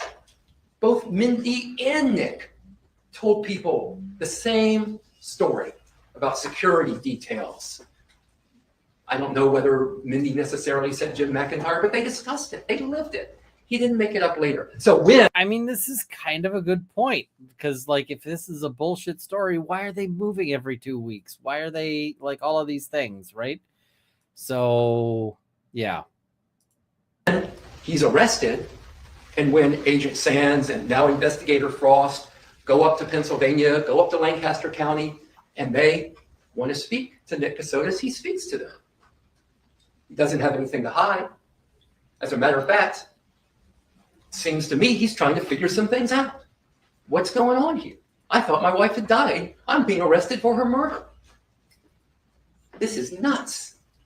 This is this crazy Kafka-esque world that he is living in, where he is tormented, plagued with by someone calling themselves Jim McIntyre. Moving 50 plus times? Who voluntarily does that? unless they believe there's a real threat on their lives. So he talks to them. Or unless they're being hunted for, a settlement obligation. That is kind of also a thing. He talks to them. Now, the state's going to claim that he's inconsistent in what he says and what Nick Kassotis says. Go in the back. I'm not concerned about any of this evidence. I want you to go back there and spend as much time as you need. Look at everything they have against Nick Kassotis. Look at it all. Study it in detail. Don't rush. Take your time. Take your time. Because his story, what he tells people, is pretty much the same from the first interview in Pennsylvania to the second interview down here, where he's clearly exhausted from having flown down. He tells pretty much the same story. He gets on the stand here. He tells pretty much the same story. Why? I believe it was Agent Sands, or it could have been Investigator Frost, that said, the story about Tom Sawyer. It's easier to keep the truth straight. Lies are hard to keep straight. That's true. That's true. And there's a few. He says he's told the inconsistencies, story but there's been many a lot of time. times, and But he tells the same consistent. story. He is open with them because he has nothing to hide, because he did not kill his wife, Mindy Kassotis. So he talks to the investigators. Now, I used to be, for 25 years, purely a civil litigator. And if you are a civil lawyer, you're doing commercial disputes between parties, one of the things you love it when you get it, is to be able to depose the same person twice. A deposition is kind of like an interrogation like you saw. Hopefully y'all have been fortunate enough to never have been deposed. I pray that's the case. It's an unpleasant experience. He's But not you know wrong. what you really want to do? You want to be able to depose someone twice. Why is that? Because you depose them the first time, you get all that information, you sit back, you think, well, what didn't I learn? What didn't I ask about? Maybe I can catch some things that are inconsistent. And if a judge gives you the chance to depose them a second time, you have lived a charmed life. That's a wonderful. He's not wrong here. Like I have said repeatedly, it's something I've said is that the best thing, like I basically have a rule of thumb. Like you've heard the old hunting adage of like 1 shot, 1 deer, 2 shots, maybe 1 deer, 3 shots, no deer, right? For the prosecution, it works the other way around in the sense that if the prosecution's star witness gives 1 statement, your client might be in trouble. If their prosecution star witness gives 2 statements, your client is probably feeling okay.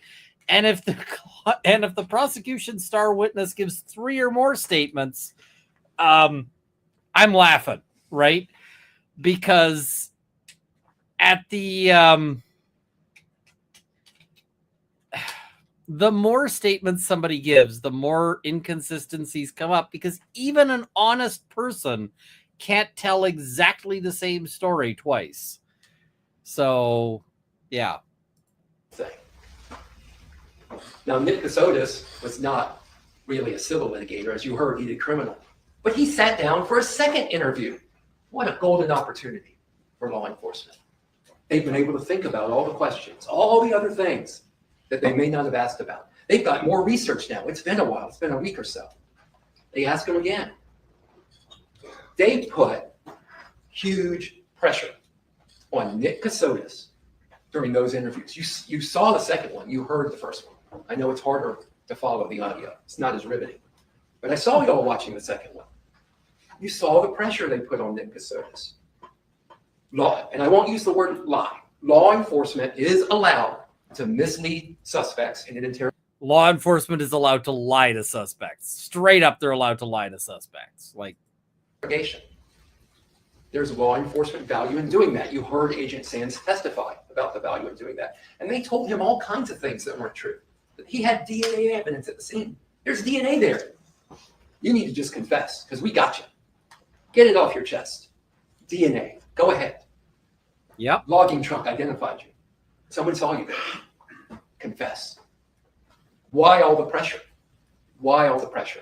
Because the actual hard evidence they have that Nick Kassotis killed Mindy Kassotis is incredibly weak. I think you're looking at pretty much all of it right here, stacked in this corner of the courtroom, right? They've got these tubs. Well, we know from Nick that when they were moving around, they used tubs. Okay, they got some tubs. But what do they have that they talked about since opening? You know who else uses tubs or totes? Everybody. I mean, who doesn't have some totes? Like, who does not actually have some tubs or totes? Because you better believe I do. Like, if you go into my garage, there's got to be like a dozen totes in there. Like, everybody's got totes.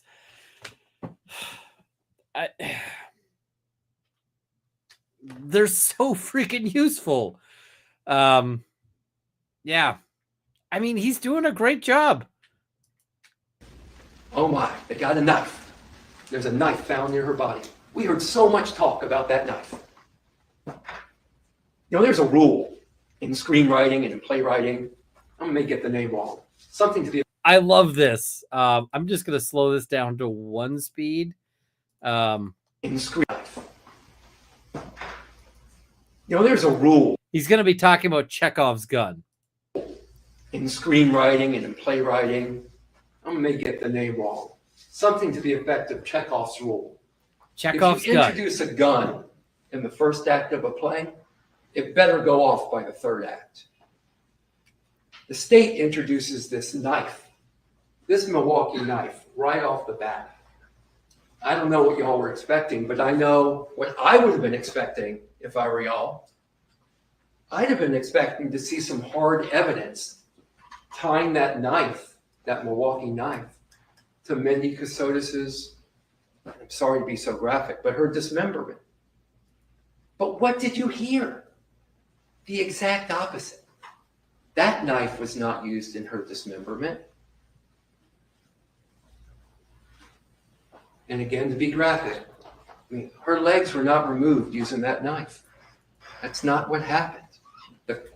The state's own tool mark, not my expert, the state's own tool mark expert from the GBI. That knife wasn't used to remove those body parts of Mindy. Well, wait a minute. He bought a deer processing kit at Bass Pro Shops. Where's the deer processing kit? They don't have it. Don't be confused. They hadn't tried to mislead you. I'm not going to ever accuse them of that. They're too good and too professional. But they went and bought another kit, same model that Nick Kassotis. I also love this. This is the kind of grace you want to have as a defense lawyer, because he's like, the prosecution is ethical, but they're wrong, right? I think this is the kind of grace that, I mean, he's doing a great job. He doesn't need to try to, like, and it's not going to help him to try to, like, accuse the prosecution of unethical behavior. And they haven't behaved unethically. I didn't see the prosecution do a single unethical thing here, right? I didn't see the prosecution. This prosecutor is like, I would totally go for a beer with this prosecutor and just be like, you are awesome, right? But I mean, I give him props for being like, look, I'm not going to tell you this prosecutor did something unethical, because they didn't, but they missed things, right? They I'm like, this is smooth, and this is gentlemanly behavior, right? This is, yeah. They brought it in here. All right, tool mark expert. What about that kit? Inconclusive. All right, I'm going to use a bad word here, and it's going to be like a demonetization word. Well, maybe I'll just step around it. There is a prosecutor I know of. The prosecutor self-describes herself as a she describes herself as a giant C, the C word.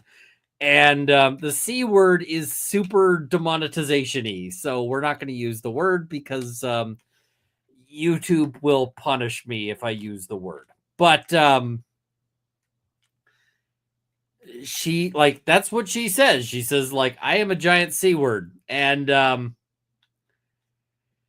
of course she doesn't mean it. Like, she means it as, she means it to be like,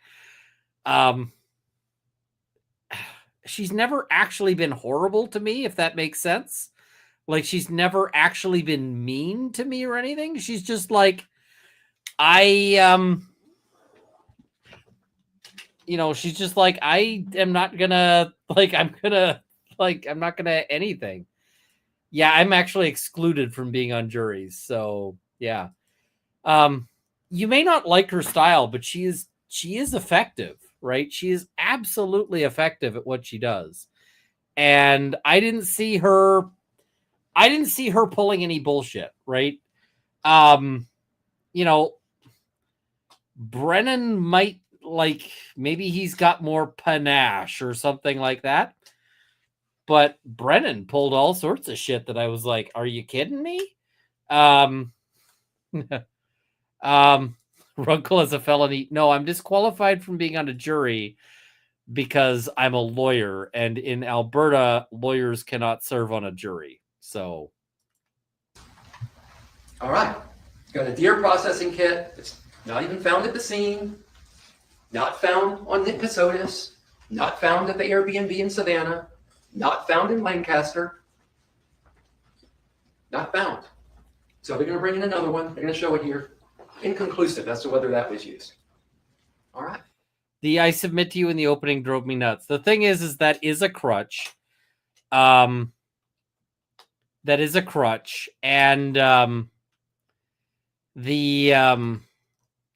reason why she does it is because she can't just say the accused is guilty, right? She's got rules that prevent her from doing that. Now she can mix it up, right? They can like use different phrasings. She's doing it as a bit of a crutch. She uses the same phrase every time.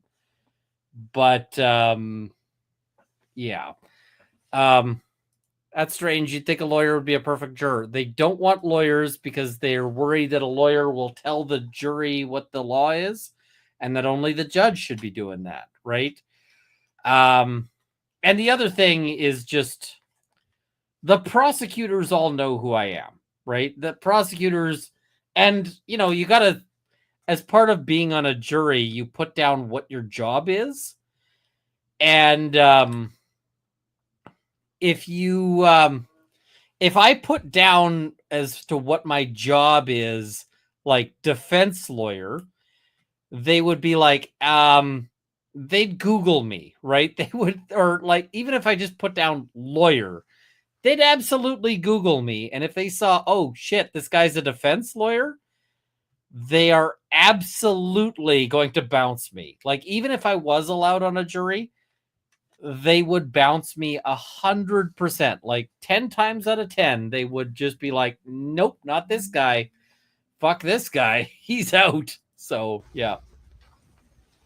Well, they must have more than that. Oh, they do. They have more than that. They have his car. His car is at the scene near where her body is found. Goes by the pumping station in one direction, that later comes back in the other direction. Other cars, as I said, no, we're going to ignore those other cars. We don't care about those other cars. We got the husband. We don't have to worry about those cars. The Airbnb in Savannah. Okay, there must be something there, right? You don't arrest a man unless you got more than that. Don't do that to somebody. All right, Airbnb. What do they have there? There's a futon. It has some of Mindy's blood on it. There's a little bit of blood that appears to have maybe been cleaned up off the floor, and a barely visible amount of blood that you can see with their special chemical substance. You can see that on the wall, a little bit. Not enough to photograph. It's so light you can't even photograph it. But you heard testimony they found a little bit there. What, you know what else you heard? I'm wondering who this guy is in the front because he's got an interesting facial structure. Yeah. How was Mindy Kassotis probably murdered? She had 9 lacerations on her skull. 9. And I asked the medical examiner, there are a lot of veins that run through the skull, a lot of blood that comes up here in your skin. Oh yeah, there are. How much blood are you going to get when you strike somebody with a hard object, hard enough to do that kind of laceration? A lot of blood. A lot of blood. What about 2 lacerations? Even more blood. That was the testimony. You heard it. What about 9? That's a lot of blood. A lot of blood was not found at the Airbnb. Oh, well, wait. He cleaned it up. He did some amazing job of cleaning up all that blood. Did he buy any tarps? I didn't hear anything about that. So he cleaned all that blood up? I mean, that's not reasonable. We asked the owner of the Airbnb when you came there, did you smell cleaning products? Anything? Bleach? No, she didn't smell anything. All right, let's keep working for the state. What else do they have? Well, he's a big old liar, right? Let's see. And a deadbeat, right? He owes his first wife $1.5 million. Doesn't give her that. Okay, so therefore, let me think this theory. He owes his first wife $1.5 million, so he kills his second wife. How does that work? How does that resolve anything? Okay, forget that theory. Let's try another theory. He kills Mindy so that he can run off to Pennsylvania and go woo and marry his third wife, Samantha. You kill Mindy over that? He knows how to get divorced. He did it once before. He divorced his first wife, Heather. So he knows how to get divorced. He also could just leave.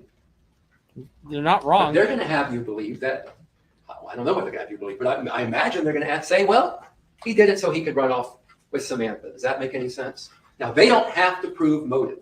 I don't want to put that in your head. You're going to hear the judge tell you they don't have to prove motive. But they still have to prove that Nick Kassotis committed these crimes, the 12 counts that he is facing, beyond a reasonable doubt. That is an incredibly high standard, beyond a reasonable doubt. You may be sitting here right now thinking, I think he probably did it. I think he probably did it. That's not high enough in our country. Probably did it doesn't work.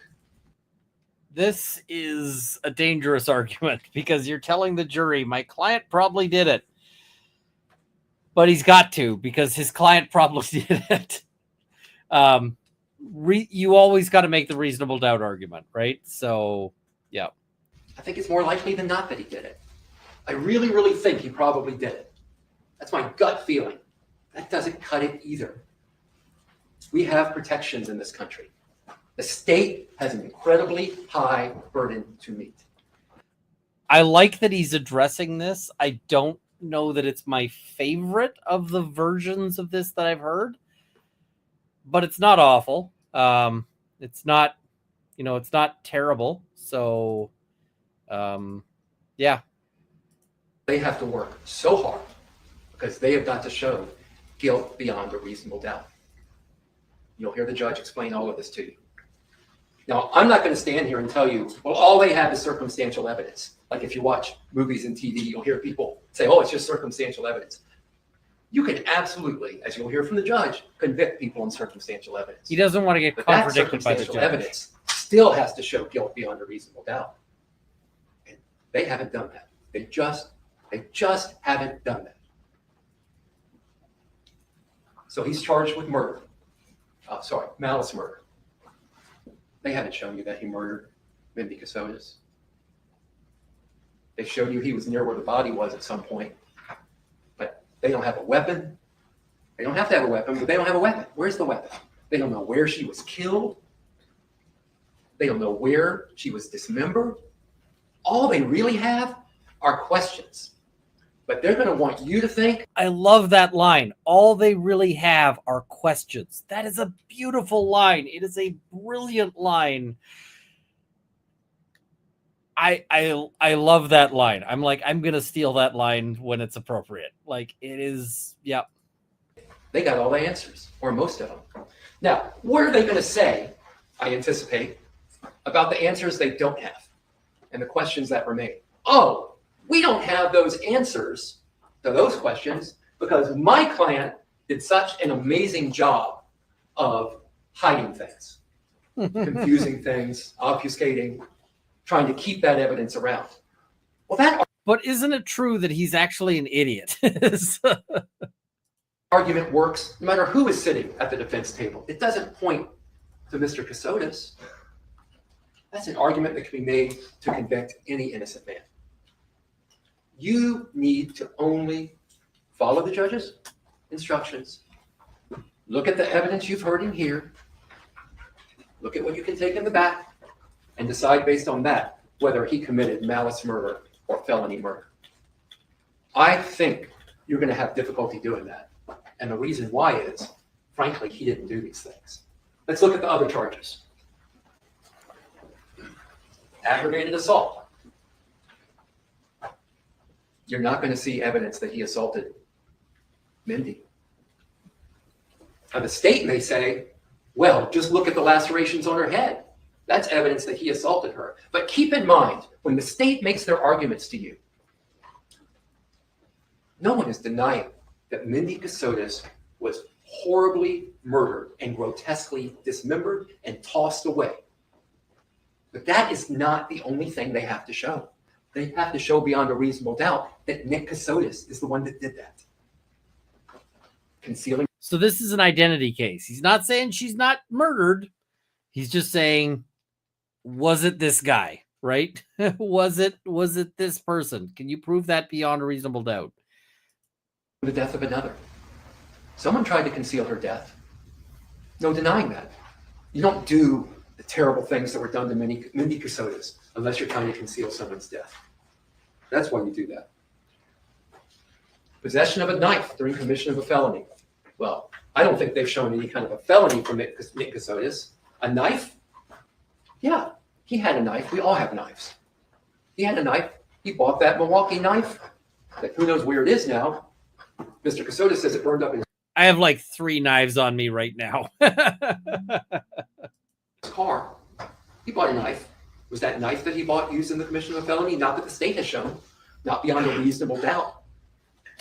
The deer processing knives, again. Did he possess those? At one point, he bought them at Bass Pro Shop. During commission of a felony? Not that the state has shown. Tools for the commission of a crime? No. No. Removal of body parts from scene of death. You heard from Agent Sands they don't even know where the scene of death is because of how horrible this murder was. Tampering with evidence. Obviously, evidence was tampered with, but there's not sufficient evidence to show that Nick Kassotis was involved in that beyond a reasonable doubt. Now, you may think I'm clinging to beyond a reasonable doubt, but I point to that because that is the standard that we have. That is the standard that this judge is going to instruct you. That is the high burden that the state has.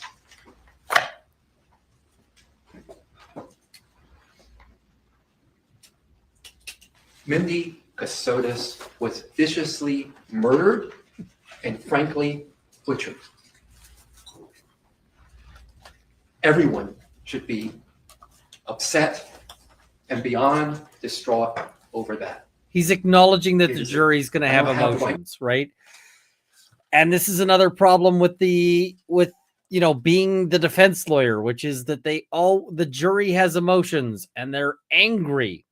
And because the jury is angry and has emotions, they want to punish somebody, and they're allowed to punish only one person, which is your client, which is not who you want them to punish, right?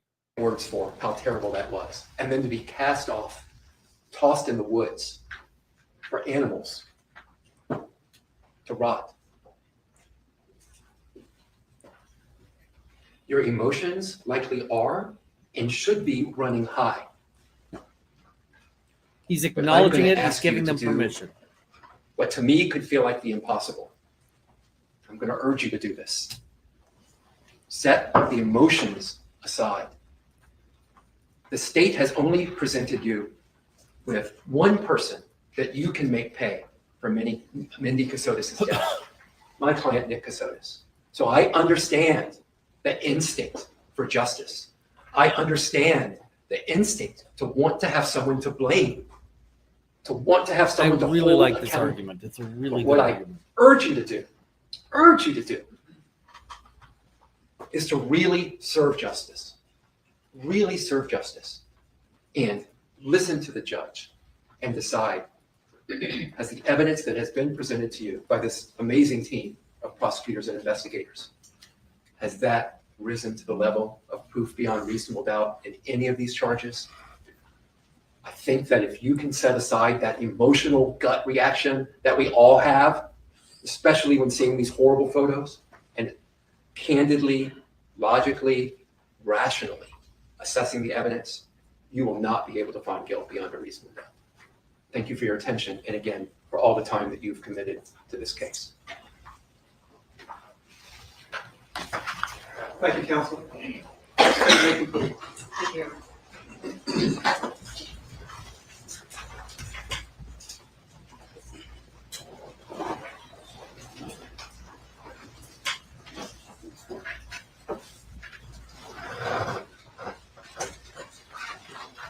So that was an excellent close.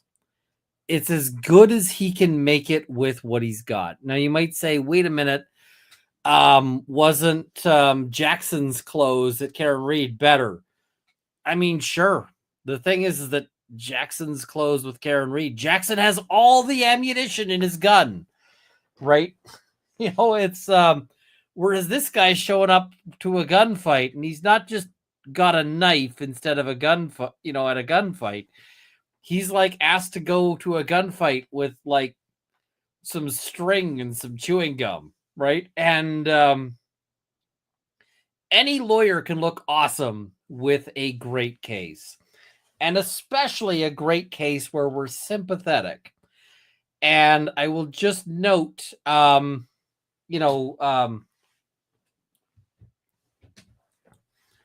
so, but the cases where you really show that you're awesome as a defense lawyer aren't the ones that are just like, there are cases where you just walk in and you just know you're going to win. And it's basically just a matter of kicking the prosecutor's ass down the alley until they figure it out. This is not that case. This is a case where you have stink, right? And you have, all you've got is stink. And he's got to try to make something of it. And he did the damn best he could.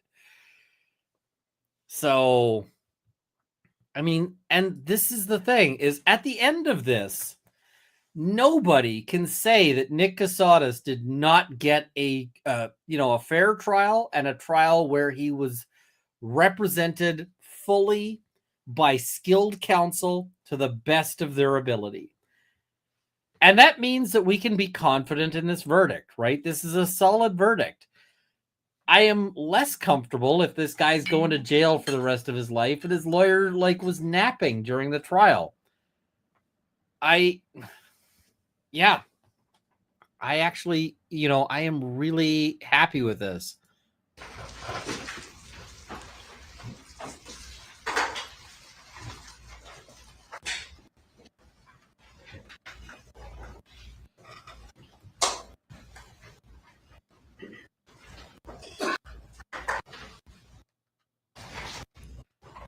We're just going to skip ahead a little bit until she actually starts talking. Saturday night is here. All right, here we go.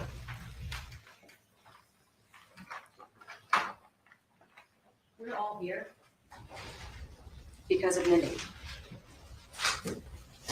Every single one of us is here because of Mindy. She's immediately connecting the jury to the deceased, right? And like, this is such a great trial because there's shitty facts, right? There's shitty facts, and you know how the trial is going to end. But you see some great lawyering, some really fantastic lawyering in this trial. And I mean, the other thing I like is that you've got the two sides, and unlike the Karen Reed trial, where it's clear that the lawyers hate each other and just like that everybody kind of hopes that the other side's lawyers get hit by a truck. On this side, you actually get the sense that they respect each other, and at the end of the day,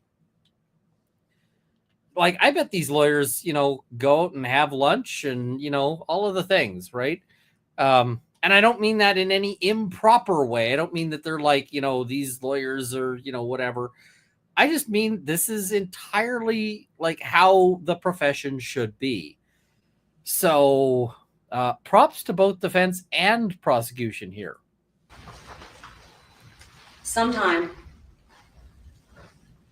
the weekend over Thanksgiving, Saturday into Sunday, 2022, everything changed.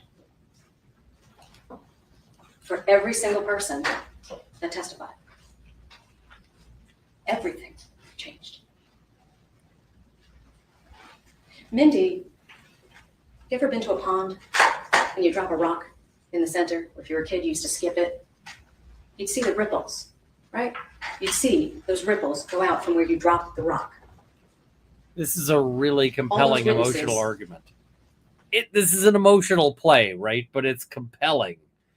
And yeah. Were ripples. And he dropped the rock. He killed her. He took her from everyone. Bright, light, kind, good-natured. Everyone is awesome once they're dead. She could have had a record that's like 12 pages long, specifically for like kicking puppies, but you're always going to be awesome when you're the murder victim. Like, yeah.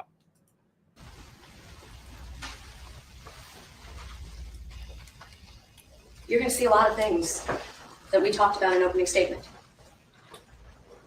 My mom always told me, under promise, over deliver. Under promise, over deliver. Love Terry Pratchett. That's what we've done.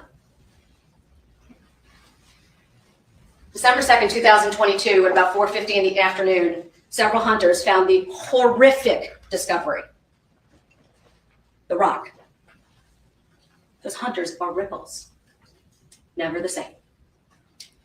They were out there hunting Thanksgiving weekend, big hunting season in Georgia, deer, right? And they come across, I'm sorry, a headless, legless body of a woman. Law enforcement had no idea who she was for months because of him. Because he made it possible only to figure out who she was through a buccal swab from her mom. In May, almost 6 months later, he did that. Right here in Liberty County. And he dumped her in the woods. And I submit to you, he dumped her in the woods because that was a great place to hide a body. The problem is when you're not from Liberty County and you don't know Barrington Ferry Road and you don't know Jones Road and you don't know where they meet in McIntyre, you don't know there's a camera on the water tower. You don't know that there are logging trucks. You saw the logging trucks going down the road. Thing is, most people wouldn't know there's a camera there, right? I don't know where all the cameras are in my neighborhood. Counsel would have you believe that Agent Sands and his team should have identified any possible human that went down that road. How is that relevant in any way, shape, or form to who would have had access to Mindy? Now, all of you promised me during jury selection, you would not check your common sense at the door. You'd bring it with you, you'd evaluate the evidence, and you would use your common sense. Police use that "you promised me" tactic as well.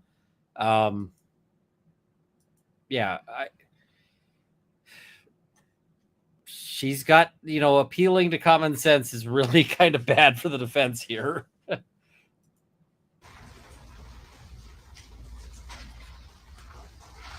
They found a torso, a knife, tubs, and wipes.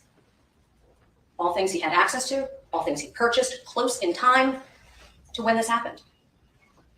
He bought a shovel at an Airbnb that he paid $4,500 a month for. And he's doing their handyman work. He's fixing mosquitoes for a solid 5 months. Totes that he said in the interview, black and gray. Common sense. He didn't know what was recovered at the crime scene. Black and gray. And they're looking at them right now going, The real killer knew what color totes to put out there before he gave a statement? Common sense. You heard all about how the GBI looked for her remains, where they were recovered, where they were found in proximity to each other, over 3 miles. And he buried her head. Why? I submit to you, because that's the last thing he saw. He just didn't want to see it anymore. Some random person decides only to bury that. That doesn't make any sense. The person that buries the head is somebody that loved her. So he said, right? Loved her so much that he was clearly cheating on her. He admitted that on the stand. Heck, he told you, Joy, that was another woman. Very inconvenient to start a new relationship when you got a pregnant wife. He told you he thought she was pregnant, right? But I submit to you, ladies and gentlemen, Nicholas Kassotis, he didn't believe she was pregnant.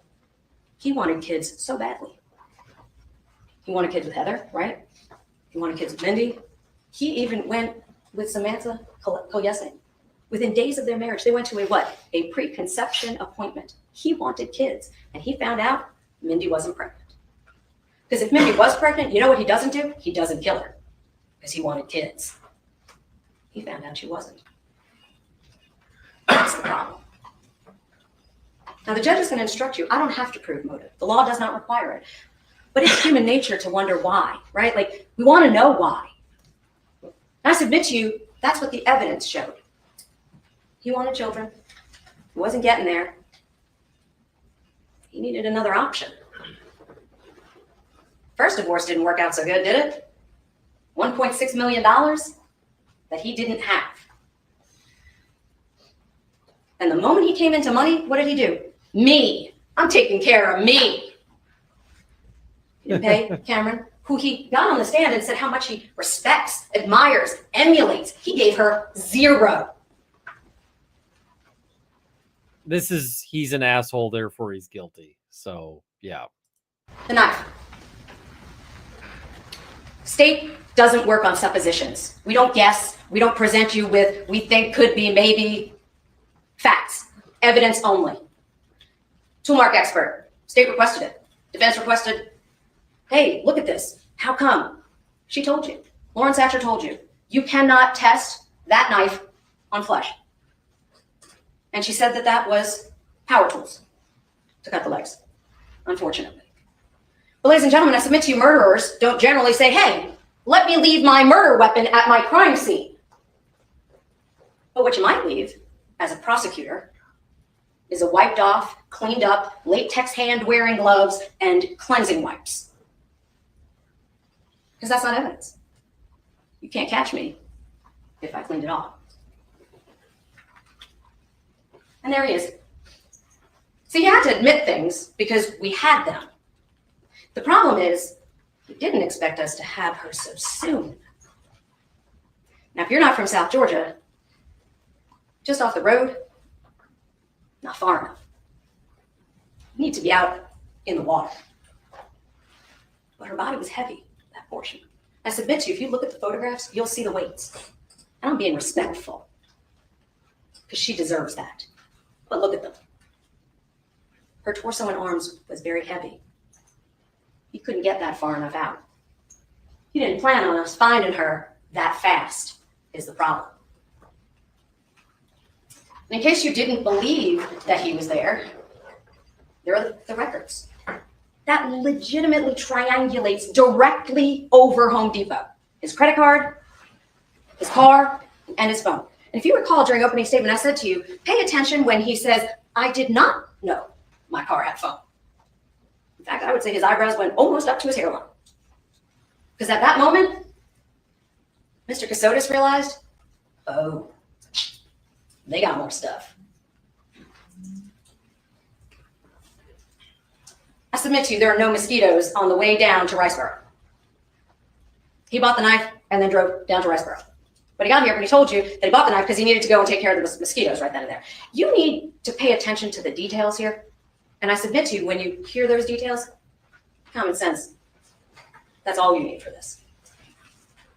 And then you watched his car travel all the way down to Riceboro. And then he tells you, if you look carefully, I turned off my phone.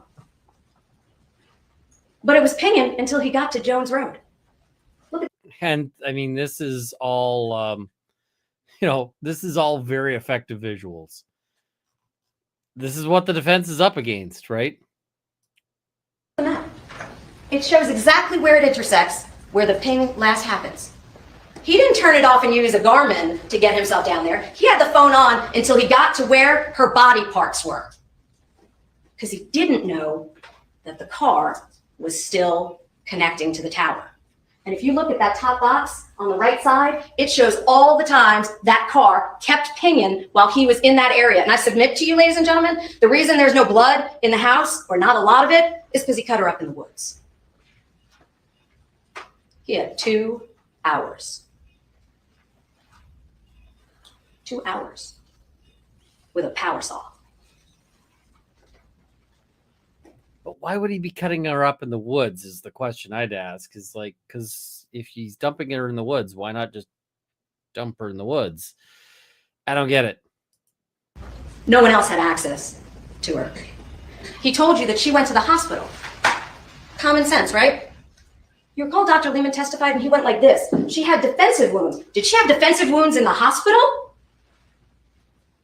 So the doctor killed her with defensive wounds in the hospital. Common sense.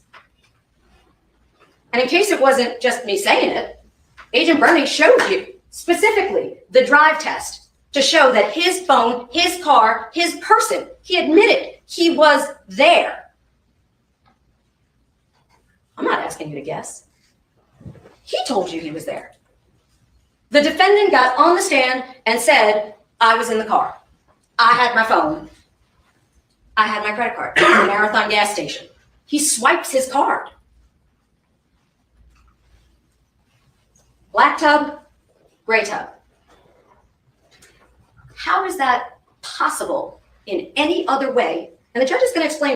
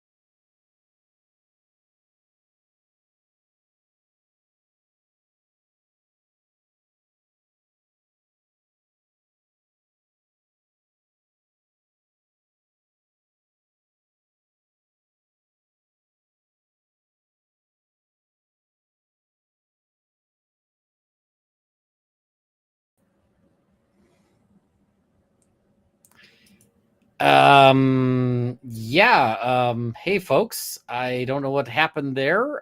Something happened. Something went wrong. Hopefully people can see me here now.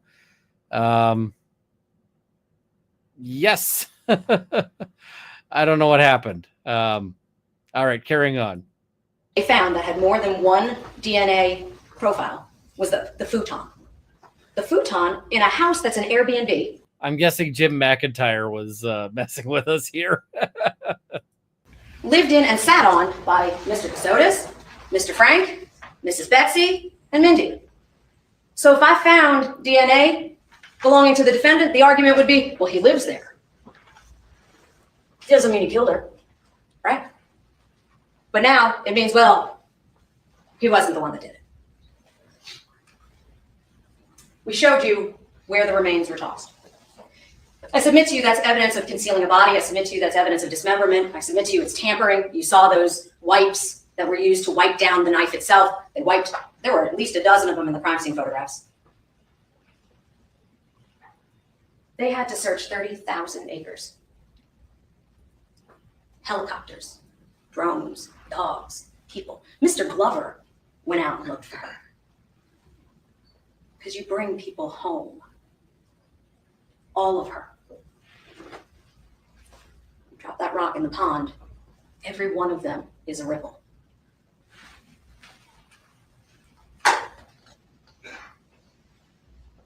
You don't dig up that space without a shovel. Submit to you, look at the picture. You can physically look at the picture. You can see where the root has shovel marks from where it got dug into and where it hit. He was just trying to get the dirt, but there was a root there. For people that are from this area, I fancy myself able to say that now. You hit roots. There's a lot of low roots. The whole thing about they needed to bring all of her back, I was like, ooh, that's heavy, right? That is heavy. And there he is, buying a shovel. When you're staying in an Airbnb, living on the run, gone in an hour, he's buying tools to fix a house that he pays $4,500 a month for. Common sense. And then we do the autopsy. And why is that important? Well, because we don't know where Mindy took her last breath. I submit to you, that's because of Mr. Kassotis. 9 traumatic wounds to the head. We don't know that every wound occurred inside of the dwelling in Savannah. We don't know that. We don't know if she was strangled, if she was first subdued simply. We don't know if he rolled her up in the rug, if he took her, but we know there's blood under that rug. Rusty threw up on it? Really? Blaming Rusty. There's blood under the rug. That is a little low. Defensive wounds on the arms, and I submit to you, you're not getting beat up in the hospital. Inconsistent, and it doesn't make sense. Then there's the abdominal wounds. This goes back to Mindy not being pregnant. And you're mad! She told you she was pregnant. You're mad. That's why you bury a head. That's why you stab her in the belly. That's murder, Mr. Kassotis. Premeditated, intentional homicide. And then he cut her up. And he tossed her out like garbage. That is premeditation. And we're not required to prove that, but we have it here. That's heavy, right? Intent to kill. And even if you don't believe that at the moment he intended, you think that maybe he just wanted to hurt her, that's ag assault, aggravated assault. Felony murder. You assault somebody and then ultimately cause their death. So whether you think he started it with the intent to kill her or he just killed her in the process of the assault, one's aggravated assault, felony murder, one is malice murder. And you're going to hear the judge talk about venue. Venue means where you died, where the crime itself was committed. And normally you're going to hear that venue is the place where the crime was committed. And I submit to you, when you drop the rock in the pond and you don't know where it happens, the legislature in the state of Georgia does not allow for you not to be guilty on a loophole. If you believe that we couldn't prove beyond a reasonable doubt where the loophole thing is juries hate loopholes. Everybody hates loopholes. So she's like, you cannot acquit her, or you cannot acquit him on a loophole here. She took her last breath. Then where her body is recovered is the law. And that's why we're all here, Liberty County, with that ripple.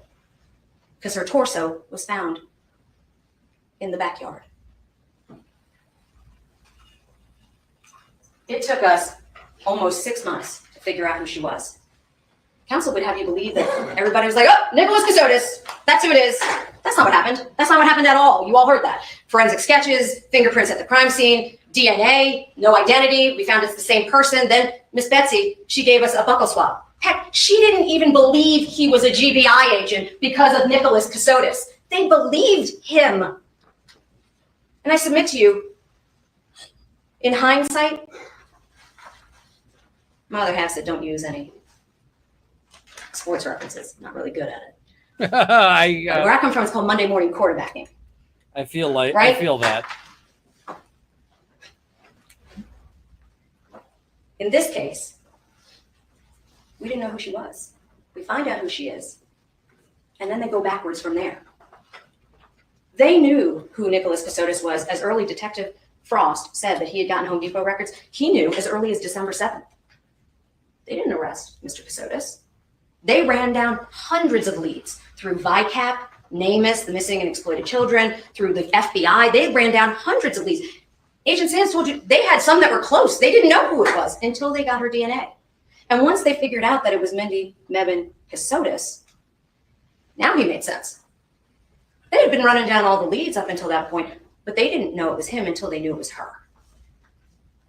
The only one with access.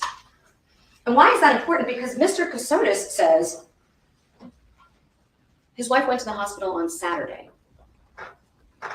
And he tells Joe West she died Sunday. But doesn't tell her parents that she died until Thursday. Well, that's a problem. You told Mr. West that she died in one day. That's not a little different. That's Mindy. And I think that's important. That's Mindy. A friend, a sister, a daughter, a wife. And I submit to you, Mindy loved Mr. Kassotis. And she didn't want to lose him. I submit to you, she wasn't pregnant. Mr. Kassotis told you that he and Heather divorced because she told him she wanted kids, but didn't really. That's what he told you on the stand. Mindy knew, I submit to you, that if he found out that she wasn't pregnant, she'd lose him.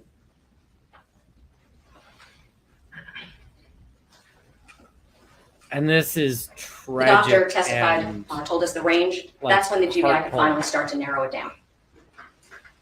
And the last person to see her alive was Mr. Kassotis. Mr. Frank said that he saw her right before they left to go to Hilton Head. And when he came back, he never saw her. They thought she was at the hospital. Mr. Kassotis didn't have a name of a doctor, a location of a place that he went to. He never visited her. His wife was 8 months pregnant, due in January, and he didn't go see her. I know you did not check your common sense at the door. He didn't go see her because she wasn't in a hospital. He didn't go Sassy. see her because he knew she was dead. And he didn't ask about a baby because he knew there wasn't one. You heard those statements. He talked about a ring. I think ladies and gentlemen of the jury will know that wedding engagement rings are different for every lady. Bands are different. He claimed she was mistakenly cremated. And then he gave them back her bands. That's not possible. Because he conveniently tossed those in the Havre de Grace with no one present. All these people that needed to know that Mindy was gone, he didn't invite a soul to share her scattering of her ashes. How does that make sense? And then every day in the day. I mean, when my grandmother passed, we scattered her ashes, and it was it was sort of a sacred moment, right?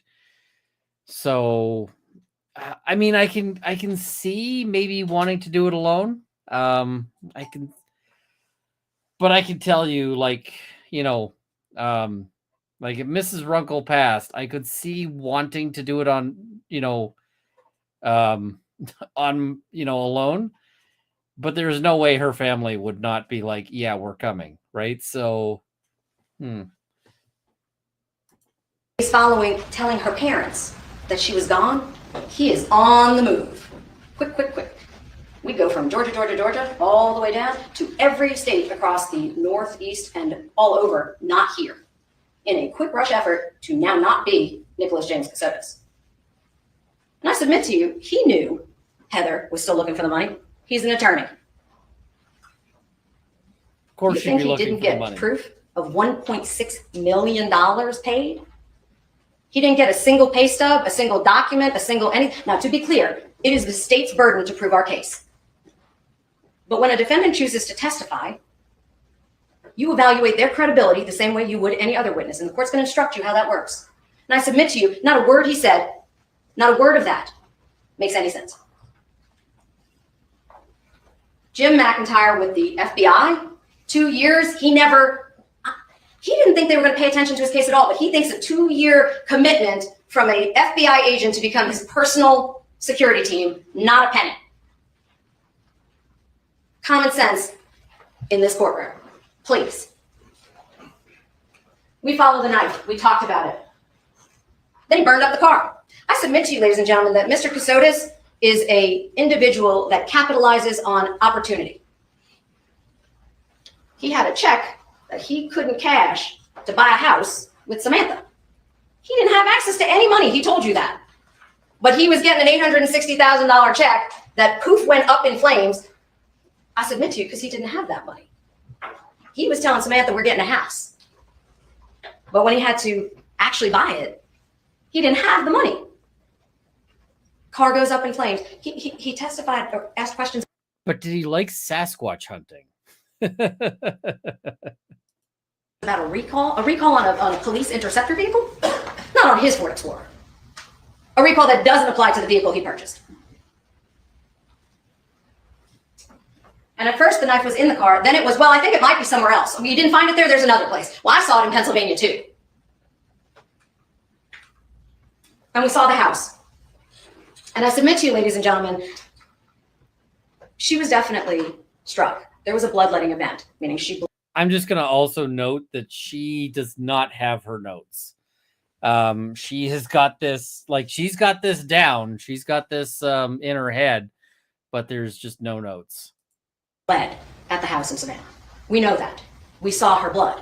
And it's effective. But I submit to you, her body was put to rest here in Liberty County. And we know that because we saw the evidence. Blood on the wall, blood on the futon, blood on the floor. And then we followed the car, and it was Nicholas Kassotis that happens to be the one driving right past the camera. Man, I'm lucky. Submit to you, he didn't bank on that camera. It looks like loads and loads of woods. If you're not from here, that's what it looks like. That tiny little pumping station. That pumping station, I submit to you, solved a murder. Damn, she's good. If you look at those photographs, you would think he was only there for an hour, right? It looks like he came and he left. But those roads, they loop around. I submit to you, look at the photographs. Look at the satellite. Look at the maps. Agent Bernie told you that car was pinging there, total. Didn't turn back on until he's leaving the area going back up 95. He had 2 hours in the woods. I submit to you, he dismembered her out there. And then he tried to get rid of the body. And you're going to hear testimony, or rather you heard testimony about all of the items that the indictment references. They reference the totes. They reference the knife, meaning the Milwaukee knife. They reference the deer processing kit. Oh, and now that deer processing kit was for Matthew. He's not a hunter. But it was a gift that was so important that when your wife passes, you didn't make sure that he got it? Does that make any common sense? Also, if he's not a hunter, why would you get him a deer processing kit? That would be a very weird gift for a non-hunter, right? I'm just going to say, I mean, the deer processing kits are really good for deer, but they're really bad for anything else. Like, you're not going to use them in the kitchen, right? That you need a whole body for them. We followed the phones, and in case you weren't sure, he went right back home. We followed his car back to the house.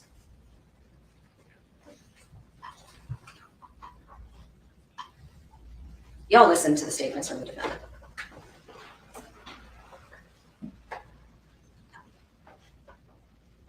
I submit to you, it's called consciousness of guilt. When you try to cover something up, you start telling lies. The problem is, and Agent Sands said it, when you tell a lie, it's hard to keep up with them because then there's another hole that you got to plug up and you got to keep telling more lies to cover up the first lies. And Agent Sands said to him, it's like a puzzle. You burned some of the pieces, you threw some of them away, but I submit to you, y'all can still see the picture. He told them she was alive when he knew she was already dead. He told Samantha she was dead before she was dead. He told people she died in different ways. He told Joe West she went in on Saturday, she became septic, she got sepsis, and she died from an infection the next day. That would have been Sunday. He told her parents Thursday.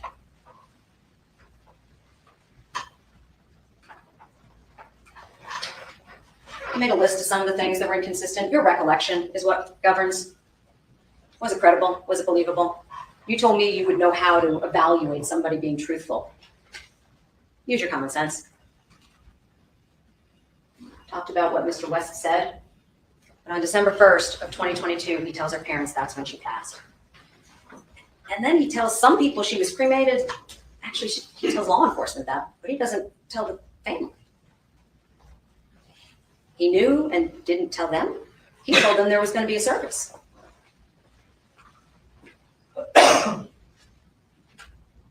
He didn't have any reason to think that date range was not right when Mindy's body was out there. Conveniently, exactly when he was there. That is the most unlucky man on the face of the planet. For a murderer. One of those. Why was the divorce important? The divorce was important because he had to have a reason to be telling this whole Jim story to begin with.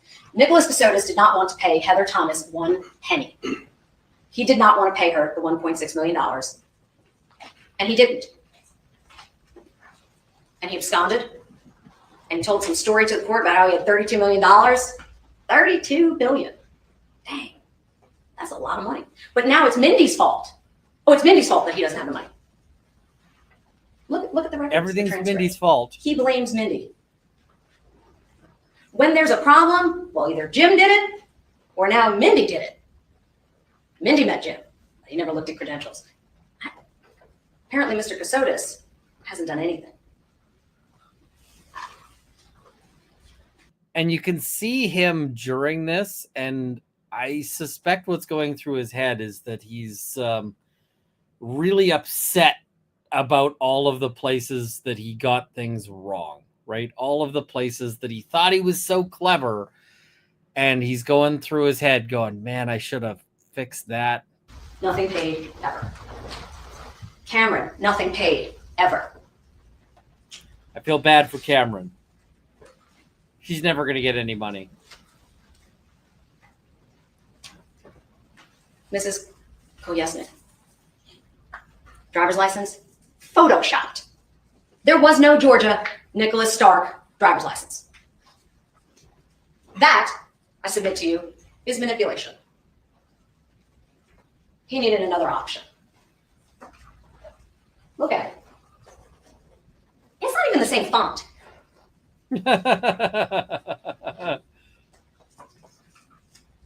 They got engaged.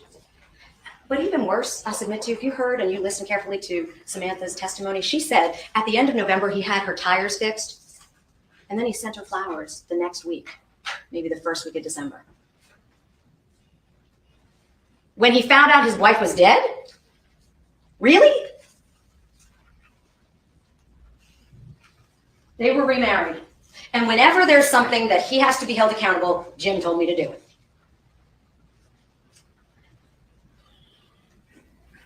Can't find a person that doesn't exist, I submit to you. I see people in the chat saying that I have to use Jim as an example instead of He Bob. texted back and forth with Samantha repeatedly. Did Jim tell him what to say in every text? I submit to you there is no Jim.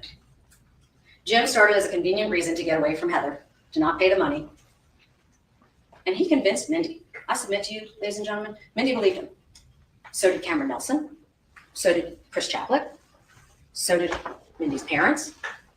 He was a decorated lieutenant, I forgot what rank he said, in the Navy. 10 years almost with the JAG. 2 tours. Of course they believed him. That's that Monday morning quarterback thing. It's easy to look at it now when you see all of this in front of you and say, who would believe that? People that didn't know all that. She is correct. I do go, who would believe that? People that thought Nick and Mindy were telling them the truth. Mindy believed him. I submit that to you. And she didn't want to lose him. There's no ring. There's no Jim. And there was no baby. And he didn't ask about it because he knew that. I submit to you, that's why he stabbed her in the belly.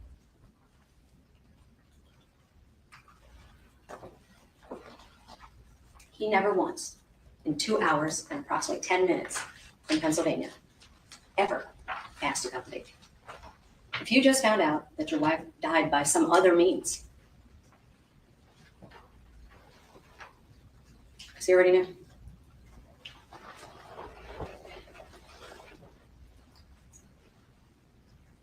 He never once asked about the condition of her body. I submit to you because he knew.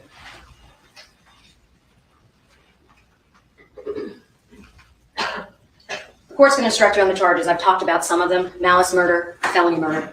There are additional charges that you're going to hear as well, and those charges include venue. The court's going to instruct you. I talked to you about this early on. Venue is where the body is found in a homicide if we don't know where she took her last breath, if we don't know where the crime was committed. And I submit to you, when he dropped that rock in the pond, he made it impossible to know that. Concealing the death of another. I submit to you, you saw all the ways he did that. And in case there was any question, her blood in the totes makes it clear that it was him. He got the car washed the next day. Yeah, that's a bad fact. But he didn't do it. Possession of a knife during commission of a felony. I submit to you, ladies and gentlemen, counsel's not wrong about one thing. He didn't use the knife on the bones. Or at least we can't say for sure, because we don't guess as the state. We ask experts to analyze evidence, and then we submit that evidence to you. Good, bad, or indifferent. You got the whole case. The parts that can prove things, the parts that limit. And Lauren Satcher testified she couldn't, at the outset, she could not have said that the deer processing kit was used on the bones. She knew that. The only thing she could have proven at that point was exclusion. State doesn't make assumptions. We get evidence. And that investigation kept going long after Mr. Kassotis was wrongfully arrested, is what he would submit to you, that they just focused on him. I submit to you that's not true. And the evidence shows that. Then there are the possession of the tools for the commission of the crime. I submit to you that the Ford Explorer was used to drive her body there. Otherwise, it wouldn't need a car wash. I submit to you that the insulation knife, unfortunately, was used on her physical body, not on her bones. You had to gain access to it. I submit to you that the deer processing kit was purchased the day before he drives down to dump her. And he's not a hunter. And for the very first time, we're hearing that he bought a deer processing kit for Matthew.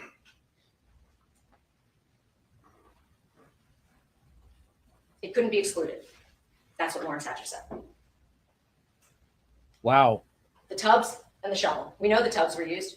Her blood was in them. The shovel, I submit to you, look at the photograph.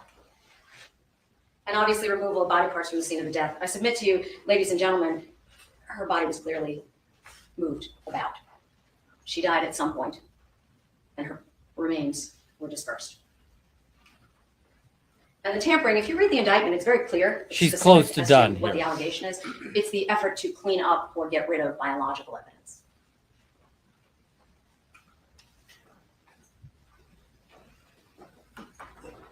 Nicholas Kassotis dropped a stone in the pond. And I submit to you, every person in this courtroom is a ripple.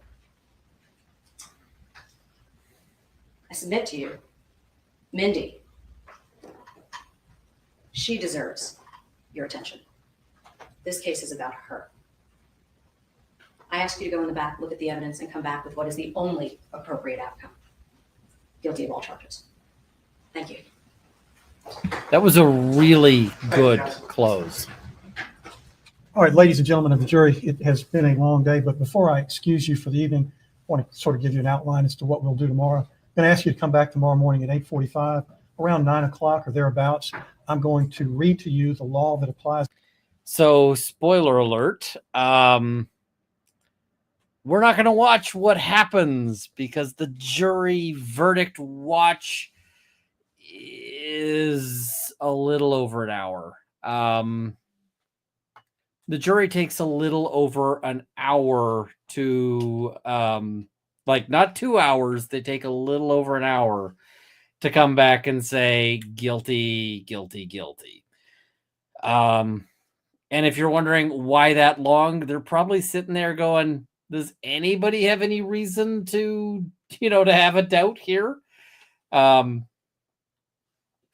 I don't know. Maybe they thought that if they waited a little longer, they could be like, hey, we could, like, should we wait for lunch?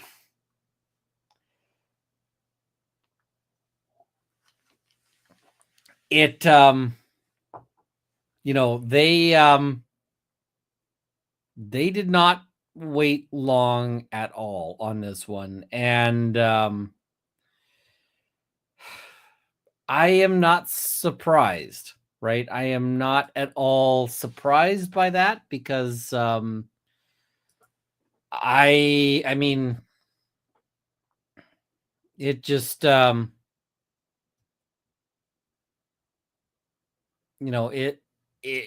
very much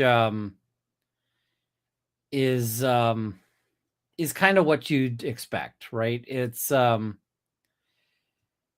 not the defense had a very, very difficult road on this one, and they fought their best, knowing, like, the defense lawyer had to know that they were very much that this was a very uphill battle, right? They had to know that. So I'm just trying to see here. I mean, we can watch a bit of it. It's going to be a little heart-wrenching though. So let's see if we can, I don't know if I've got the timestamps here correctly. So let's see. We're going to try. We've also gone through all of the physical evidence, Your Honor, meaning the exhibits and the documents. There are four exhibits that have been removed. They are 1.109, 1.111, 1.110, and 1.117 because they were demonstrative only. I have talked to counsel about the evidence in terms of the forensic crime laboratory reports, as those could be considered continuing witness. Counsel and his client have communicated.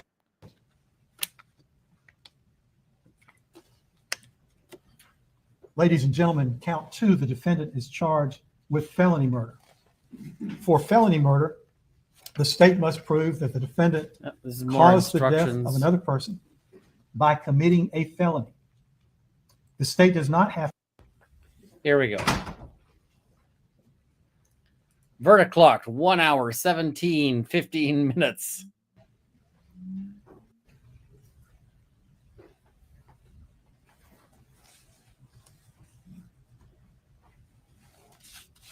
And the thing is, the prosecution's got to be feeling pretty good about the time frame, because and defense has got to be feeling pretty bad, because this is one where the defense is hoping for them thinking about it for a while. Like the defense has got to have told him, like, listen, a quick verdict means you're hooped.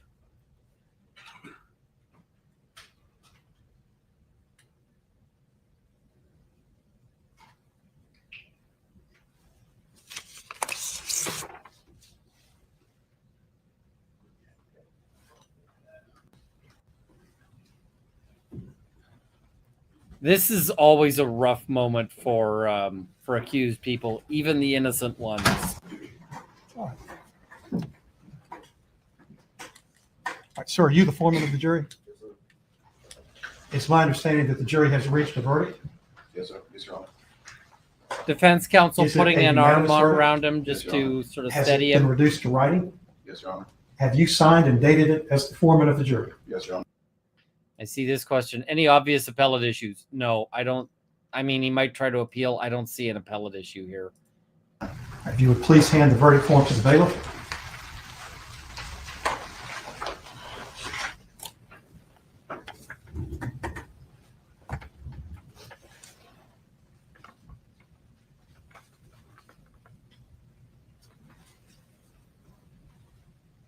Then ask that the deputy clerk publish the verdict.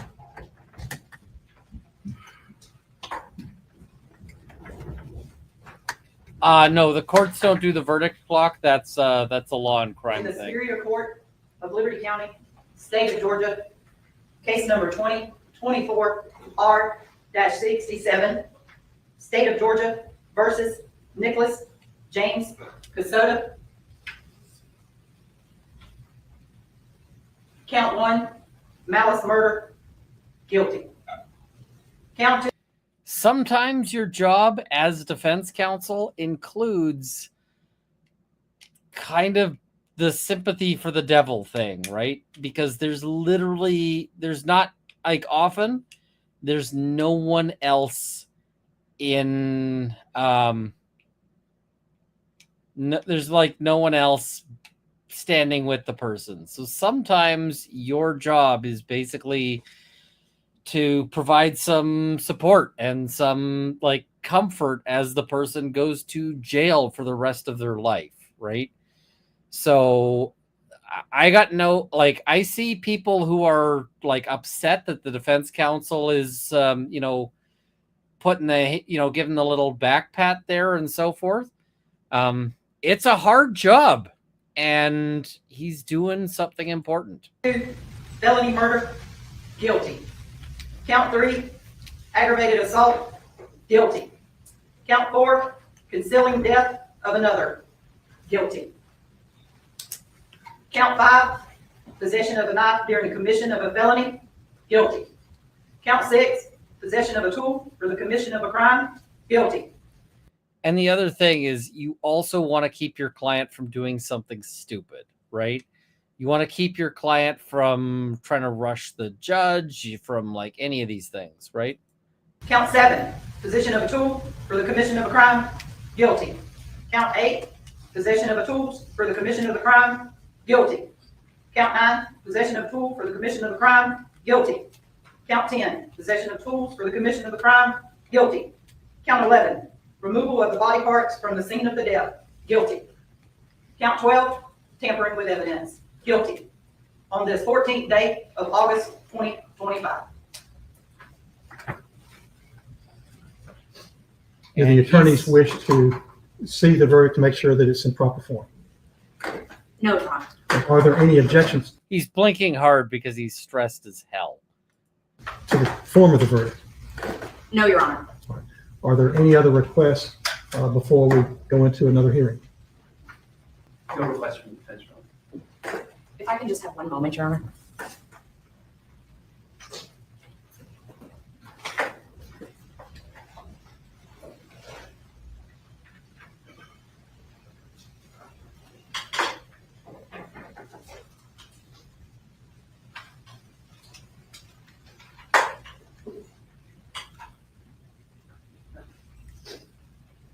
Nothing concerning the jury, Your Honor. And does either side wish to place anything on the record before I excuse the jury? No, Your Honor, and I also don't seek to poll, just for the record. Nothing from the defense, Your Honor.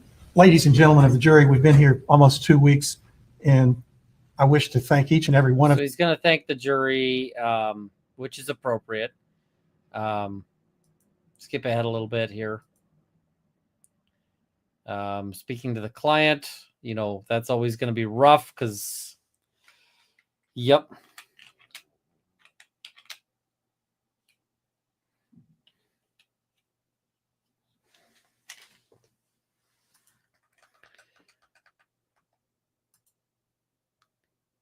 He's getting a hug in with his mom, and the bailiff's going to break it up. But the bailiff is, the bailiff's being surprisingly chill, right? The bailiff is being, I've seen bailiffs do that in much more, you know, he's like, hey man, it's time, you gotta go, right? It's not, I don't have any problem with this. I don't have an issue with it. Like, there's no reason to add extra cruelty here, right? The guy's going to go to jail forever, and that's, you know, that's kind of the way of things. So. Ms. Mebane will be speaking on behalf of the family of Mindy Mebane, Your Honor. Do you wish her to be there? She might be more comfortable just sitting up there.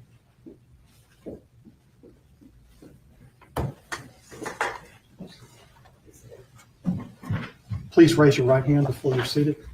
Do you swear or affirm that this They don't cover trials here. The whole truth and nothing but the truth, so help you God? I do.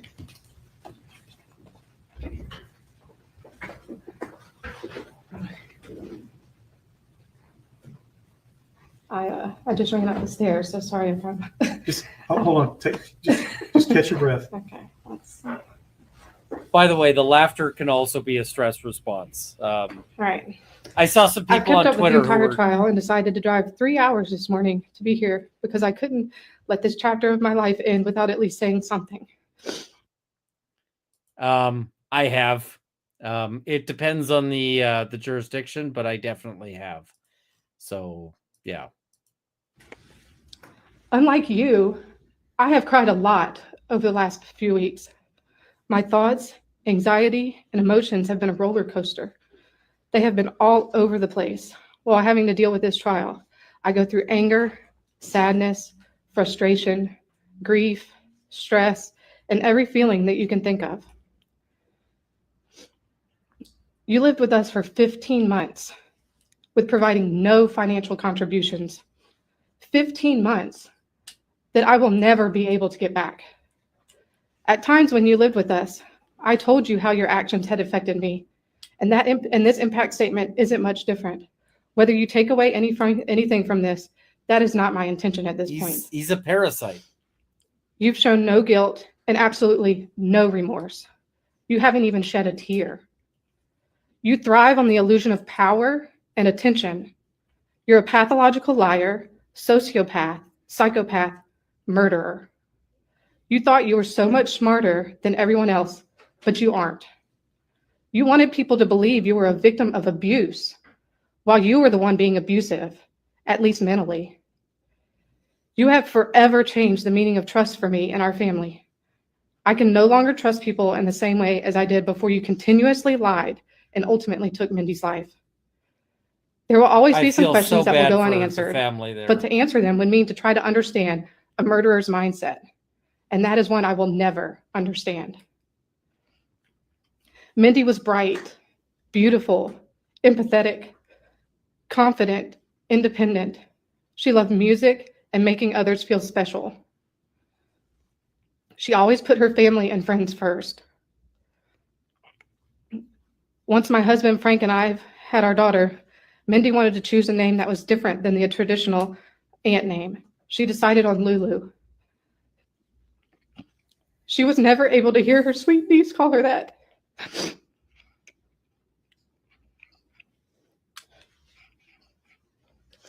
My daughter was 5 months old when y'all moved in. She will never know the fun times they experienced together. I'm thankful my daughter does not remember the 15 months you lived with us and sat right next to her at the dinner table.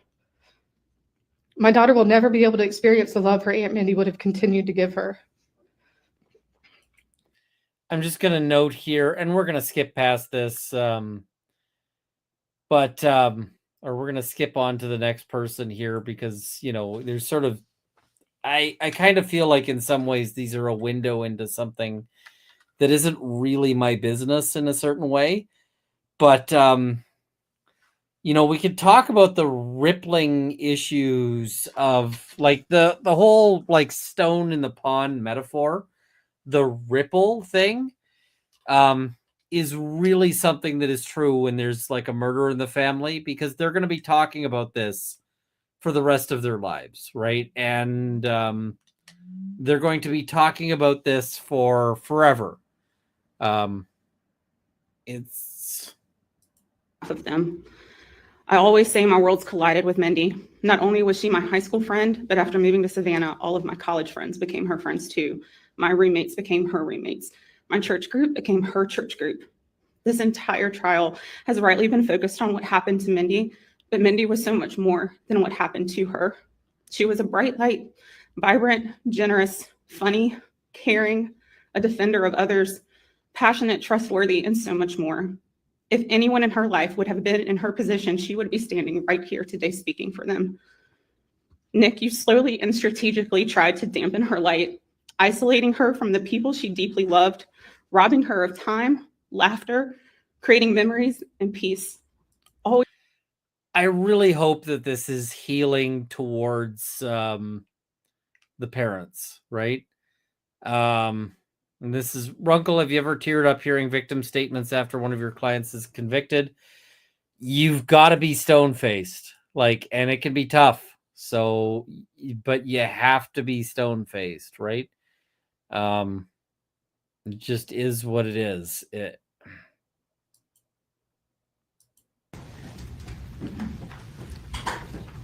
There's no need to swear.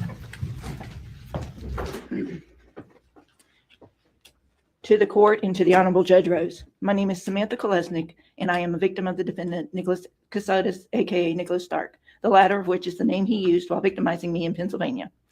You were able to hear my testimony against Nicholas during this trial, and you were able to hear and see my pain and my tears firsthand. I recounted his horrible acts and deception against me. I trembled taking the stand to testify. It was the hardest thing I've ever had to do, but I did it. She sounds robotic because she's reading. She's reading to avoid getting overtaken by emotion, and that's why she sounds robotic. But this is somebody who is trying to hold on as they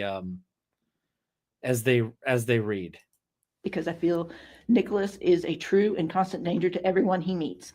I feel that if given the chance, Nicholas will continue to exploit, abuse, deceive, and harm others. I testified knowing I would be filmed against my consent and that I would be humiliated in admitting I was defrauded by a man I met online and that my privacy would be forever gone. I testified anyway because I strongly feel and believe that Nicholas is a danger to society and that he must be held accountable. Ms. Bayo, ADA for the prosecution, mentioned ripples from Nicholas. You still, this affects people, right? I know it's not the third wife, but it still affects people, and you could tell she's locked in on what she's reading. Nicholas is dropping stone as an analogy for an impact of his choices. I am one ripple. And if you don't think that a victim impact, like a victim advocate, is affected by these things, if you don't think they have emotions, you're wrong on that. I have not been the same since I found out about his deception from Agent Sands, and I will never be the same again. On the date of his arrest, when Agent Sands of the GBI told me Nicholas Stark was not his real name and that Nicholas had been lying to me, my entire world turned upside down. My sense of trust shattered. I felt humiliated, deceived, traumatized, and unsure if I would ever be able to feel joy or hope or trust again. I also felt stupid and will continuously be What are you called talking about? stupid and gullible by You're going to now have by to some of be the- specific. some in the public eye as a result of trusting a man who was once a naval officer, a JAG, an employee of the Pentagon, a man who had every opportunity and privilege in life. Everyone trusted Nicholas, and he knew it. And he privately relished and delighted in lying to them and in abusing that trust. He is a man who delights in deception, a man who thinks he's smarter than everyone in the room he walks in. I also felt terrified beginning on the date of his arrest and thereafter, and will forever be haunted by what he would have potentially happened to me if the GBI and Detective Jack Frost's team had not tracked, found, and arrested Nicholas Stark, aka Kassotis, when they did. I fully believe that the wonderful law enforcement agencies of Georgia saved my life that day, and I will be forever grateful to them for saving me from the evil man who goes by many names, one of them being Nicholas Stark. I was diagnosed with PTSD, post-traumatic stress disorder, as a result of Nicholas Stark's cruel actions towards me. I have nightmares, flashbacks, and panic attacks. I lock my bedroom door every night. I do not feel deceived by Nicholas Stark, aka Kassotis. I feel raped by him. I was not allowed to consent to a romantic and intimate relationship with Nicholas because he lied about his entire identity to me. There was no opportunity for true consent, and he ensured that with his vast network of lies. This is called rape by fraud, but unfortunately is not recognized in Pennsylvania, so all I could do was pursue an annulment on the basis of his fraud. I am sure Nicholas Stark, since he is a lawyer after all, knew those statutory limitations when he deceived me. I do not feel Nicholas feels 1 ounce of shame or remorse for his deceptions against many people, including those he perpetrated against me. He has sat in this courtroom and has attempted to make every mockery of it with his smug expressions, his arrogant demeanor, and his lack of tears as his victims, one after the other, have talked about how he deceived them. I beg and implore and plead to the court, please give this man the maximum sentencing. And please, if at all possible, by sentencing protocol and legislation, please do not allow this man to do paid interviews or in any way profit from his crimes. Nicholas, due to his sick need for control and his sadistic desire to humiliate and defraud others, will absolutely try to profit off his crimes in prison. Please do not allow Nicholas to write books or to sign movie deals or even take paid interviews. He must not be allowed to extract any more from the victims than he already has taken so much.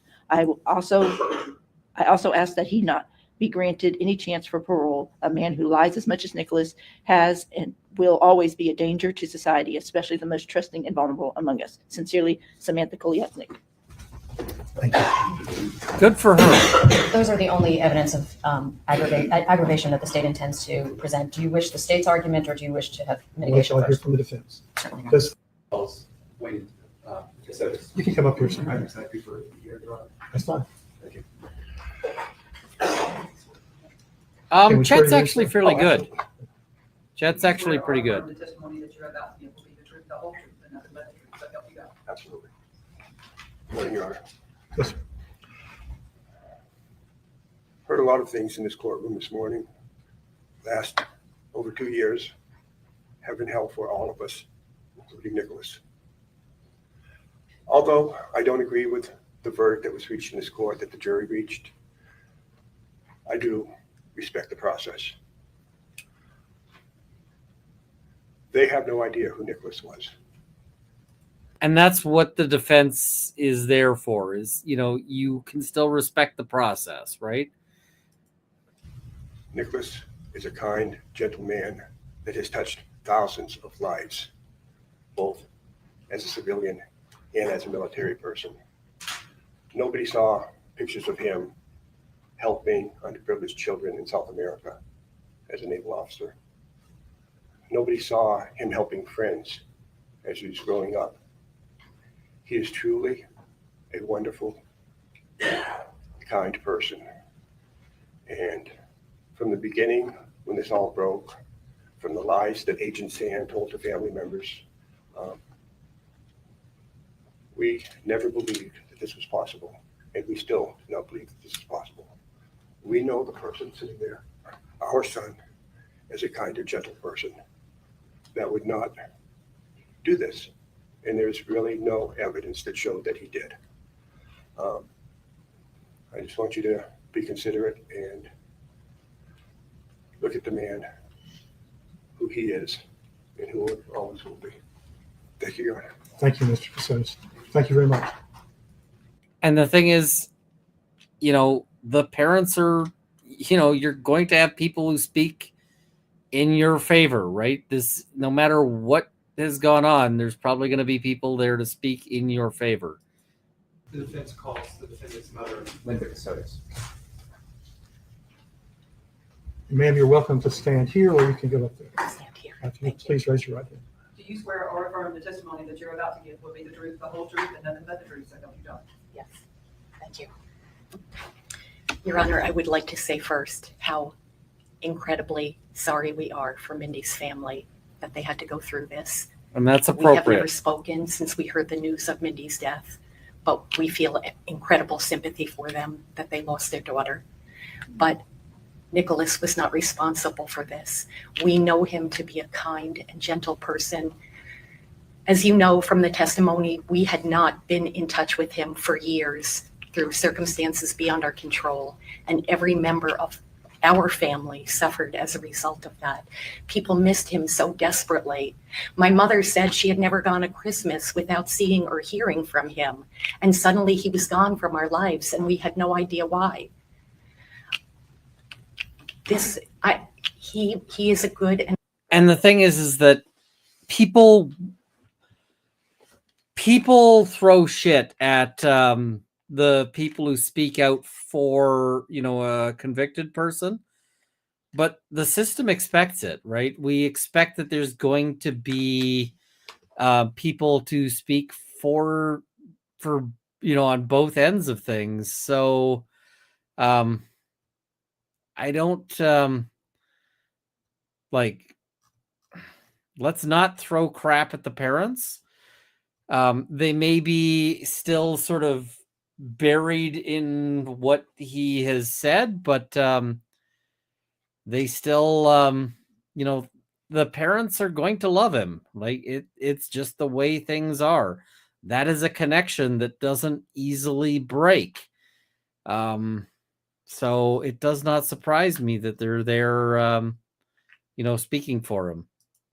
kind and gentle person. The thought that he could take someone else's life is just unbelievable, honestly. I respect the jury's work that they did, but they got this one wrong. I'm sorry. Thank you. Thank you. And the thing is that the got this one wrong is not helpful. For mitigation on sentence, what is helpful is things like, hey, what is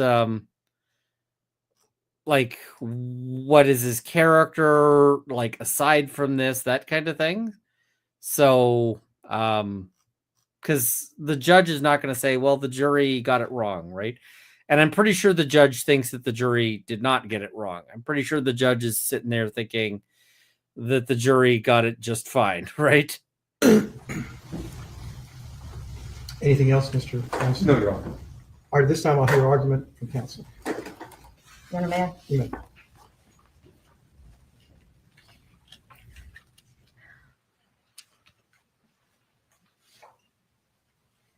Your Honor, this case is a case that the court has obviously spent the last 2 weeks present for and listening to all the testimony.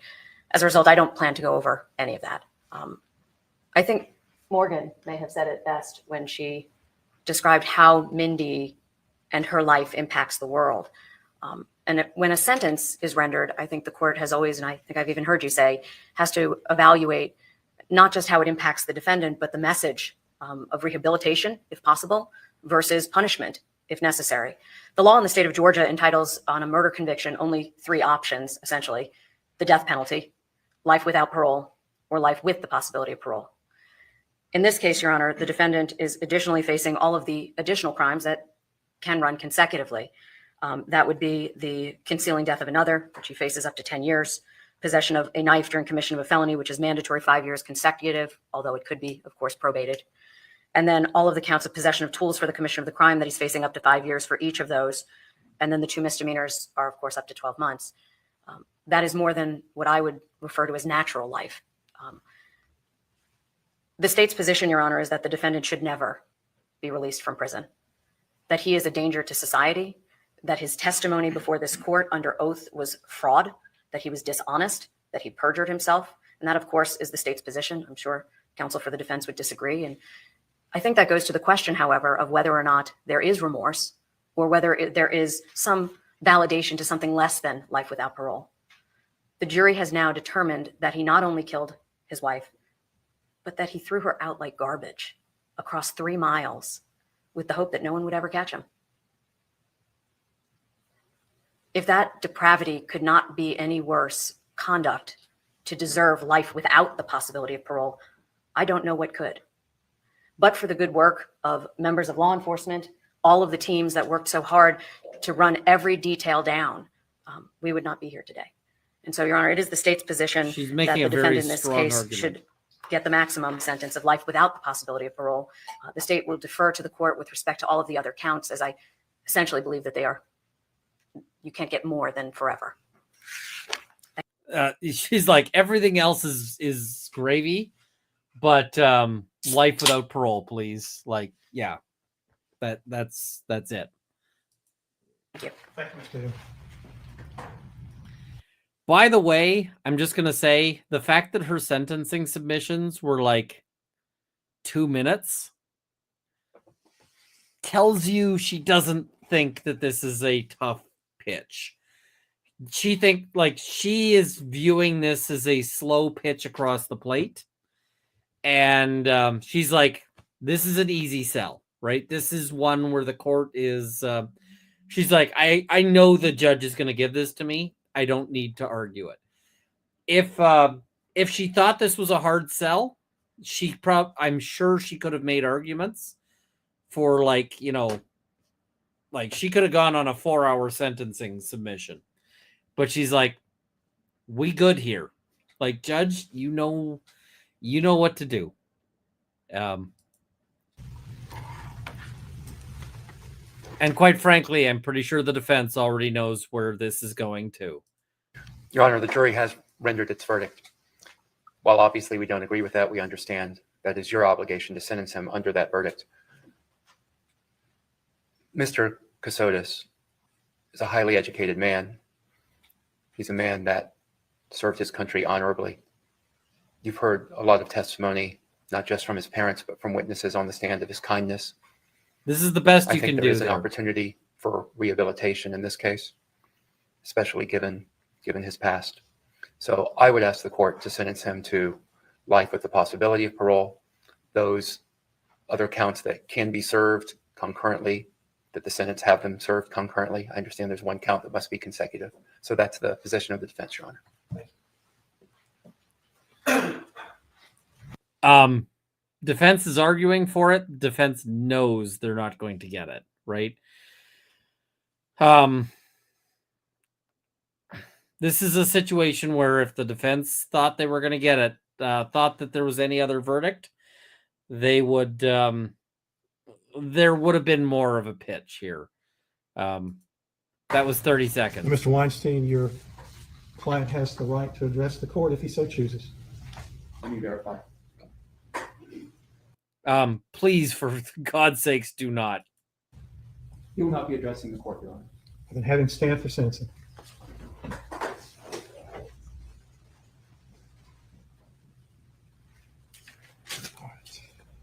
He got $300,000 from selling that story. I'm guessing that. Kassotis, a jury of 12 citizens in Liberty County, Georgia, has now determined beyond a reasonable doubt that you are guilty of the offense of murder, along with 11 other counts. This jury has spoken very clearly. It is now my duty under the law to impose a sentence that is consistent with that verdict. It is also my duty to look at the evidence and weigh the sufficiency of that evidence. I don't think Weinstein is a public defender. The evidence in this case is supported by a mountain of compelling evidence. This case has revealed a level of depravity that truly shocks the conscience. To put together this elaborate scheme, this web of lies, creating this fictional character, Jim McIntyre, who does not exist. You wrote fiction, and your life was a fiction, at least the last 6 or 7 years. His dad is shaking his head at the Jim And then you McIntyre carried doesn't out- exist thing. Well, the evidence shows that you carried out a brutal, horrific, gruesome murder of Mindy, someone who's been described by various witnesses as beautiful, kind, loving, vibrant, smart. And all of her hopes and dreams vanished in an instant. Her life tragically cut short by you. someone who professed to love her, to care for her. Just the ultimate betrayal. And then you desecrated her body in such a vile way, discarding her remains out in a rural area of Liberty County, hoping that they would never be discovered. This shows beyond all doubt that you have no conscience. When I described to this jury this morning the elements of the crime of malice murder, the language used in the Georgia statute is that the circumstances show an abandoned and malignant heart. That describes you.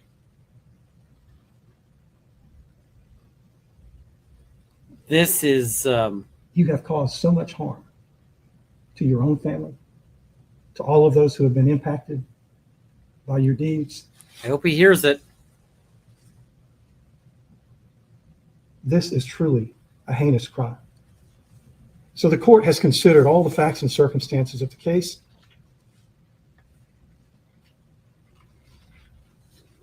And the court will now impose sentence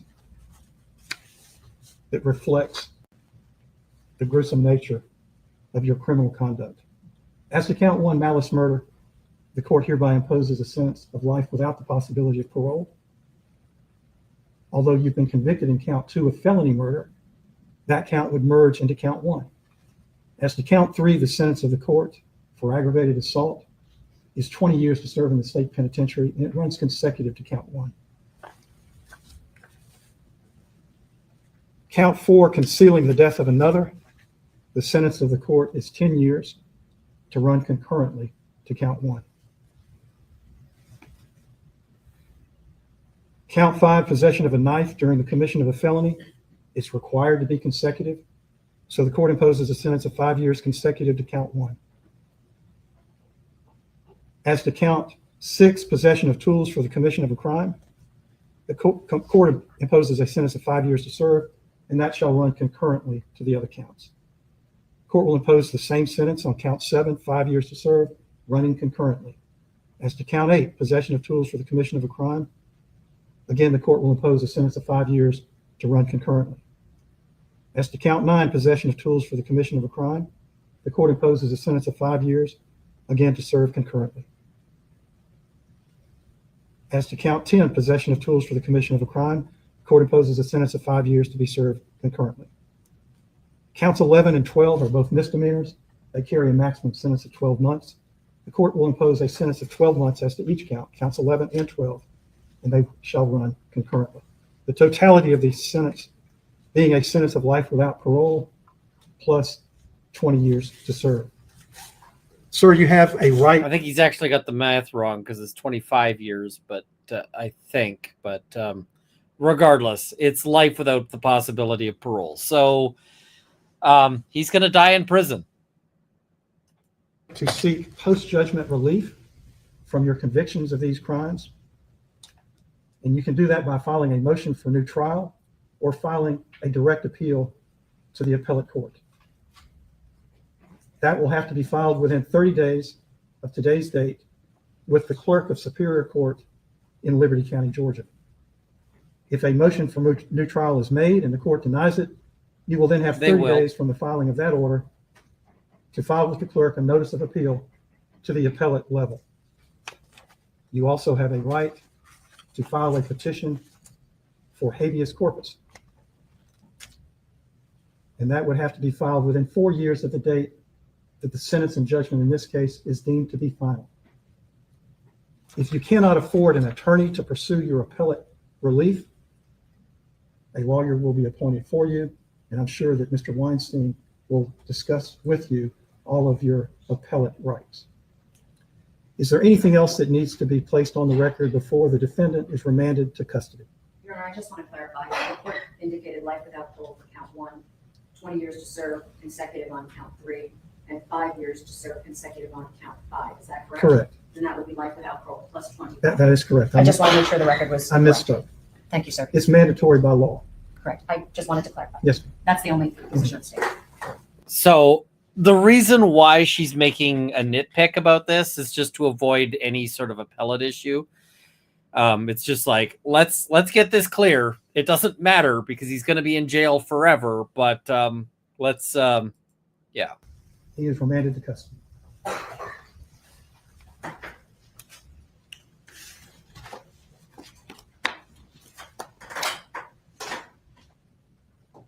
Court stands adjourned. Thank you.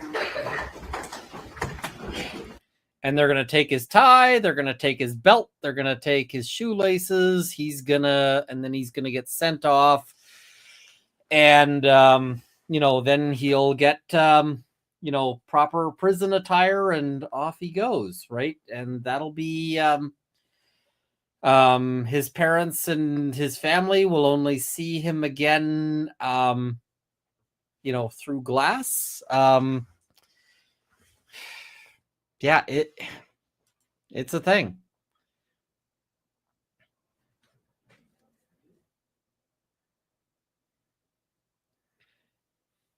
It's very poor. It's not good, but they don't want to have anything there.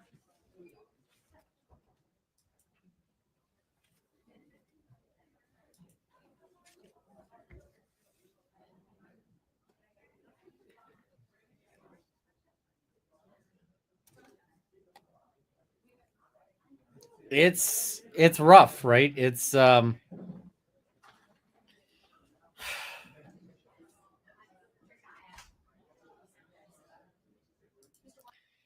so as I sort of mentioned, this is a case where this is a case where the defense counsel had a very, very, very shitty case, right? The defense had a lot to be the defense had a lot to to fight against, right? And people say, like, how do defense lawyers defend how do you defend the guilty people? And the thing is that you do it as best you can. And, at the end of the day, you do it as best you can. And at the end of the day that, somebody might, they might go to jail and so forth. It's really easy to hate defense lawyers from, when they're, what do you call it? When they're representing people who are unpopular. It's,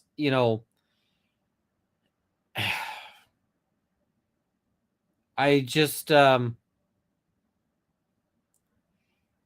it's important. It is important that he got a good defense, and it's important that, it is important that there is, what do you call it? That at the end of the day, you can say we respect the process, right? Because just imagine you have this trial, and just imagine the defense never got any of this out. Like, imagine they never argued any of this stuff.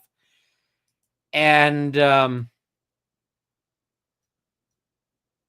that to me is, that to me is it's important. It matters. It really, really does. And so I want to see, like,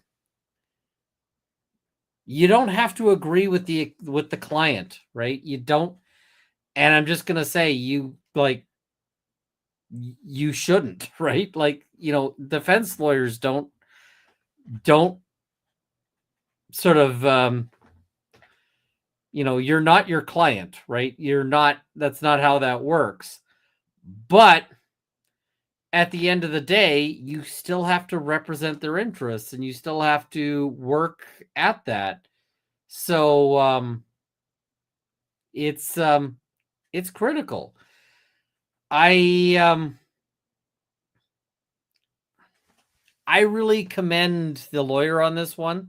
He defended this vigorously. He defended it honorably. Nobody, I think, can fault him for anything that he is, anything there. And I just, I think he's, I am impressed, quite frankly. And the other thing is that as a defense lawyer, it's hard to tell a good lawyer from a bad lawyer when you're looking at a case where the defense case is just amazing, right? Because anybody can win if you are given all the cards, right? So you imagine that you're sitting there and you're, you imagine that you're sitting there and you're playing poker, right? And if all you get is amazing cards, like it's pocket aces all day, then you're going to look like like hot shit, right? You're just going to look like you're amazing. If you get to go boxing and you have like leaded gloves, you're just going to be knocking people down left, right, and center, and you're going to look like you are just, you're going to look like, you're the resurrection of Muhammad Ali. But if it's the situations when you're fighting uphill, that's when you can tell the difference, and that's when you go, man, that's where you can see defense lawyers. And this is the question I just see asked, and it's the question I was hoping to get to.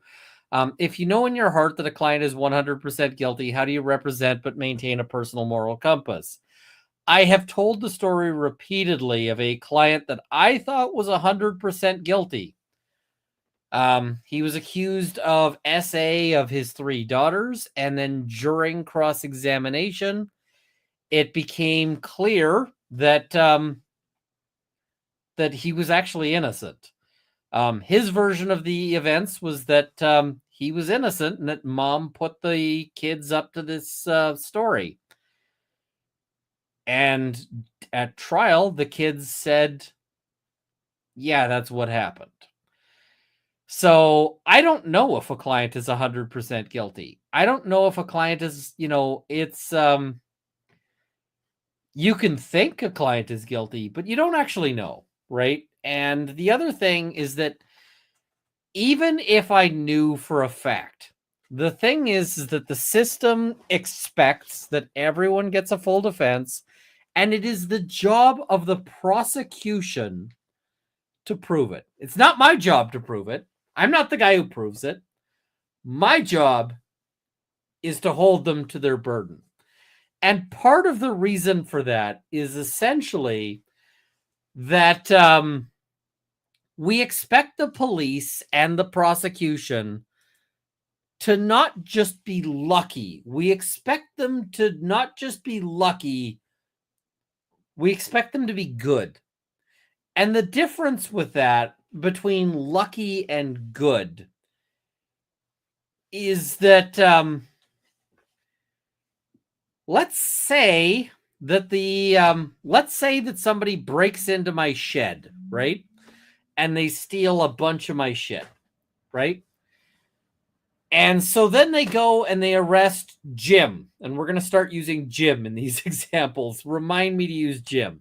So they arrest Jim. And they say, you broke into Runkle's shed. Now, they have no evidence. They don't actually have any. Jim doesn't have any of my tools on him at the time they arrest him. There's no video. There's no fingerprints. There's no DNA. There's none of this.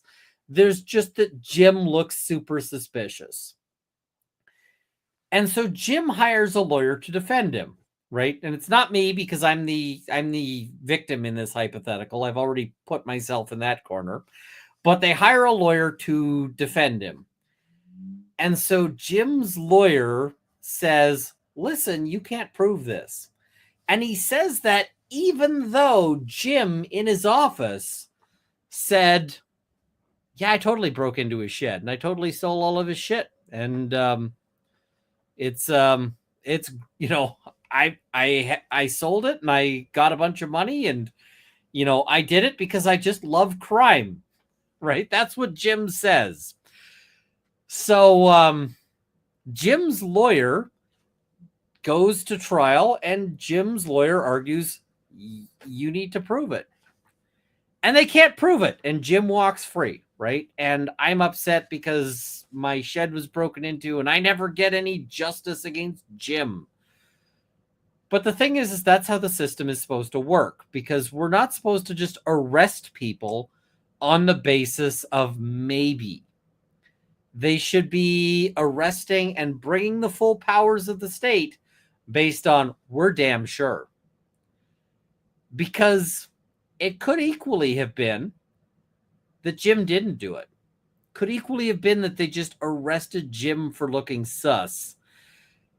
And so we require that they have proof beyond a reasonable doubt, because they got to be good, not just lucky. Because holding them to the standard of being good, not just lucky, protects all of us from getting arrested and held in jail and forced to face the system based on, I have a hunch.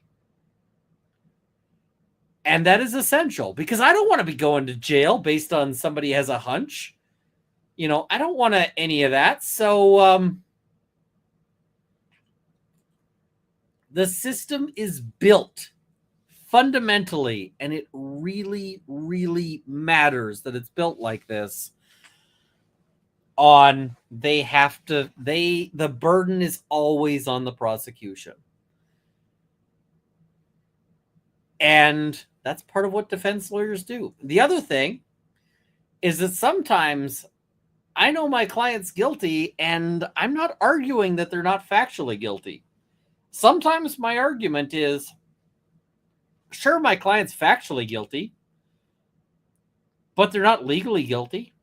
And as an example, had a client who the police stopped and they did a little searchy search of the client. And guess what they found?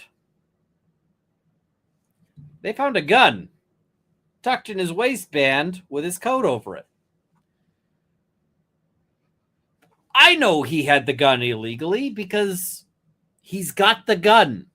They literally find the gun on him. And the question here isn't, did he do it? The question here is, can they convict him given the search? Because the issue was they searched him because they thought he looked suspicious.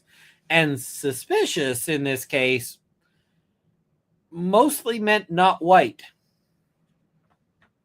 I mean, just straight up. That's really what it comes down to, is that suspicious here mostly meant not white.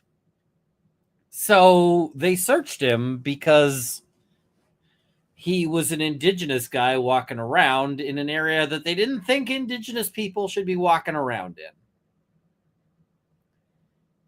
And that gun was excluded at trial. At trial, the judge was like, you don't get to test it, like, you don't get to tender that gun because that gun was found through an improper search. And so he walked, right? He got acquitted on the basis of, you're not going to convict him for having an illegal gun when you can't bring the gun into evidence. But that's the way the law is written. The law, expects these arguments. So somebody's got to make those arguments, right? And the thing is that the only thing that stops the police from searching you randomly is that they lose the cases when they do, right? So your rights not to be searched depend on some asshole lawyer like me getting bad people off on charges.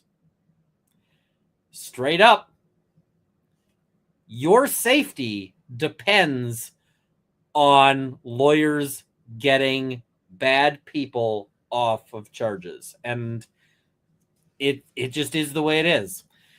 The other thing is, let's say my client was convicted, right? And, he's got the gun down his pants. He's convicted. You will have you'll have the Crown prosecutor saying, this guy should go to jail for 5 years. Well, somebody's got to be there to say, maybe 2 years, right? Maybe 1 year. The system is based on the judge hearing the arguments from both sides. And if they only hear one side, it's like a thermostat that only says that the temperature goes up, right? And if you had a thermostat that can only say the temperature goes up, well, then you're going to live in an oven. You got to get both sides. All right, let's go through Super Chats as quickly as I can, because it is 1 a.m. where I am.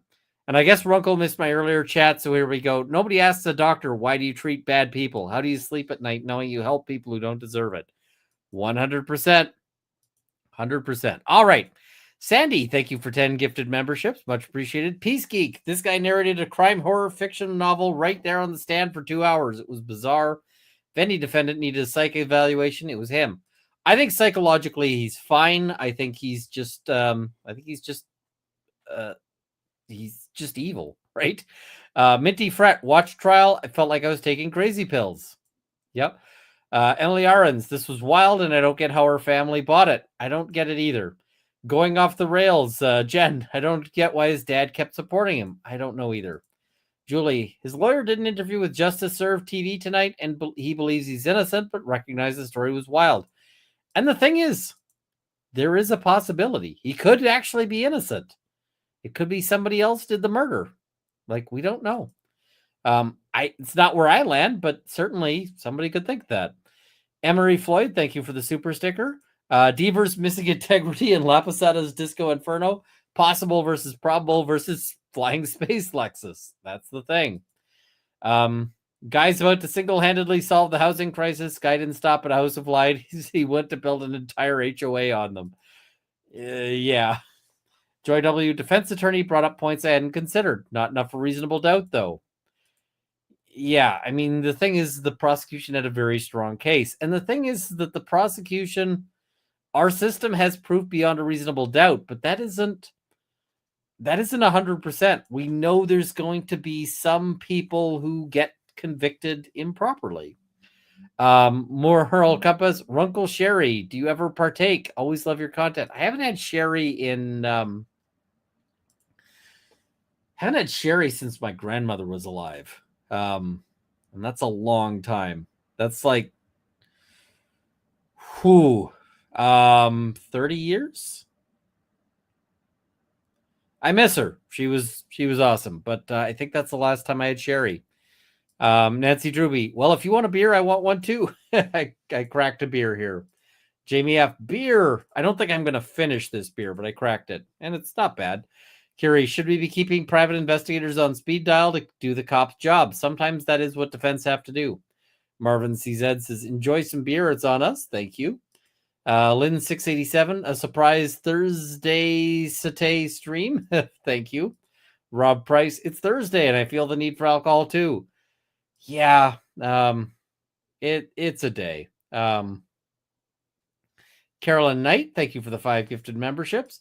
Purple Pixie Dust, I think the prosecutor was amazing. His parents' statements, I really felt for them. I couldn't imagine if it was my son. So many unanswered questions. It is tough, and I got sympathy for his parents. Vivian James says, you need to see the Christopher Wolfenberger trial. I haven't heard of it, or I haven't heard anything about it, although I've heard the name, so I got to check it out. June says, on an appeal on this case, could he claim that he was not tried under his legal name, since when he was on the stand, his attorney asked him about if Kassotis was his legal name, and he stated no, that his name was Stark? No. Name quibbles are not going to get him anywhere. So, but good question. Jen V says, good evening, Ian. Bloodletting vampire? Maybe. I kind of want to buy this flashlight that is for finding blood, but that's another story here. PJ Wolfweimers, glad to be here. Glad you're here. Nikki Lewis, thank you for the membership. Thank you. Sandy says, beer goals. Beer. Nancy Drewby, nice surprise tonight, Runkle. Thanks so much. I saw people asking, like, hey, are you going to go live? And I was like, I totally do want to go live because I want to discuss this. Jen V says, we need to use our words here, people. We do. Nancy Drewby, just so you know, I'm enjoying my Budweiser with Clamato juice, an olive, and sea salt around the rim of the glass. Yum. If I had Clamato, I would totally do that, but I don't. Lazy L, don't talk to the cops. Get that. But what if you're just a witness? If cops are corrupt, I can see how it goes bad. I have seen circumstances where witnesses ended up charged. So, you got to be aware of that. I mean, if nothing else, saying you're a witness to the crime says that you're near the crime. Apocalypse DOA, debunking impossible show, the Massachusetts versus Karen Reed. Yep. I mean, lots of people thought she was guilty, and then nope. Gen V, he clearly enjoyed the attention. Absolutely. Carol Greer, Jim McIntyre ate my homework. Jim McIntyre is a bad dude. Music to my soul. Instead, you could make a sound drop of the clip where Chris Jenner says, this is a case for the FBI, even though it wasn't. Fair. Galena Ward, quote, Q mean, you guys are getting paid? NJ Kathy, we need to introduce him to Lori Vallow. You're not wrong. Deaver's missing integrity. You think the U.S. government is above hiring children to come put holes in someone's tires? Good sir, might I interest you in buying the London Bridge in Arizona? The U.S. government might, but they're they were saying like foreign hackers. Foreign hackers just want to get into your wallet. Schrodinger's defendant, both too smart and too dumb. You're not wrong. The real Jim McIntyre. I am, in fact, definitely, without a doubt, real. Thank you very much. Mujer Baraka. I might be. Finkel is Einhorn. Einhorn is Finkel. Fair. Real Jim McIntyre. By the way, Google AI for Schrodinger's defendant is hilarious. I might have to check that out. Michael deleted. He should have gone with the Chewbacca defense instead. I don't think that would have gone well. Babs, thank you for the YouTube membership. Jennifer71, thank you for the membership. Elf Wiggins says, me too. Thank you. Carolyn Knight, thank you so much. The other Jules, we all need some rum at this point. You're not wrong. Cheers to Jimmy Max, says Halsey. Thank you. Janine H, thank you so much. The other Jules, red rum runkle. It's more of a brown rum, but it's pretty good. Michael deleted. Is Frank the Fourth also fictional? I assume Frank the Fourth is a real person. Kate 007, I'll match your rum with my whiskey. Fair enough. Ann Witten, I've only watched him for about 5 minutes and I cannot stand him. I also have no clue what this trial is about. Fair. BL, have your rum, sir. Thank you. Witchy Jessa, wow, nearly 2 years. Woot. See you next month. We'll celebrate 2 years. And Shay B,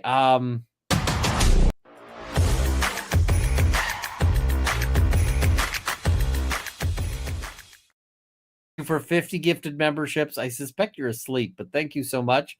Kiri, I don't know how to explain it, but he gives me the same vibes as Mark Twitchell, Mr. Serial Killer Confessions movie script on his computer.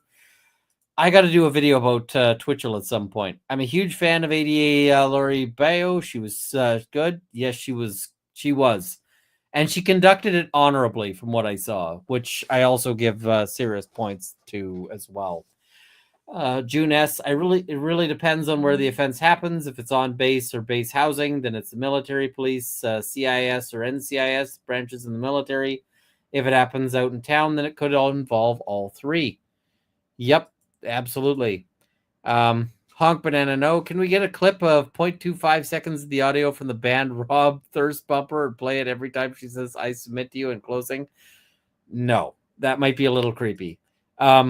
The band Rob Thirst Bumper, I think I still have it here. I can show you guys that one. It's, yeah.